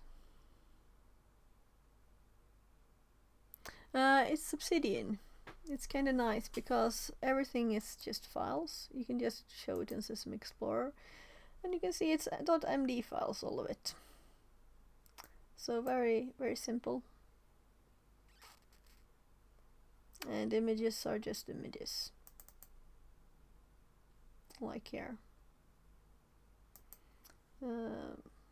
And also you could even do color with HTML tags and stuff like that. And I think there's a Obsidian public GitHub repo. Yeah, but I think OneNote, it's not in your control really, right? So I have full control over where these files end up. Yeah, it's very nice. Especially that it's free, and when I can sync it to my GitHub, that's free. I can decide what parts I want other people to see and not. I can put stuff no one should ever see, like keys and things in this, without having any problems. Like putting stuff on the internet, like I used before Google Docs.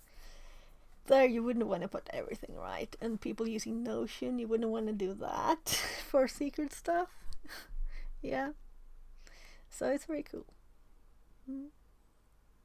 And very simple. I'll have a file there. This is a good thing to do, not something not like intense when they call, because I don't want to hop abort the middle. So here's my list of the Obsidian things. I could let's see. I did click here, right?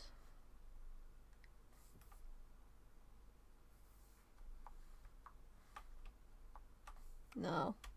So I was trying to make it bigger, but I think I did switch to my actual full Obsidian now. So I have my private notes here too.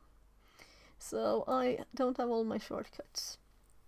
But you can have plugins and stuff here too. Anyway, you can make lines with 3 dashes. You can set headers of different sizes. You can do italics, bold, strikeout, underline with HTML, color with HTML, and you can nest them like bold and italics. You can use, special characters. Yeah, and you can use space and line breaks too if you want to. You can make tags and different headers. And headers are collapsible, so if you wanted to collapse this header, you could just collapse it. So, but it's not really saved, I think, what you collapse. Sometimes it is. You can make lists, number lists, quotes. Then you can use backticks, and you can use code blocks, and you can say what code type this is. You could do Python. This is syntax highlighting here, example, and these are the kinds what you can type here. The Prism.js things. You can make links and change the name of the link. You can embed images, and if you paste here, it will automatically be created an image directory where the images are put. So it's very simple. Yeah, and this is apparently something that is not found. It's set PDF here, so I probably removed a PDF file. And this is actually a full web page iframe in here. In it. which is kind of funny, right? And when I scroll now, I only scroll in my web page, which is horribly that's not nice. We can have web links. Another image not found, because I've been messing around with this. We can highlight it with 2 equals. Comment percent. Well, there are lots of these info ones. You can do all of these with just with text. And you can insert the tables. And it becomes, well, like this table here. You can just edit things. You can also add columns and rows. And this is just actually text. So if I were to type something on the line exactly above here, this will turn into text. But you would have to do that going into the source mode here. So then you don't see special things like this. So there's also something called reading mode, where you can't see you can't like click into these. You can't put your cursor or anything. So the live preview is what I always have on. I never switch. So what else do we have? Yeah, the other day someone told me about this mermaid flowcharts. So this is just text too. But when I click this link, stream died. So be aware. I actually think I did a bit more than click it, but a bit after I clicked it, my stream died. So maybe it was just memory intense. Yeah, so that's it. That's what I have so far.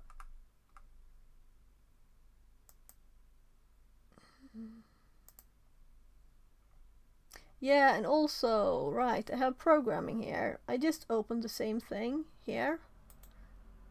So I open my public directory, or the Obsidian one, which is the main folder, D Obsidian, and this is D Obsidian public.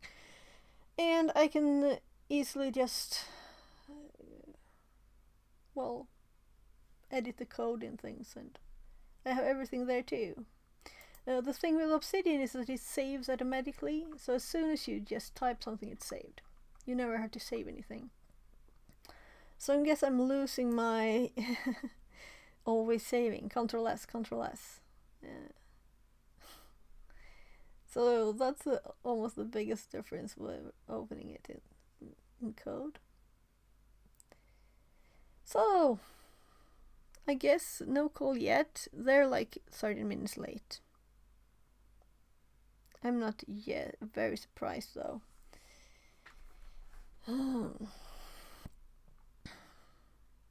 We'll call you 14:30. It's 14:43, 14:44. So that was me trying to not do something intense when they called. Failed. But I hope you... yeah. Oh, so the TDS is down today. I don't know why. It's not me. Yeah, so migrate all your nodes from OneNote to Obsidian. But when you have them in Obsidian, they're text files, and that's easy, very easy to manage. Yeah. So I hope everything is good with you too. I don't know if I should call you Resop, or what should I call you? So now I have 2 people talking at the same time. So I'll have to do that. I'll have to. I did notice chat. I hope I wasn't too far behind there. Anyway, I think that this one is kind of like...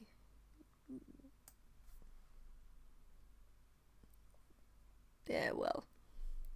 So... yeah, later. So I was actually going to start making notes of this. The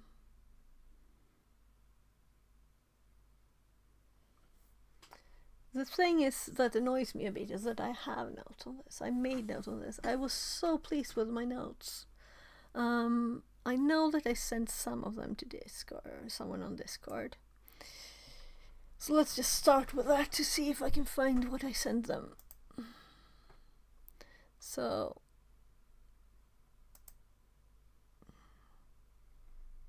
let's see. I'm going to the top of this person's chat. So they're sending that. Yeah, so I was exploring group concat here. So let's add group concat, which is very useful for union. So group, just confirming it's an underscore. And here I have an old image. If I click this and take open in browser, so this is something old where I used this. Yeah. So this is that I sent on Discord in September.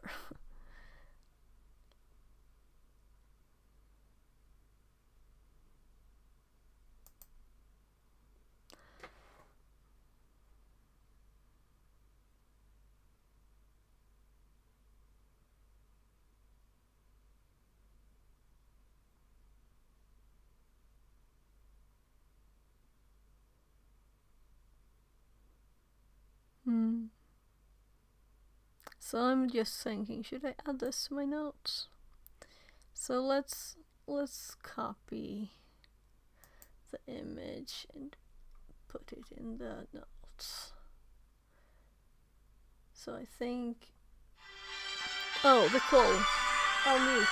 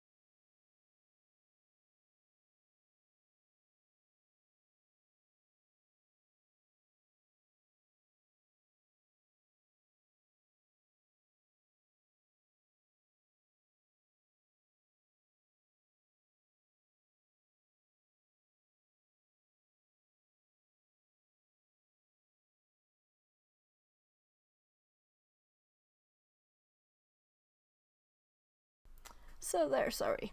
It was a bit longer because I wanted to plan. We will have another tomorrow with my kid, trying to have a meeting where we decide together. So I'll go and tell my kid with a post-it here. Also, what color do you use it tomorrow? It's brown, I think.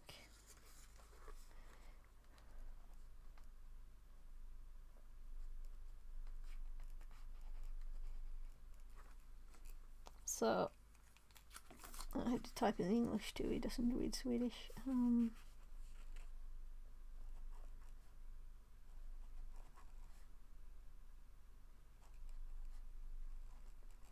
Well, that was a bad translation. Well, he will understand.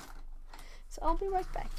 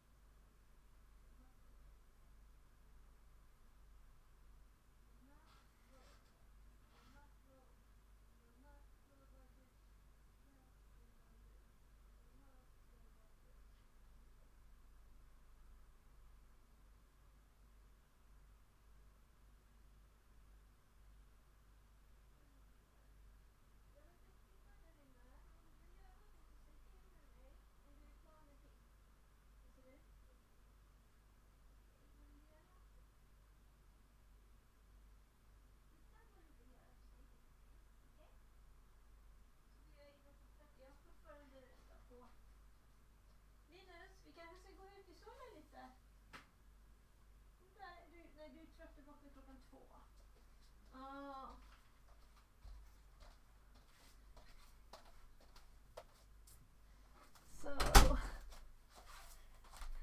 there.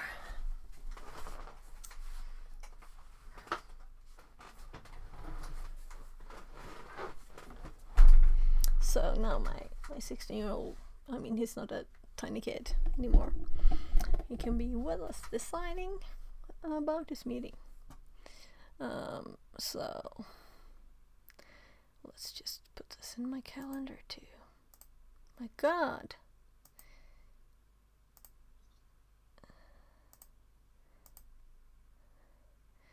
So I'm just adding it to my calendar. How did it know the time? Because it's the same time now? No, it's not.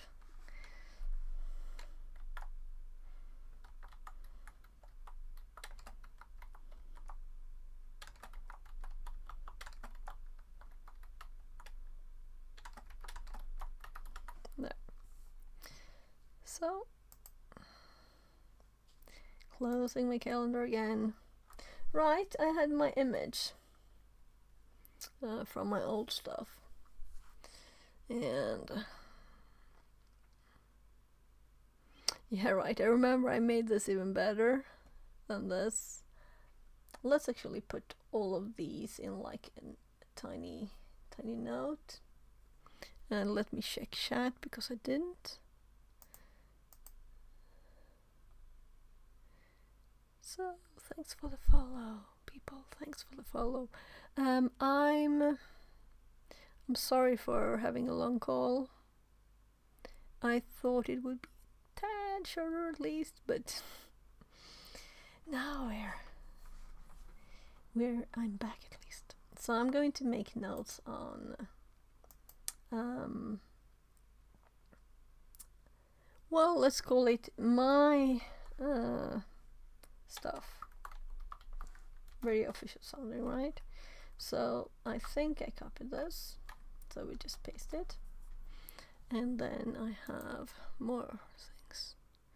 Right, I open Discord, and I'm going to actually move it from the screen far away. So let's see.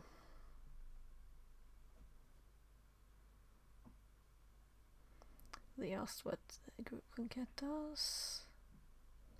Yeah, and then what?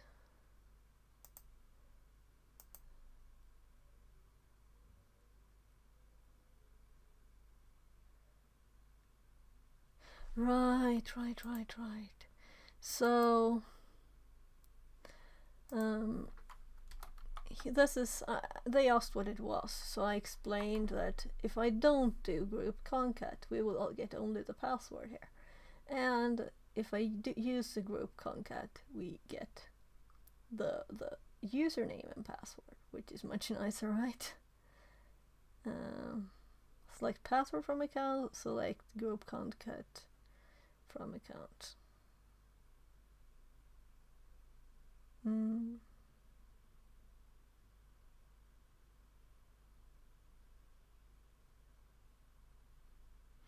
Right, so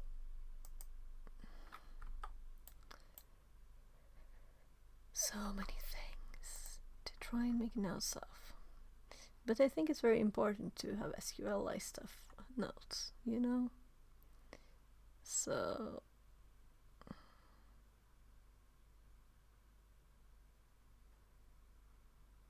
they told me what they used.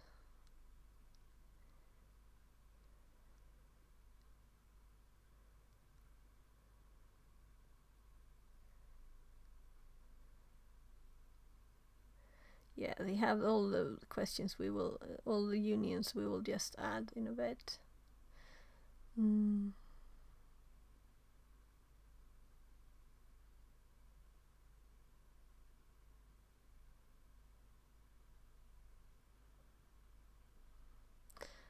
To be prettier output. Right. So, I'm getting the next image here. So, the next one is this. And now we get usernames admin. So, passwords admin. Here's your password. Yeah, I think I made another version too. Let's see. I was kind of digging into that. So, yeah. So, I have the text here too. Put the text in there. In chat. And they said they preferred colon between username and password.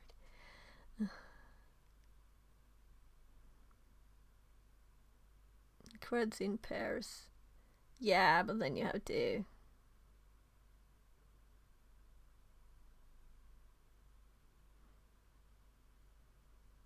We don't know the number of lines, right?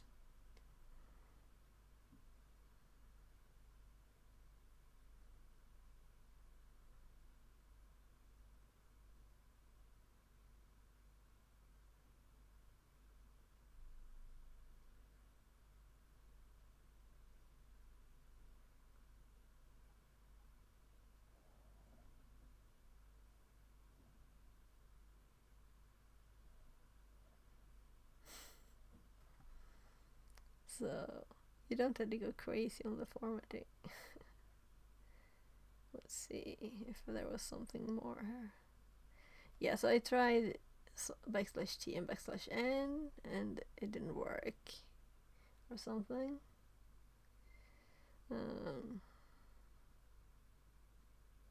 Yes, I think that was it. Let's go back to minimizing that. So, and by the way, I didn't say your name, so welcome in Bibi Siana, and welcome in a mediocre dev. So, I'm still on the right screen, right? It's right. So, these were just a few examples. So let's do examples, union, group, cat, concat, group, concat, concat. I think I did more than I would have wrote to him, but I don't have it. I wasn't using Obsidian. That's the problem. So let's go back here. And I told my kid that has problems deciding stuff, and you can go like forever trying. I said, do you want to do something with me? And he said, yes. And I said, what do you want to do? And then he said, I don't know. So I told him if he thinks of something to do, I will stop streaming and we'll do that, you know? So we'll see. Maybe I'll go ask him in a bit again. But we'll do a bit of this. And also, I did tell him 15 about food, but I don't think it matters if he were to wait a bit.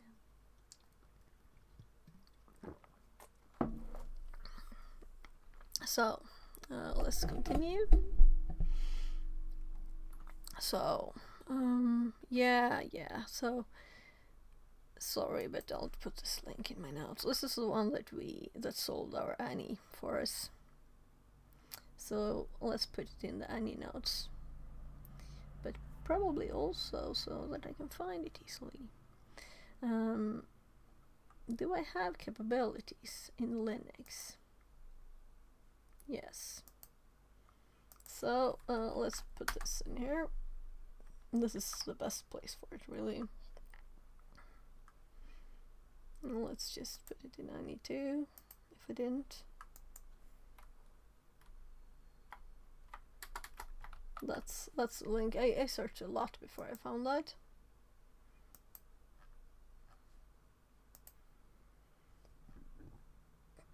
Sorry.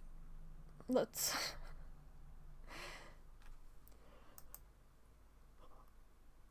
oh, that was a taco. So now we can close the web page, and this page didn't give me a thing. It's much too long, too many things, and I read it. I read all the hits and it wasn't anything there. Well, it didn't tell me anything about how it works, really. So I both like and not like that page because it's not very pedagogical how it was structured. Yeah, let's add an hour so this doesn't expire. It's just the demo ones. So we did this. We did a bit, and I didn't have notes. Yeah, how are your learning process going? Yeah, it's going fine. I'm doing currently really the TryHackMe learning path.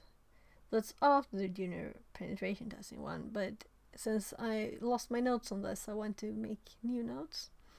So that's why I'm doing it again. It's a bit tough to feel that I had the perfect notes and I lost them, you know, but well, now we have Obsidian and I won't lose them again. This is so organized. Google Docs is not that organized. So,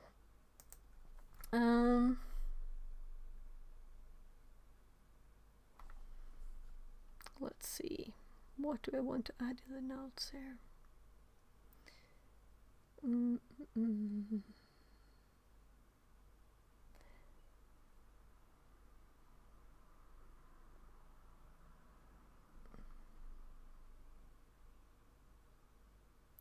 So let's go to SQL one and let's copy this one about how union works, right? Because this is the base for using it when doing SQLi. So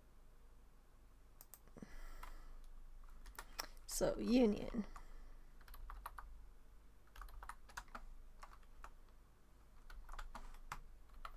Combining several select. Well, combines several select statement. Results must have the same number of columns. Let's actually put these as like. No, let's underline it. Too bad they don't have underline.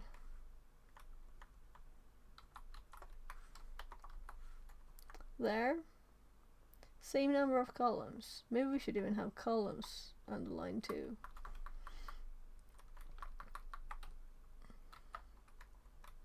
Because that's the important bit, right?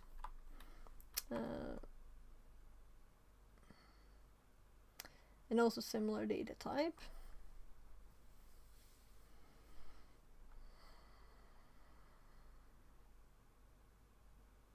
I could underline that too.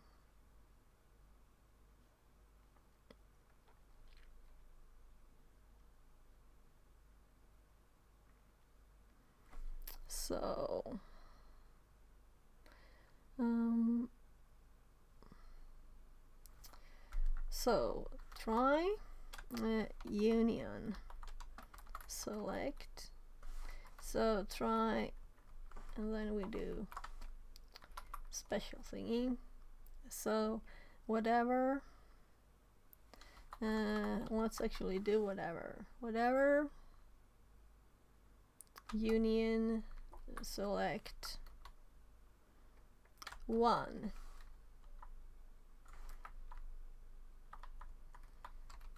Well, it will be a column there. So there was a space and it was automatically removed, you know.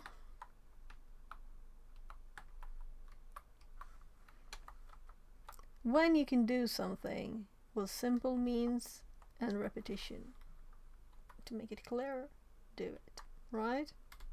So until you find the right number of columns. And we don't need feedback from the error as we're getting here. We just can try until we get something, right? Also make sure the whatever does not return actual results, or you will only see these. There. So whatever might actually work. Right. So instead of 0, we could try whatever and see what happens. It might need the integer type though. So if we continue on the page, this is this. Then we can try database. And then there's also the fact that there are different databases. I mean, there's MySQL, MS SQL, all the things. So let's add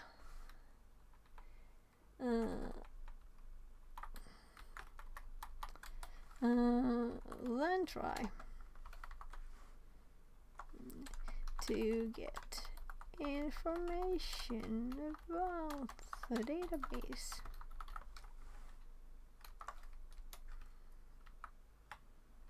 And let's do, this is the database name. There.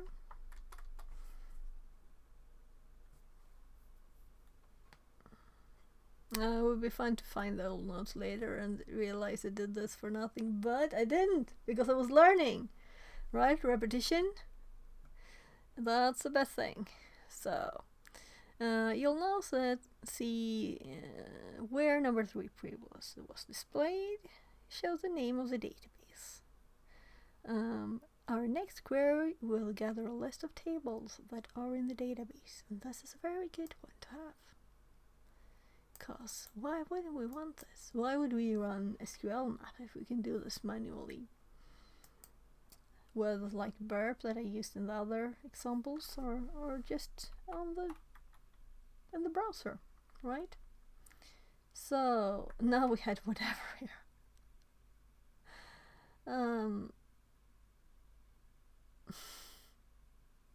Let's make it 0, right?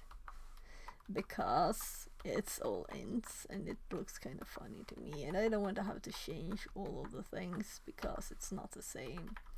And make sure that the 0, I'll keep the, because it might be anything, so it'll be okay.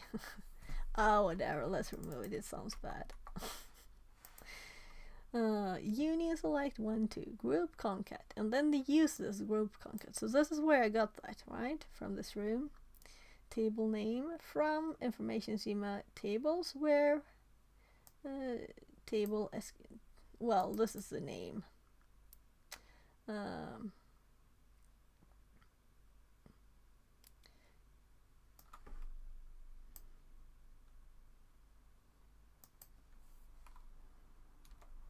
So list, yeah, this is good. List tables in the database as QLI1, right? There. I think I clicked 2 things at once. No, my camera is still there. I clicked like this. My god, it's warm in here. Though it's 20 degrees outside. I will open my window a bit, okay? And we'll see if the cars are too noisy.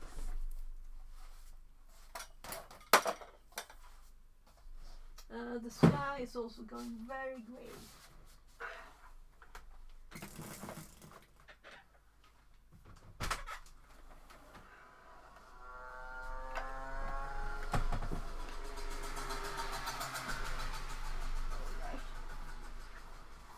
I'm putting a pollen filter in the window. There. So, let's see if I can squeeze myself back.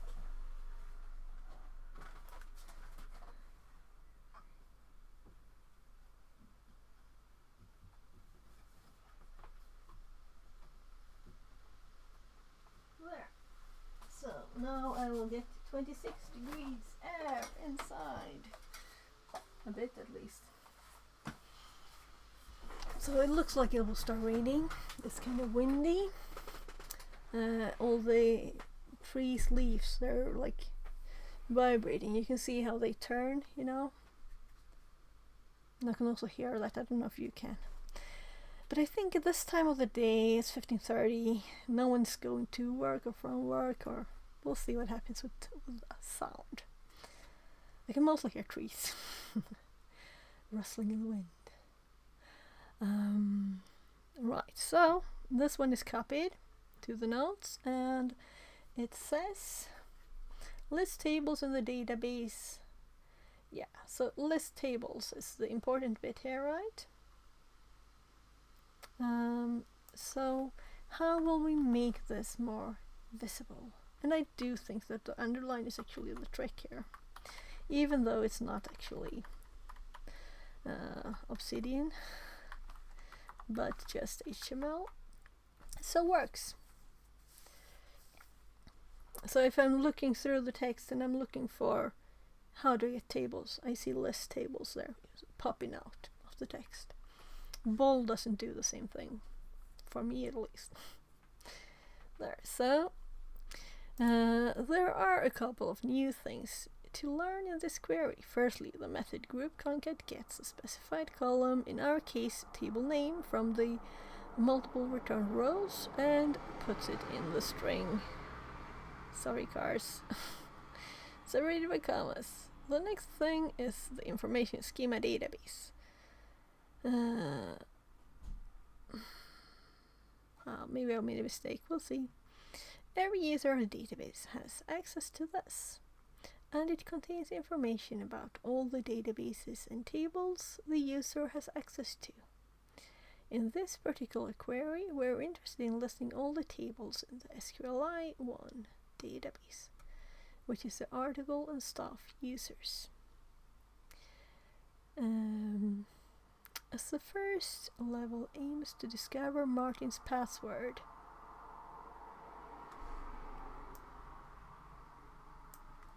so we're like at the end of a street.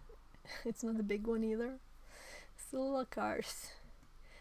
The staff user table is what interests us. We can utilize the information schema database again to find the structure of the table using the below query. So I should probably run these two, but I see it in my head already, so that's why I don't. So list columns. In the table,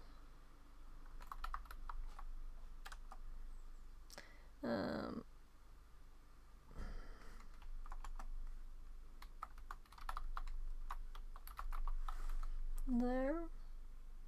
So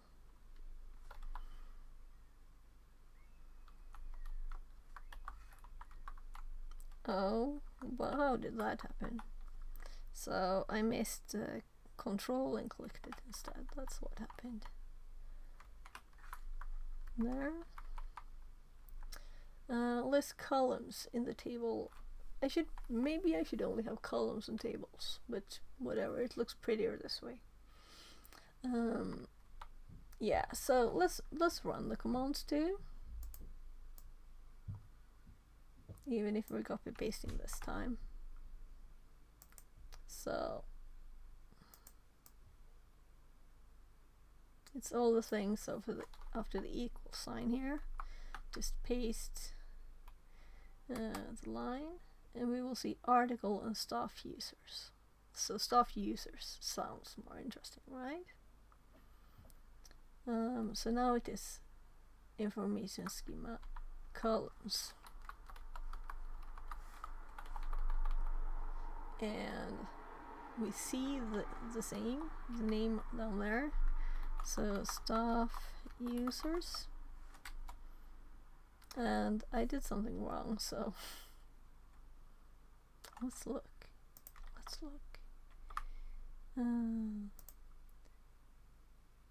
Columns.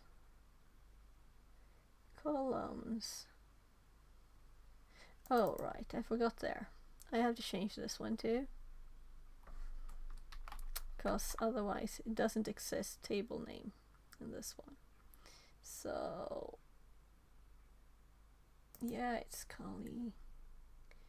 So actually this one, column name.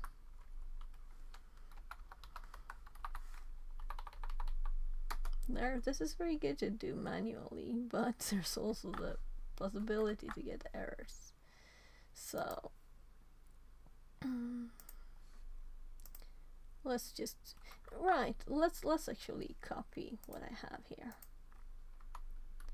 and let's paste it in here. Oh gosh, that's the ice cream track. Ice cream track, and it always stops just outside the house. So what did I change? Oh, table name, not schema. Okay, great. So let's undo that, and let's get back here, and it's called table name. I don't like the word schema. I never liked it. So now we have ID, password, username, right? So that worked, and I changed in 3 places. I changed columns, column name, schema columns, and table name instead of tables, column schema.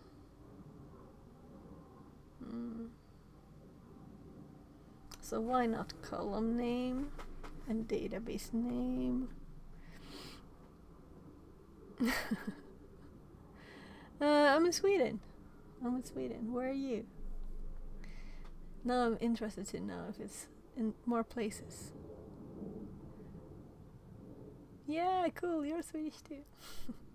Yes, I'm in Rotepro outside Stockholm, like Sollentuna. Where are you? Yeah, that's funny. Well, so you didn't hear me speak Swedish anything yet. I speak Swedish to my kids all the time. Oh, cool. Do you know where our country house is? It's vacation time, so in like a few weeks I'll be going to the bean outside Åmål, kinda.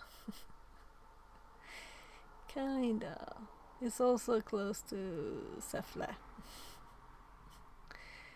So kinda deep forest of Värmland, but on the edge to Dalsland there. So yeah. So where are you? So it's like 5-hour drive. That's kind of long. But it's okay. I don't know if my kids were more like wanting to go outside. Okay, yeah, nice. That's much closer to where I am. So we're almost in Norway over there. Yeah, so when the TTS works, it will also translate text. So you could type in a language, but since the TTS is not on, it won't translate stuff. So okay, that's wild. So my dad's parents lived close to Karlstad when I was a kid, but they didn't speak that dialect. So they kind of spoke like normal without any dialect, and my dad did too. So, but my hubby's mother, she's from Åmål, so, but also she dropped a bit of accent, of course. Live in Stockholm most of her life. Okay. Yeah, everybody does, but don't like young people drop the distinct dialect? Isn't more like smoothing all over? Small world, right? Yeah, and still we have 4 hours car drive between us still. Well, when I was a kid it would have been like 7, right? Because the roads are getting better. Yeah, cool. So what's your interest in cybersecurity? Is it like you just stumble into the stream, or did you have any, you're studying it too, right? Didn't you say that? I have to check up. So no, I can't scroll further up. I'm not friends with the chat of StreamerBot yet. We'll see. If I always have it open, then all the chat will end up in there, I guess. Yeah. So it's very tightly connected to web dev, right? Because that's the way we get into all the systems, all the boxes we do. Everything starts with the web, almost all of it. This anyone started with AnyDesk. That was kind of funny, but there's almost always web first. Mediocre. I don't think that. If you say you're mediocre, that means you're a great one, right? Because someone who's very new to there will think they know everything. Nah?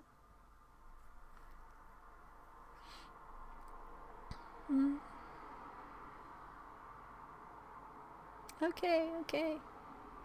Yeah, did you do the web academy thingy? This Portswigger web security. Well, that's free too. That's web stuff. Only web stuff. So I started just a little bit.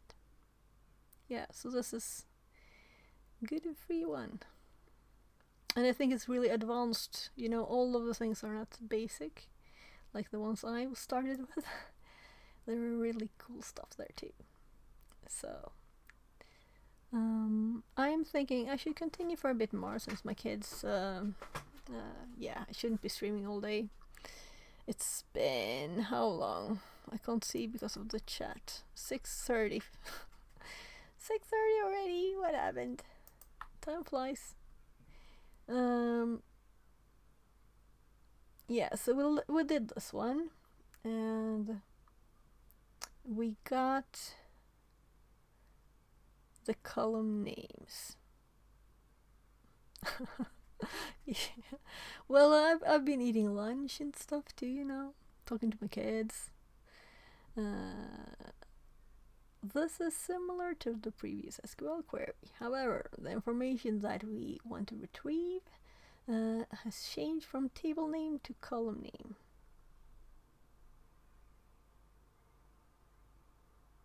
Well, they're wrong because it's table schema. So I was like, what? Find a bug. The tables we are querying in the information schema database has changed from tables to columns. We're searching for any rows where the table name column has a value of staff users. The query results provide 3 columns for the staff users table: ID, password, and username. We can use the username and password columns of our following query to retrieve the user's information. So let's do this. Let's copy this one to our notes first of all. That's the most important bit. So should we paste it here or should I actually type stuff? About a year. How long have you been learning cybersecurity? What you're doing right now is something I want to learn since I do some simple SQL stuff from time to time. Yeah, so it's about a year, but I worked in IT, so I worked with SQL, you know, long time ago. Oh no, I'm in the wrong. I was trying to click the end here, and I ended up somewhere else on the end. So let's paste here. Just run it. We get all the data, but now for the important bit, which is the notes. So, right, let's first just do this, and I noticed a message. What area of IT? Well, I was like 2000. I was doing electronic arts, Nordics, networking stuff, and everything, IT.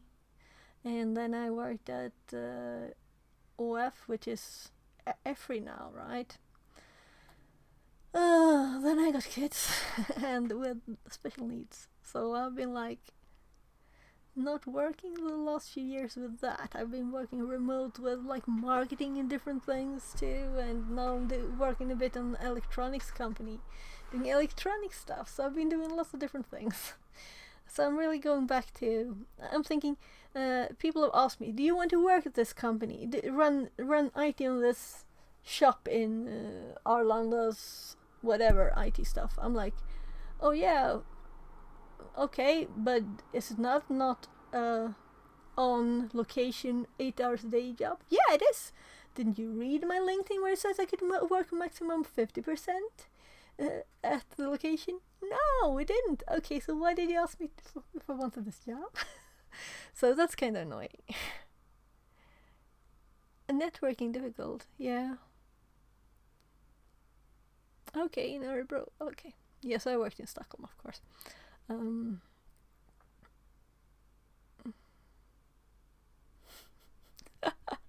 Yeah, but since my kids are still home, so I can't just. One of them can't make any food himself. He's got autism, and this stuff. The word is a bit hard place, sometimes. So I'm in my notes. Let's make the notes here. So I did copy the same little thing, and that's not my intention. Let's look.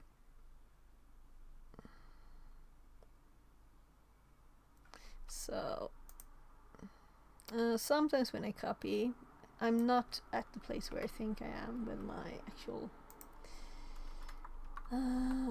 There, now we should have it, right? So we actually had double special characters. Oh, there's a BR in there. That's so cute. It actually did the BR.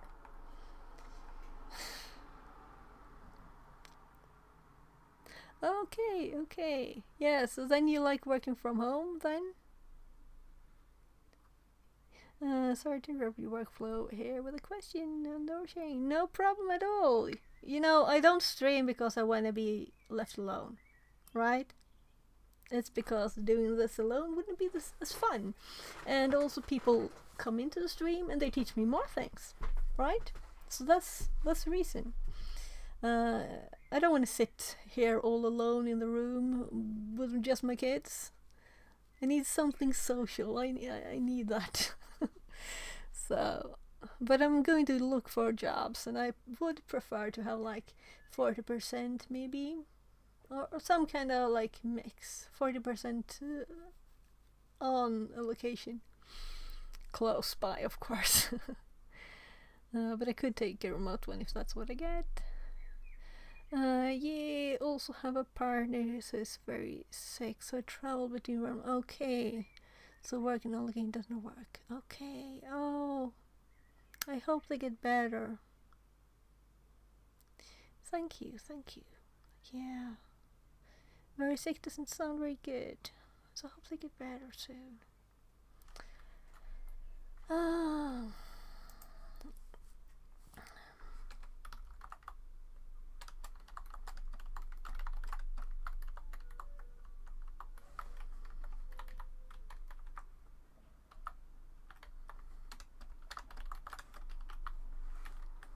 That was not worth it.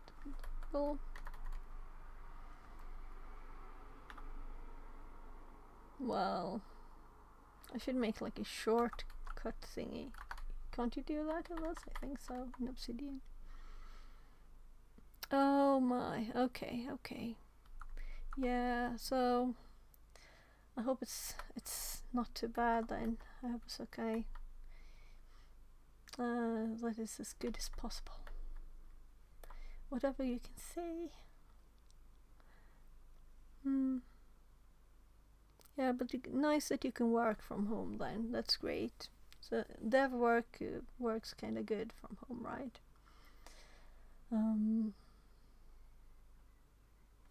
Yeah. Separator BR. Yeah. Great. So let's go to the. I almost say box, but this is like demo website.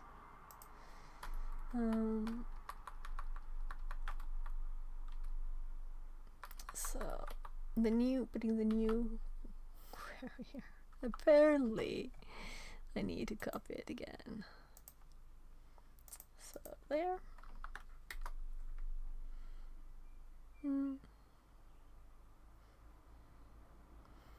Sorry for some heavy stuff. So anyway, this looks interesting. Yeah, but life is all parts, Life is all parts. And sometimes, well, I'm here if someone wants to talk about something heavy, that's all okay. So, yeah. I've been very much locked to the home while the kids were younger, especially. So I had one very wild ADHD kid and one autistic kid who couldn't handle it. much. Well, he is probably a bit ADHD too, but because he never stands still when he talks now. It just keeps dancing, like, yeah. So, but now it's getting better and better. They can do more and more stuff, but it was school crashes. So we have the admin and password and stuff.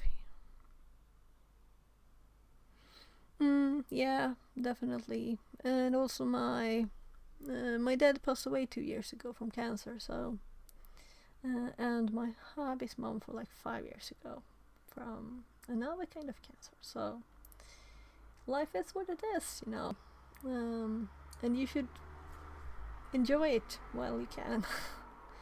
Her last few years there, she was traveling abroad, she was doing all the things. She had like a checklist, things she wanted to do. My dad was different. So yeah, so do what you can, do what you want to, and have as fun as you can with the time that you have. That's the thing, right? So right, I usually put the name of the table, so I didn't here, so let's do that. Staff users, so we can imagine the results. I'm sorry. It's a taco.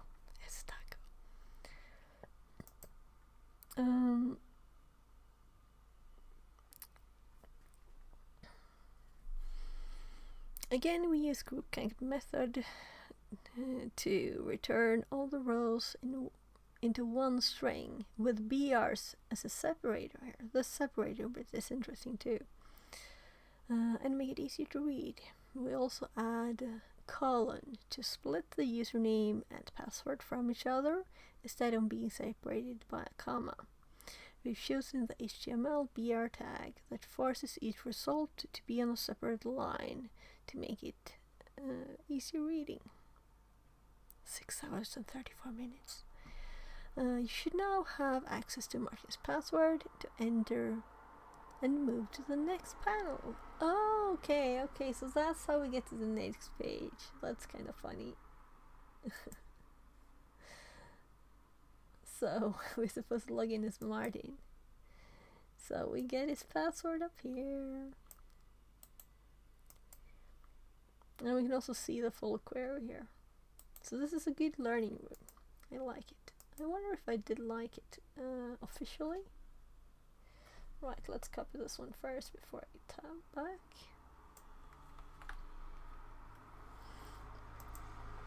So your answer is correct.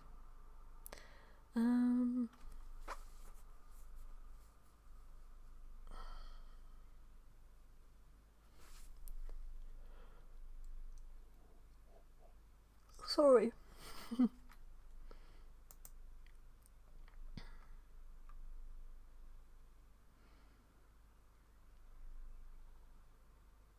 Yeah, so I'm thinking notes.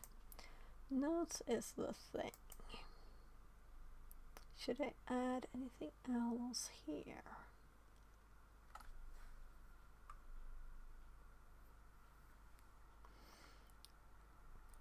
So we're now at blind SQLi. So, oh my god, that's so annoying. It keeps happening. So did I make a header already for blind? No.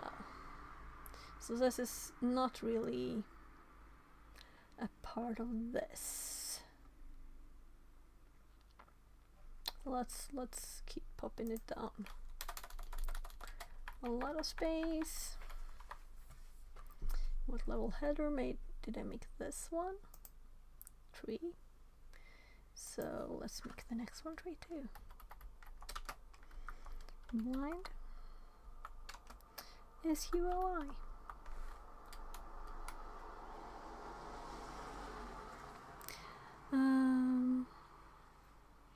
it makes you reevaluate. Yeah, was it Obsidian you used for taking notes? Yeah, it's Obsidian.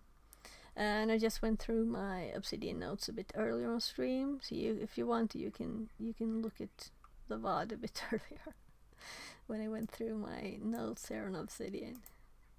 So I have this file here with all the things you can add that I know about. There's definitely more.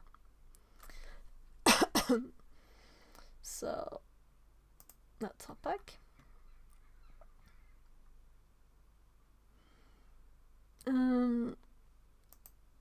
Blind SQLi. Unlike in-band SQLi injection, where we can see the results of our attack directly on the screen, blind SQLi is when we get a little to no feedback to confirm whether our injection queries were in fact successful or not. This is because the error messages have been disabled, but the injection still works regardless. It might surprise you that all we need is a little bit of feedback to successfully enumerate a whole database. Yeah, slowly. Oh, I see, cool. Trying to structure my work a bit more. So I'm going to look at Obsidian, Yoplin, and Notion to see if I like any of them. Yeah, so the reason why I like Obsidian is because I have my notes. They're files, you know. Hop over there again. So it's just files in the file system. So you have images, you have files, you can have different file types. I can open this in VS Code, the file, same structure, and I can have code in here easily.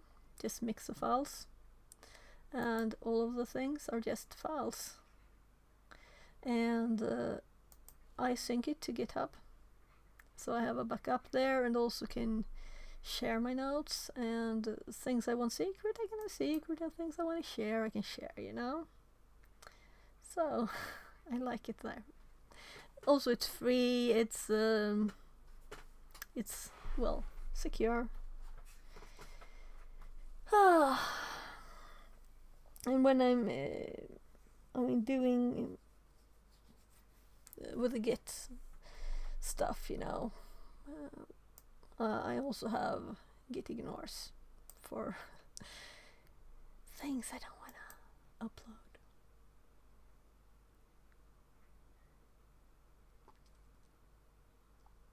Yeah, Obsidian is MD. It's all MD. So it's very... you can just open the same things, right? So let's... So we even have the ChatGPT up here. Let's go to GitHub.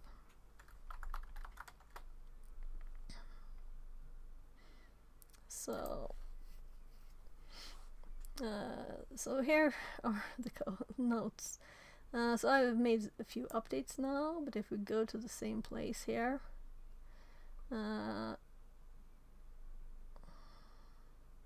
so it's tools and info, and go to SQL where we're at. We click one of the files there. Yeah, so maybe that was not a good note to look at.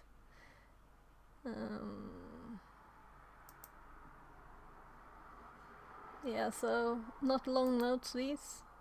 The SQL itself. There, SQL.md. This one is a bit longer, so you can see it easily here too. Though, as you can see, I don't have line breaks or stuff in my Obsidian notes, because I use this live view mode.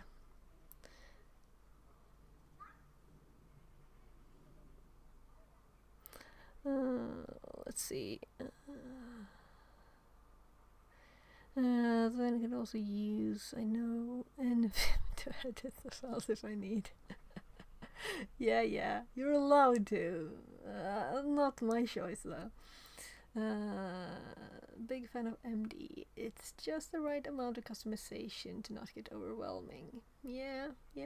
Looks like a great way to structure notes. Yeah, you're welcome to steal whatever you want from me. I'm probably not the first one, to do it like this. I got a hint that you could. I had looked at other ways to sync it to and looked at this, but then someone else was doing it, so I did too. Yeah. So here's let's see how the obsidian bit of it, because all markdown is not equal. So this is what it looks like here.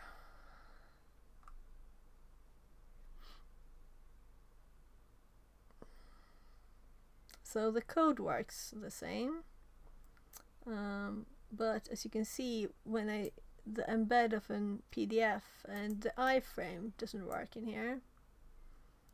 These don't really work either. This is a foldable collapse.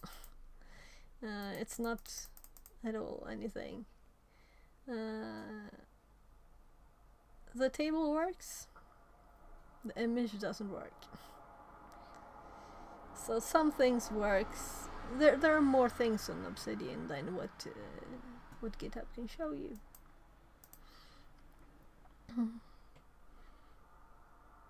It helps you focus. Yeah, I've heard people when they switch to another program that it helps them to focus on things.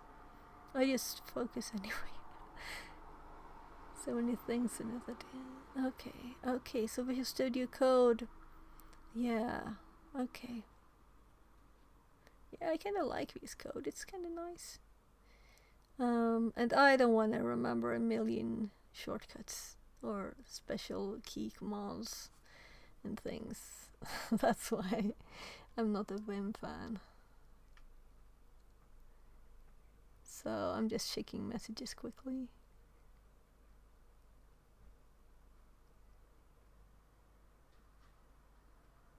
Oh, okay.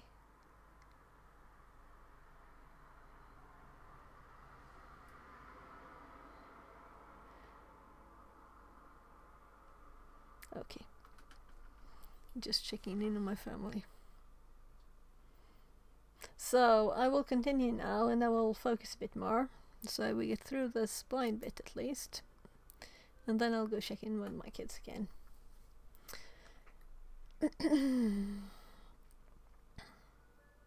Yeah, so we can enumerate a whole database with the tiniest feedback. Authentication bypass. One of the most straightforward blind SQL injection techniques is when bypassing authentication methods, such as login forms.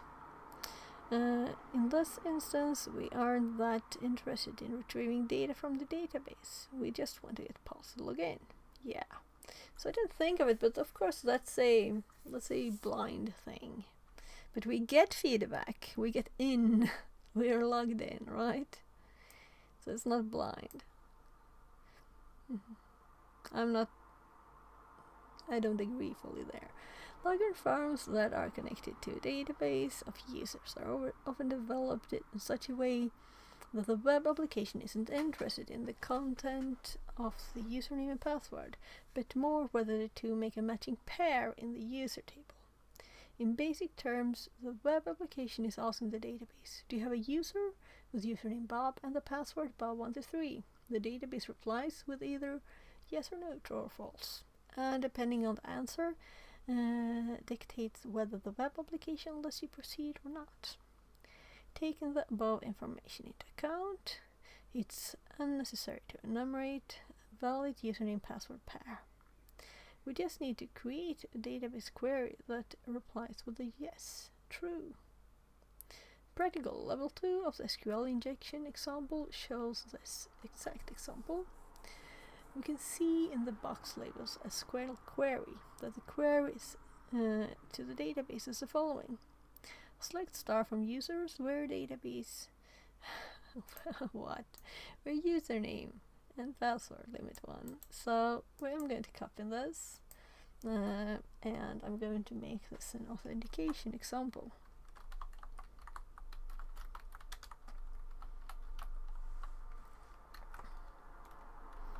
And also, as you saw, when I copied this, that is code from this web page, it's pasted as code. It's the same with all of these, that Obsidian uses the same kind of thing, you know? It's also Markdown, which makes it very easy to copy these things and paste them, and lots of web pages uses this kind of thing, you know? When I was using Google Docs for notes, this was not an easy thing to do. I was usually just screenshotting things and pasting the screenshots, which was a mess to do. So, because you can't even copy the images out afterwards in Google Docs, it's just annoying. So that's why I'm not doing Google Docs. I use Google Docs for lots of things, all the Word things, you know, and all the Excel things too, for the sheets. But I don't use it for this because it's getting data back from there that's not text. It's not nice. The username and password values are taken from the login form field, and initial values of the SQL query box will be blank as these fields are currently empty.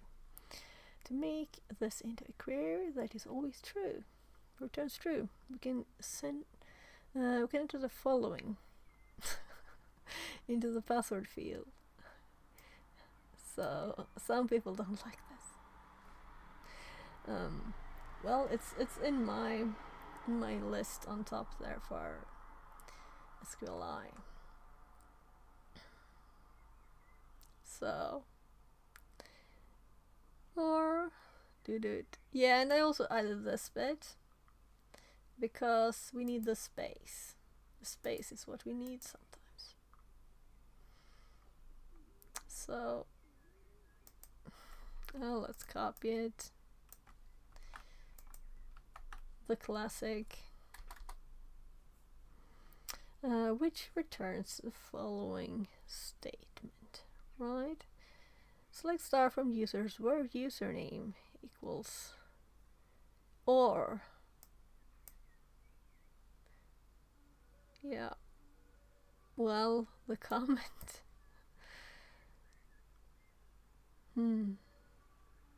Well, let's go to the page too, right? Why did I click that? I was going to click this. So, I think they put it in the password field. Yeah. Which is like, you can't see it.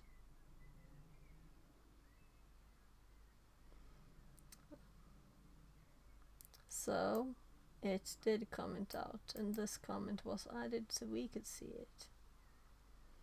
Right? So let's just put this one in here so it's there. Did I actually click OK on the last one? Yeah. Or submit. Because 1 equals 1 is a true statement, and we've used an OR operator. This will always cause a query to return as true, which satisfies the web application logic that the database found a valid username password combination and that the access should be allowed. So let's go back to this page. I don't want to hop there yet, thank you. So let's instead, oh well, let's type. So we want to do this one. Hopping up automatically at a user. Well, yeah. So works too. But now we just commented the password bit too. So it's the same thing.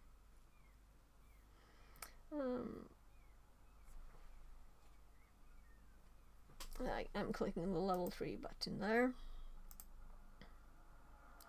So I'm just thinking, is there anything else I want?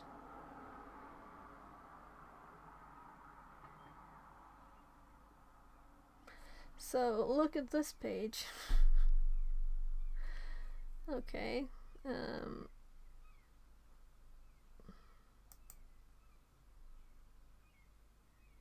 So apparently it's kind of buggy because we're not supposed to see this bit. Right? Look. We broke the poor thing. So let's click this. No? It's just broken. It's just broken. So we did finish the blind bit, and I was kind of thinking, right? No, I didn't click submit there. Oh, my answer is not correct. So this is the answer that it wanted then. Okay. So I was like, what? But it was okay. Good. So I'm thinking it's probably time for me to raid. So let's see. Did we have anyone on? Let's go for Theo. Poor Theo gets a lot of raids here. If he's online this time, he will be raided. He will be raided. Yeah, so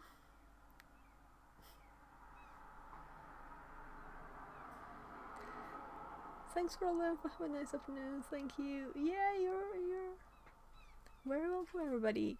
And please stay for the raid. And I'm also going to send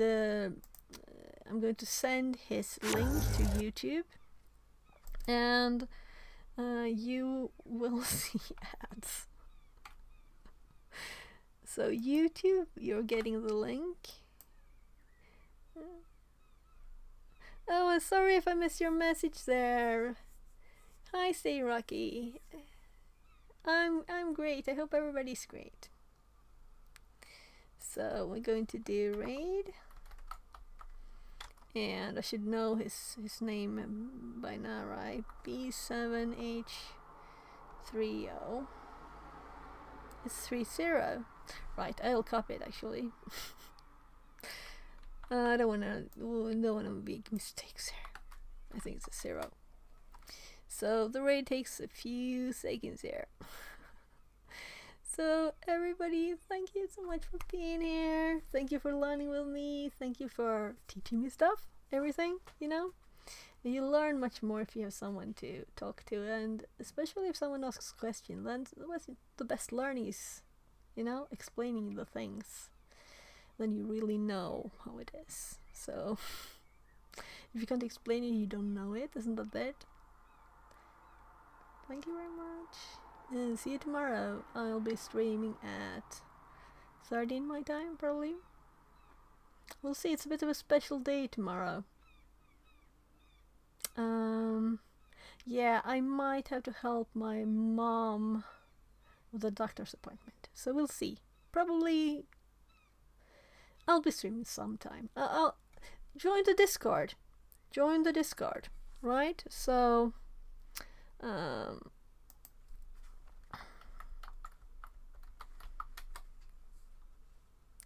I'm going to copy this link.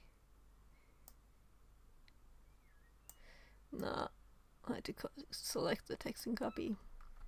So we have a few seconds before the raid still. So join the Discord, people. YouTube, you're also welcome into Discord, and I will make automatic messages for YouTube too.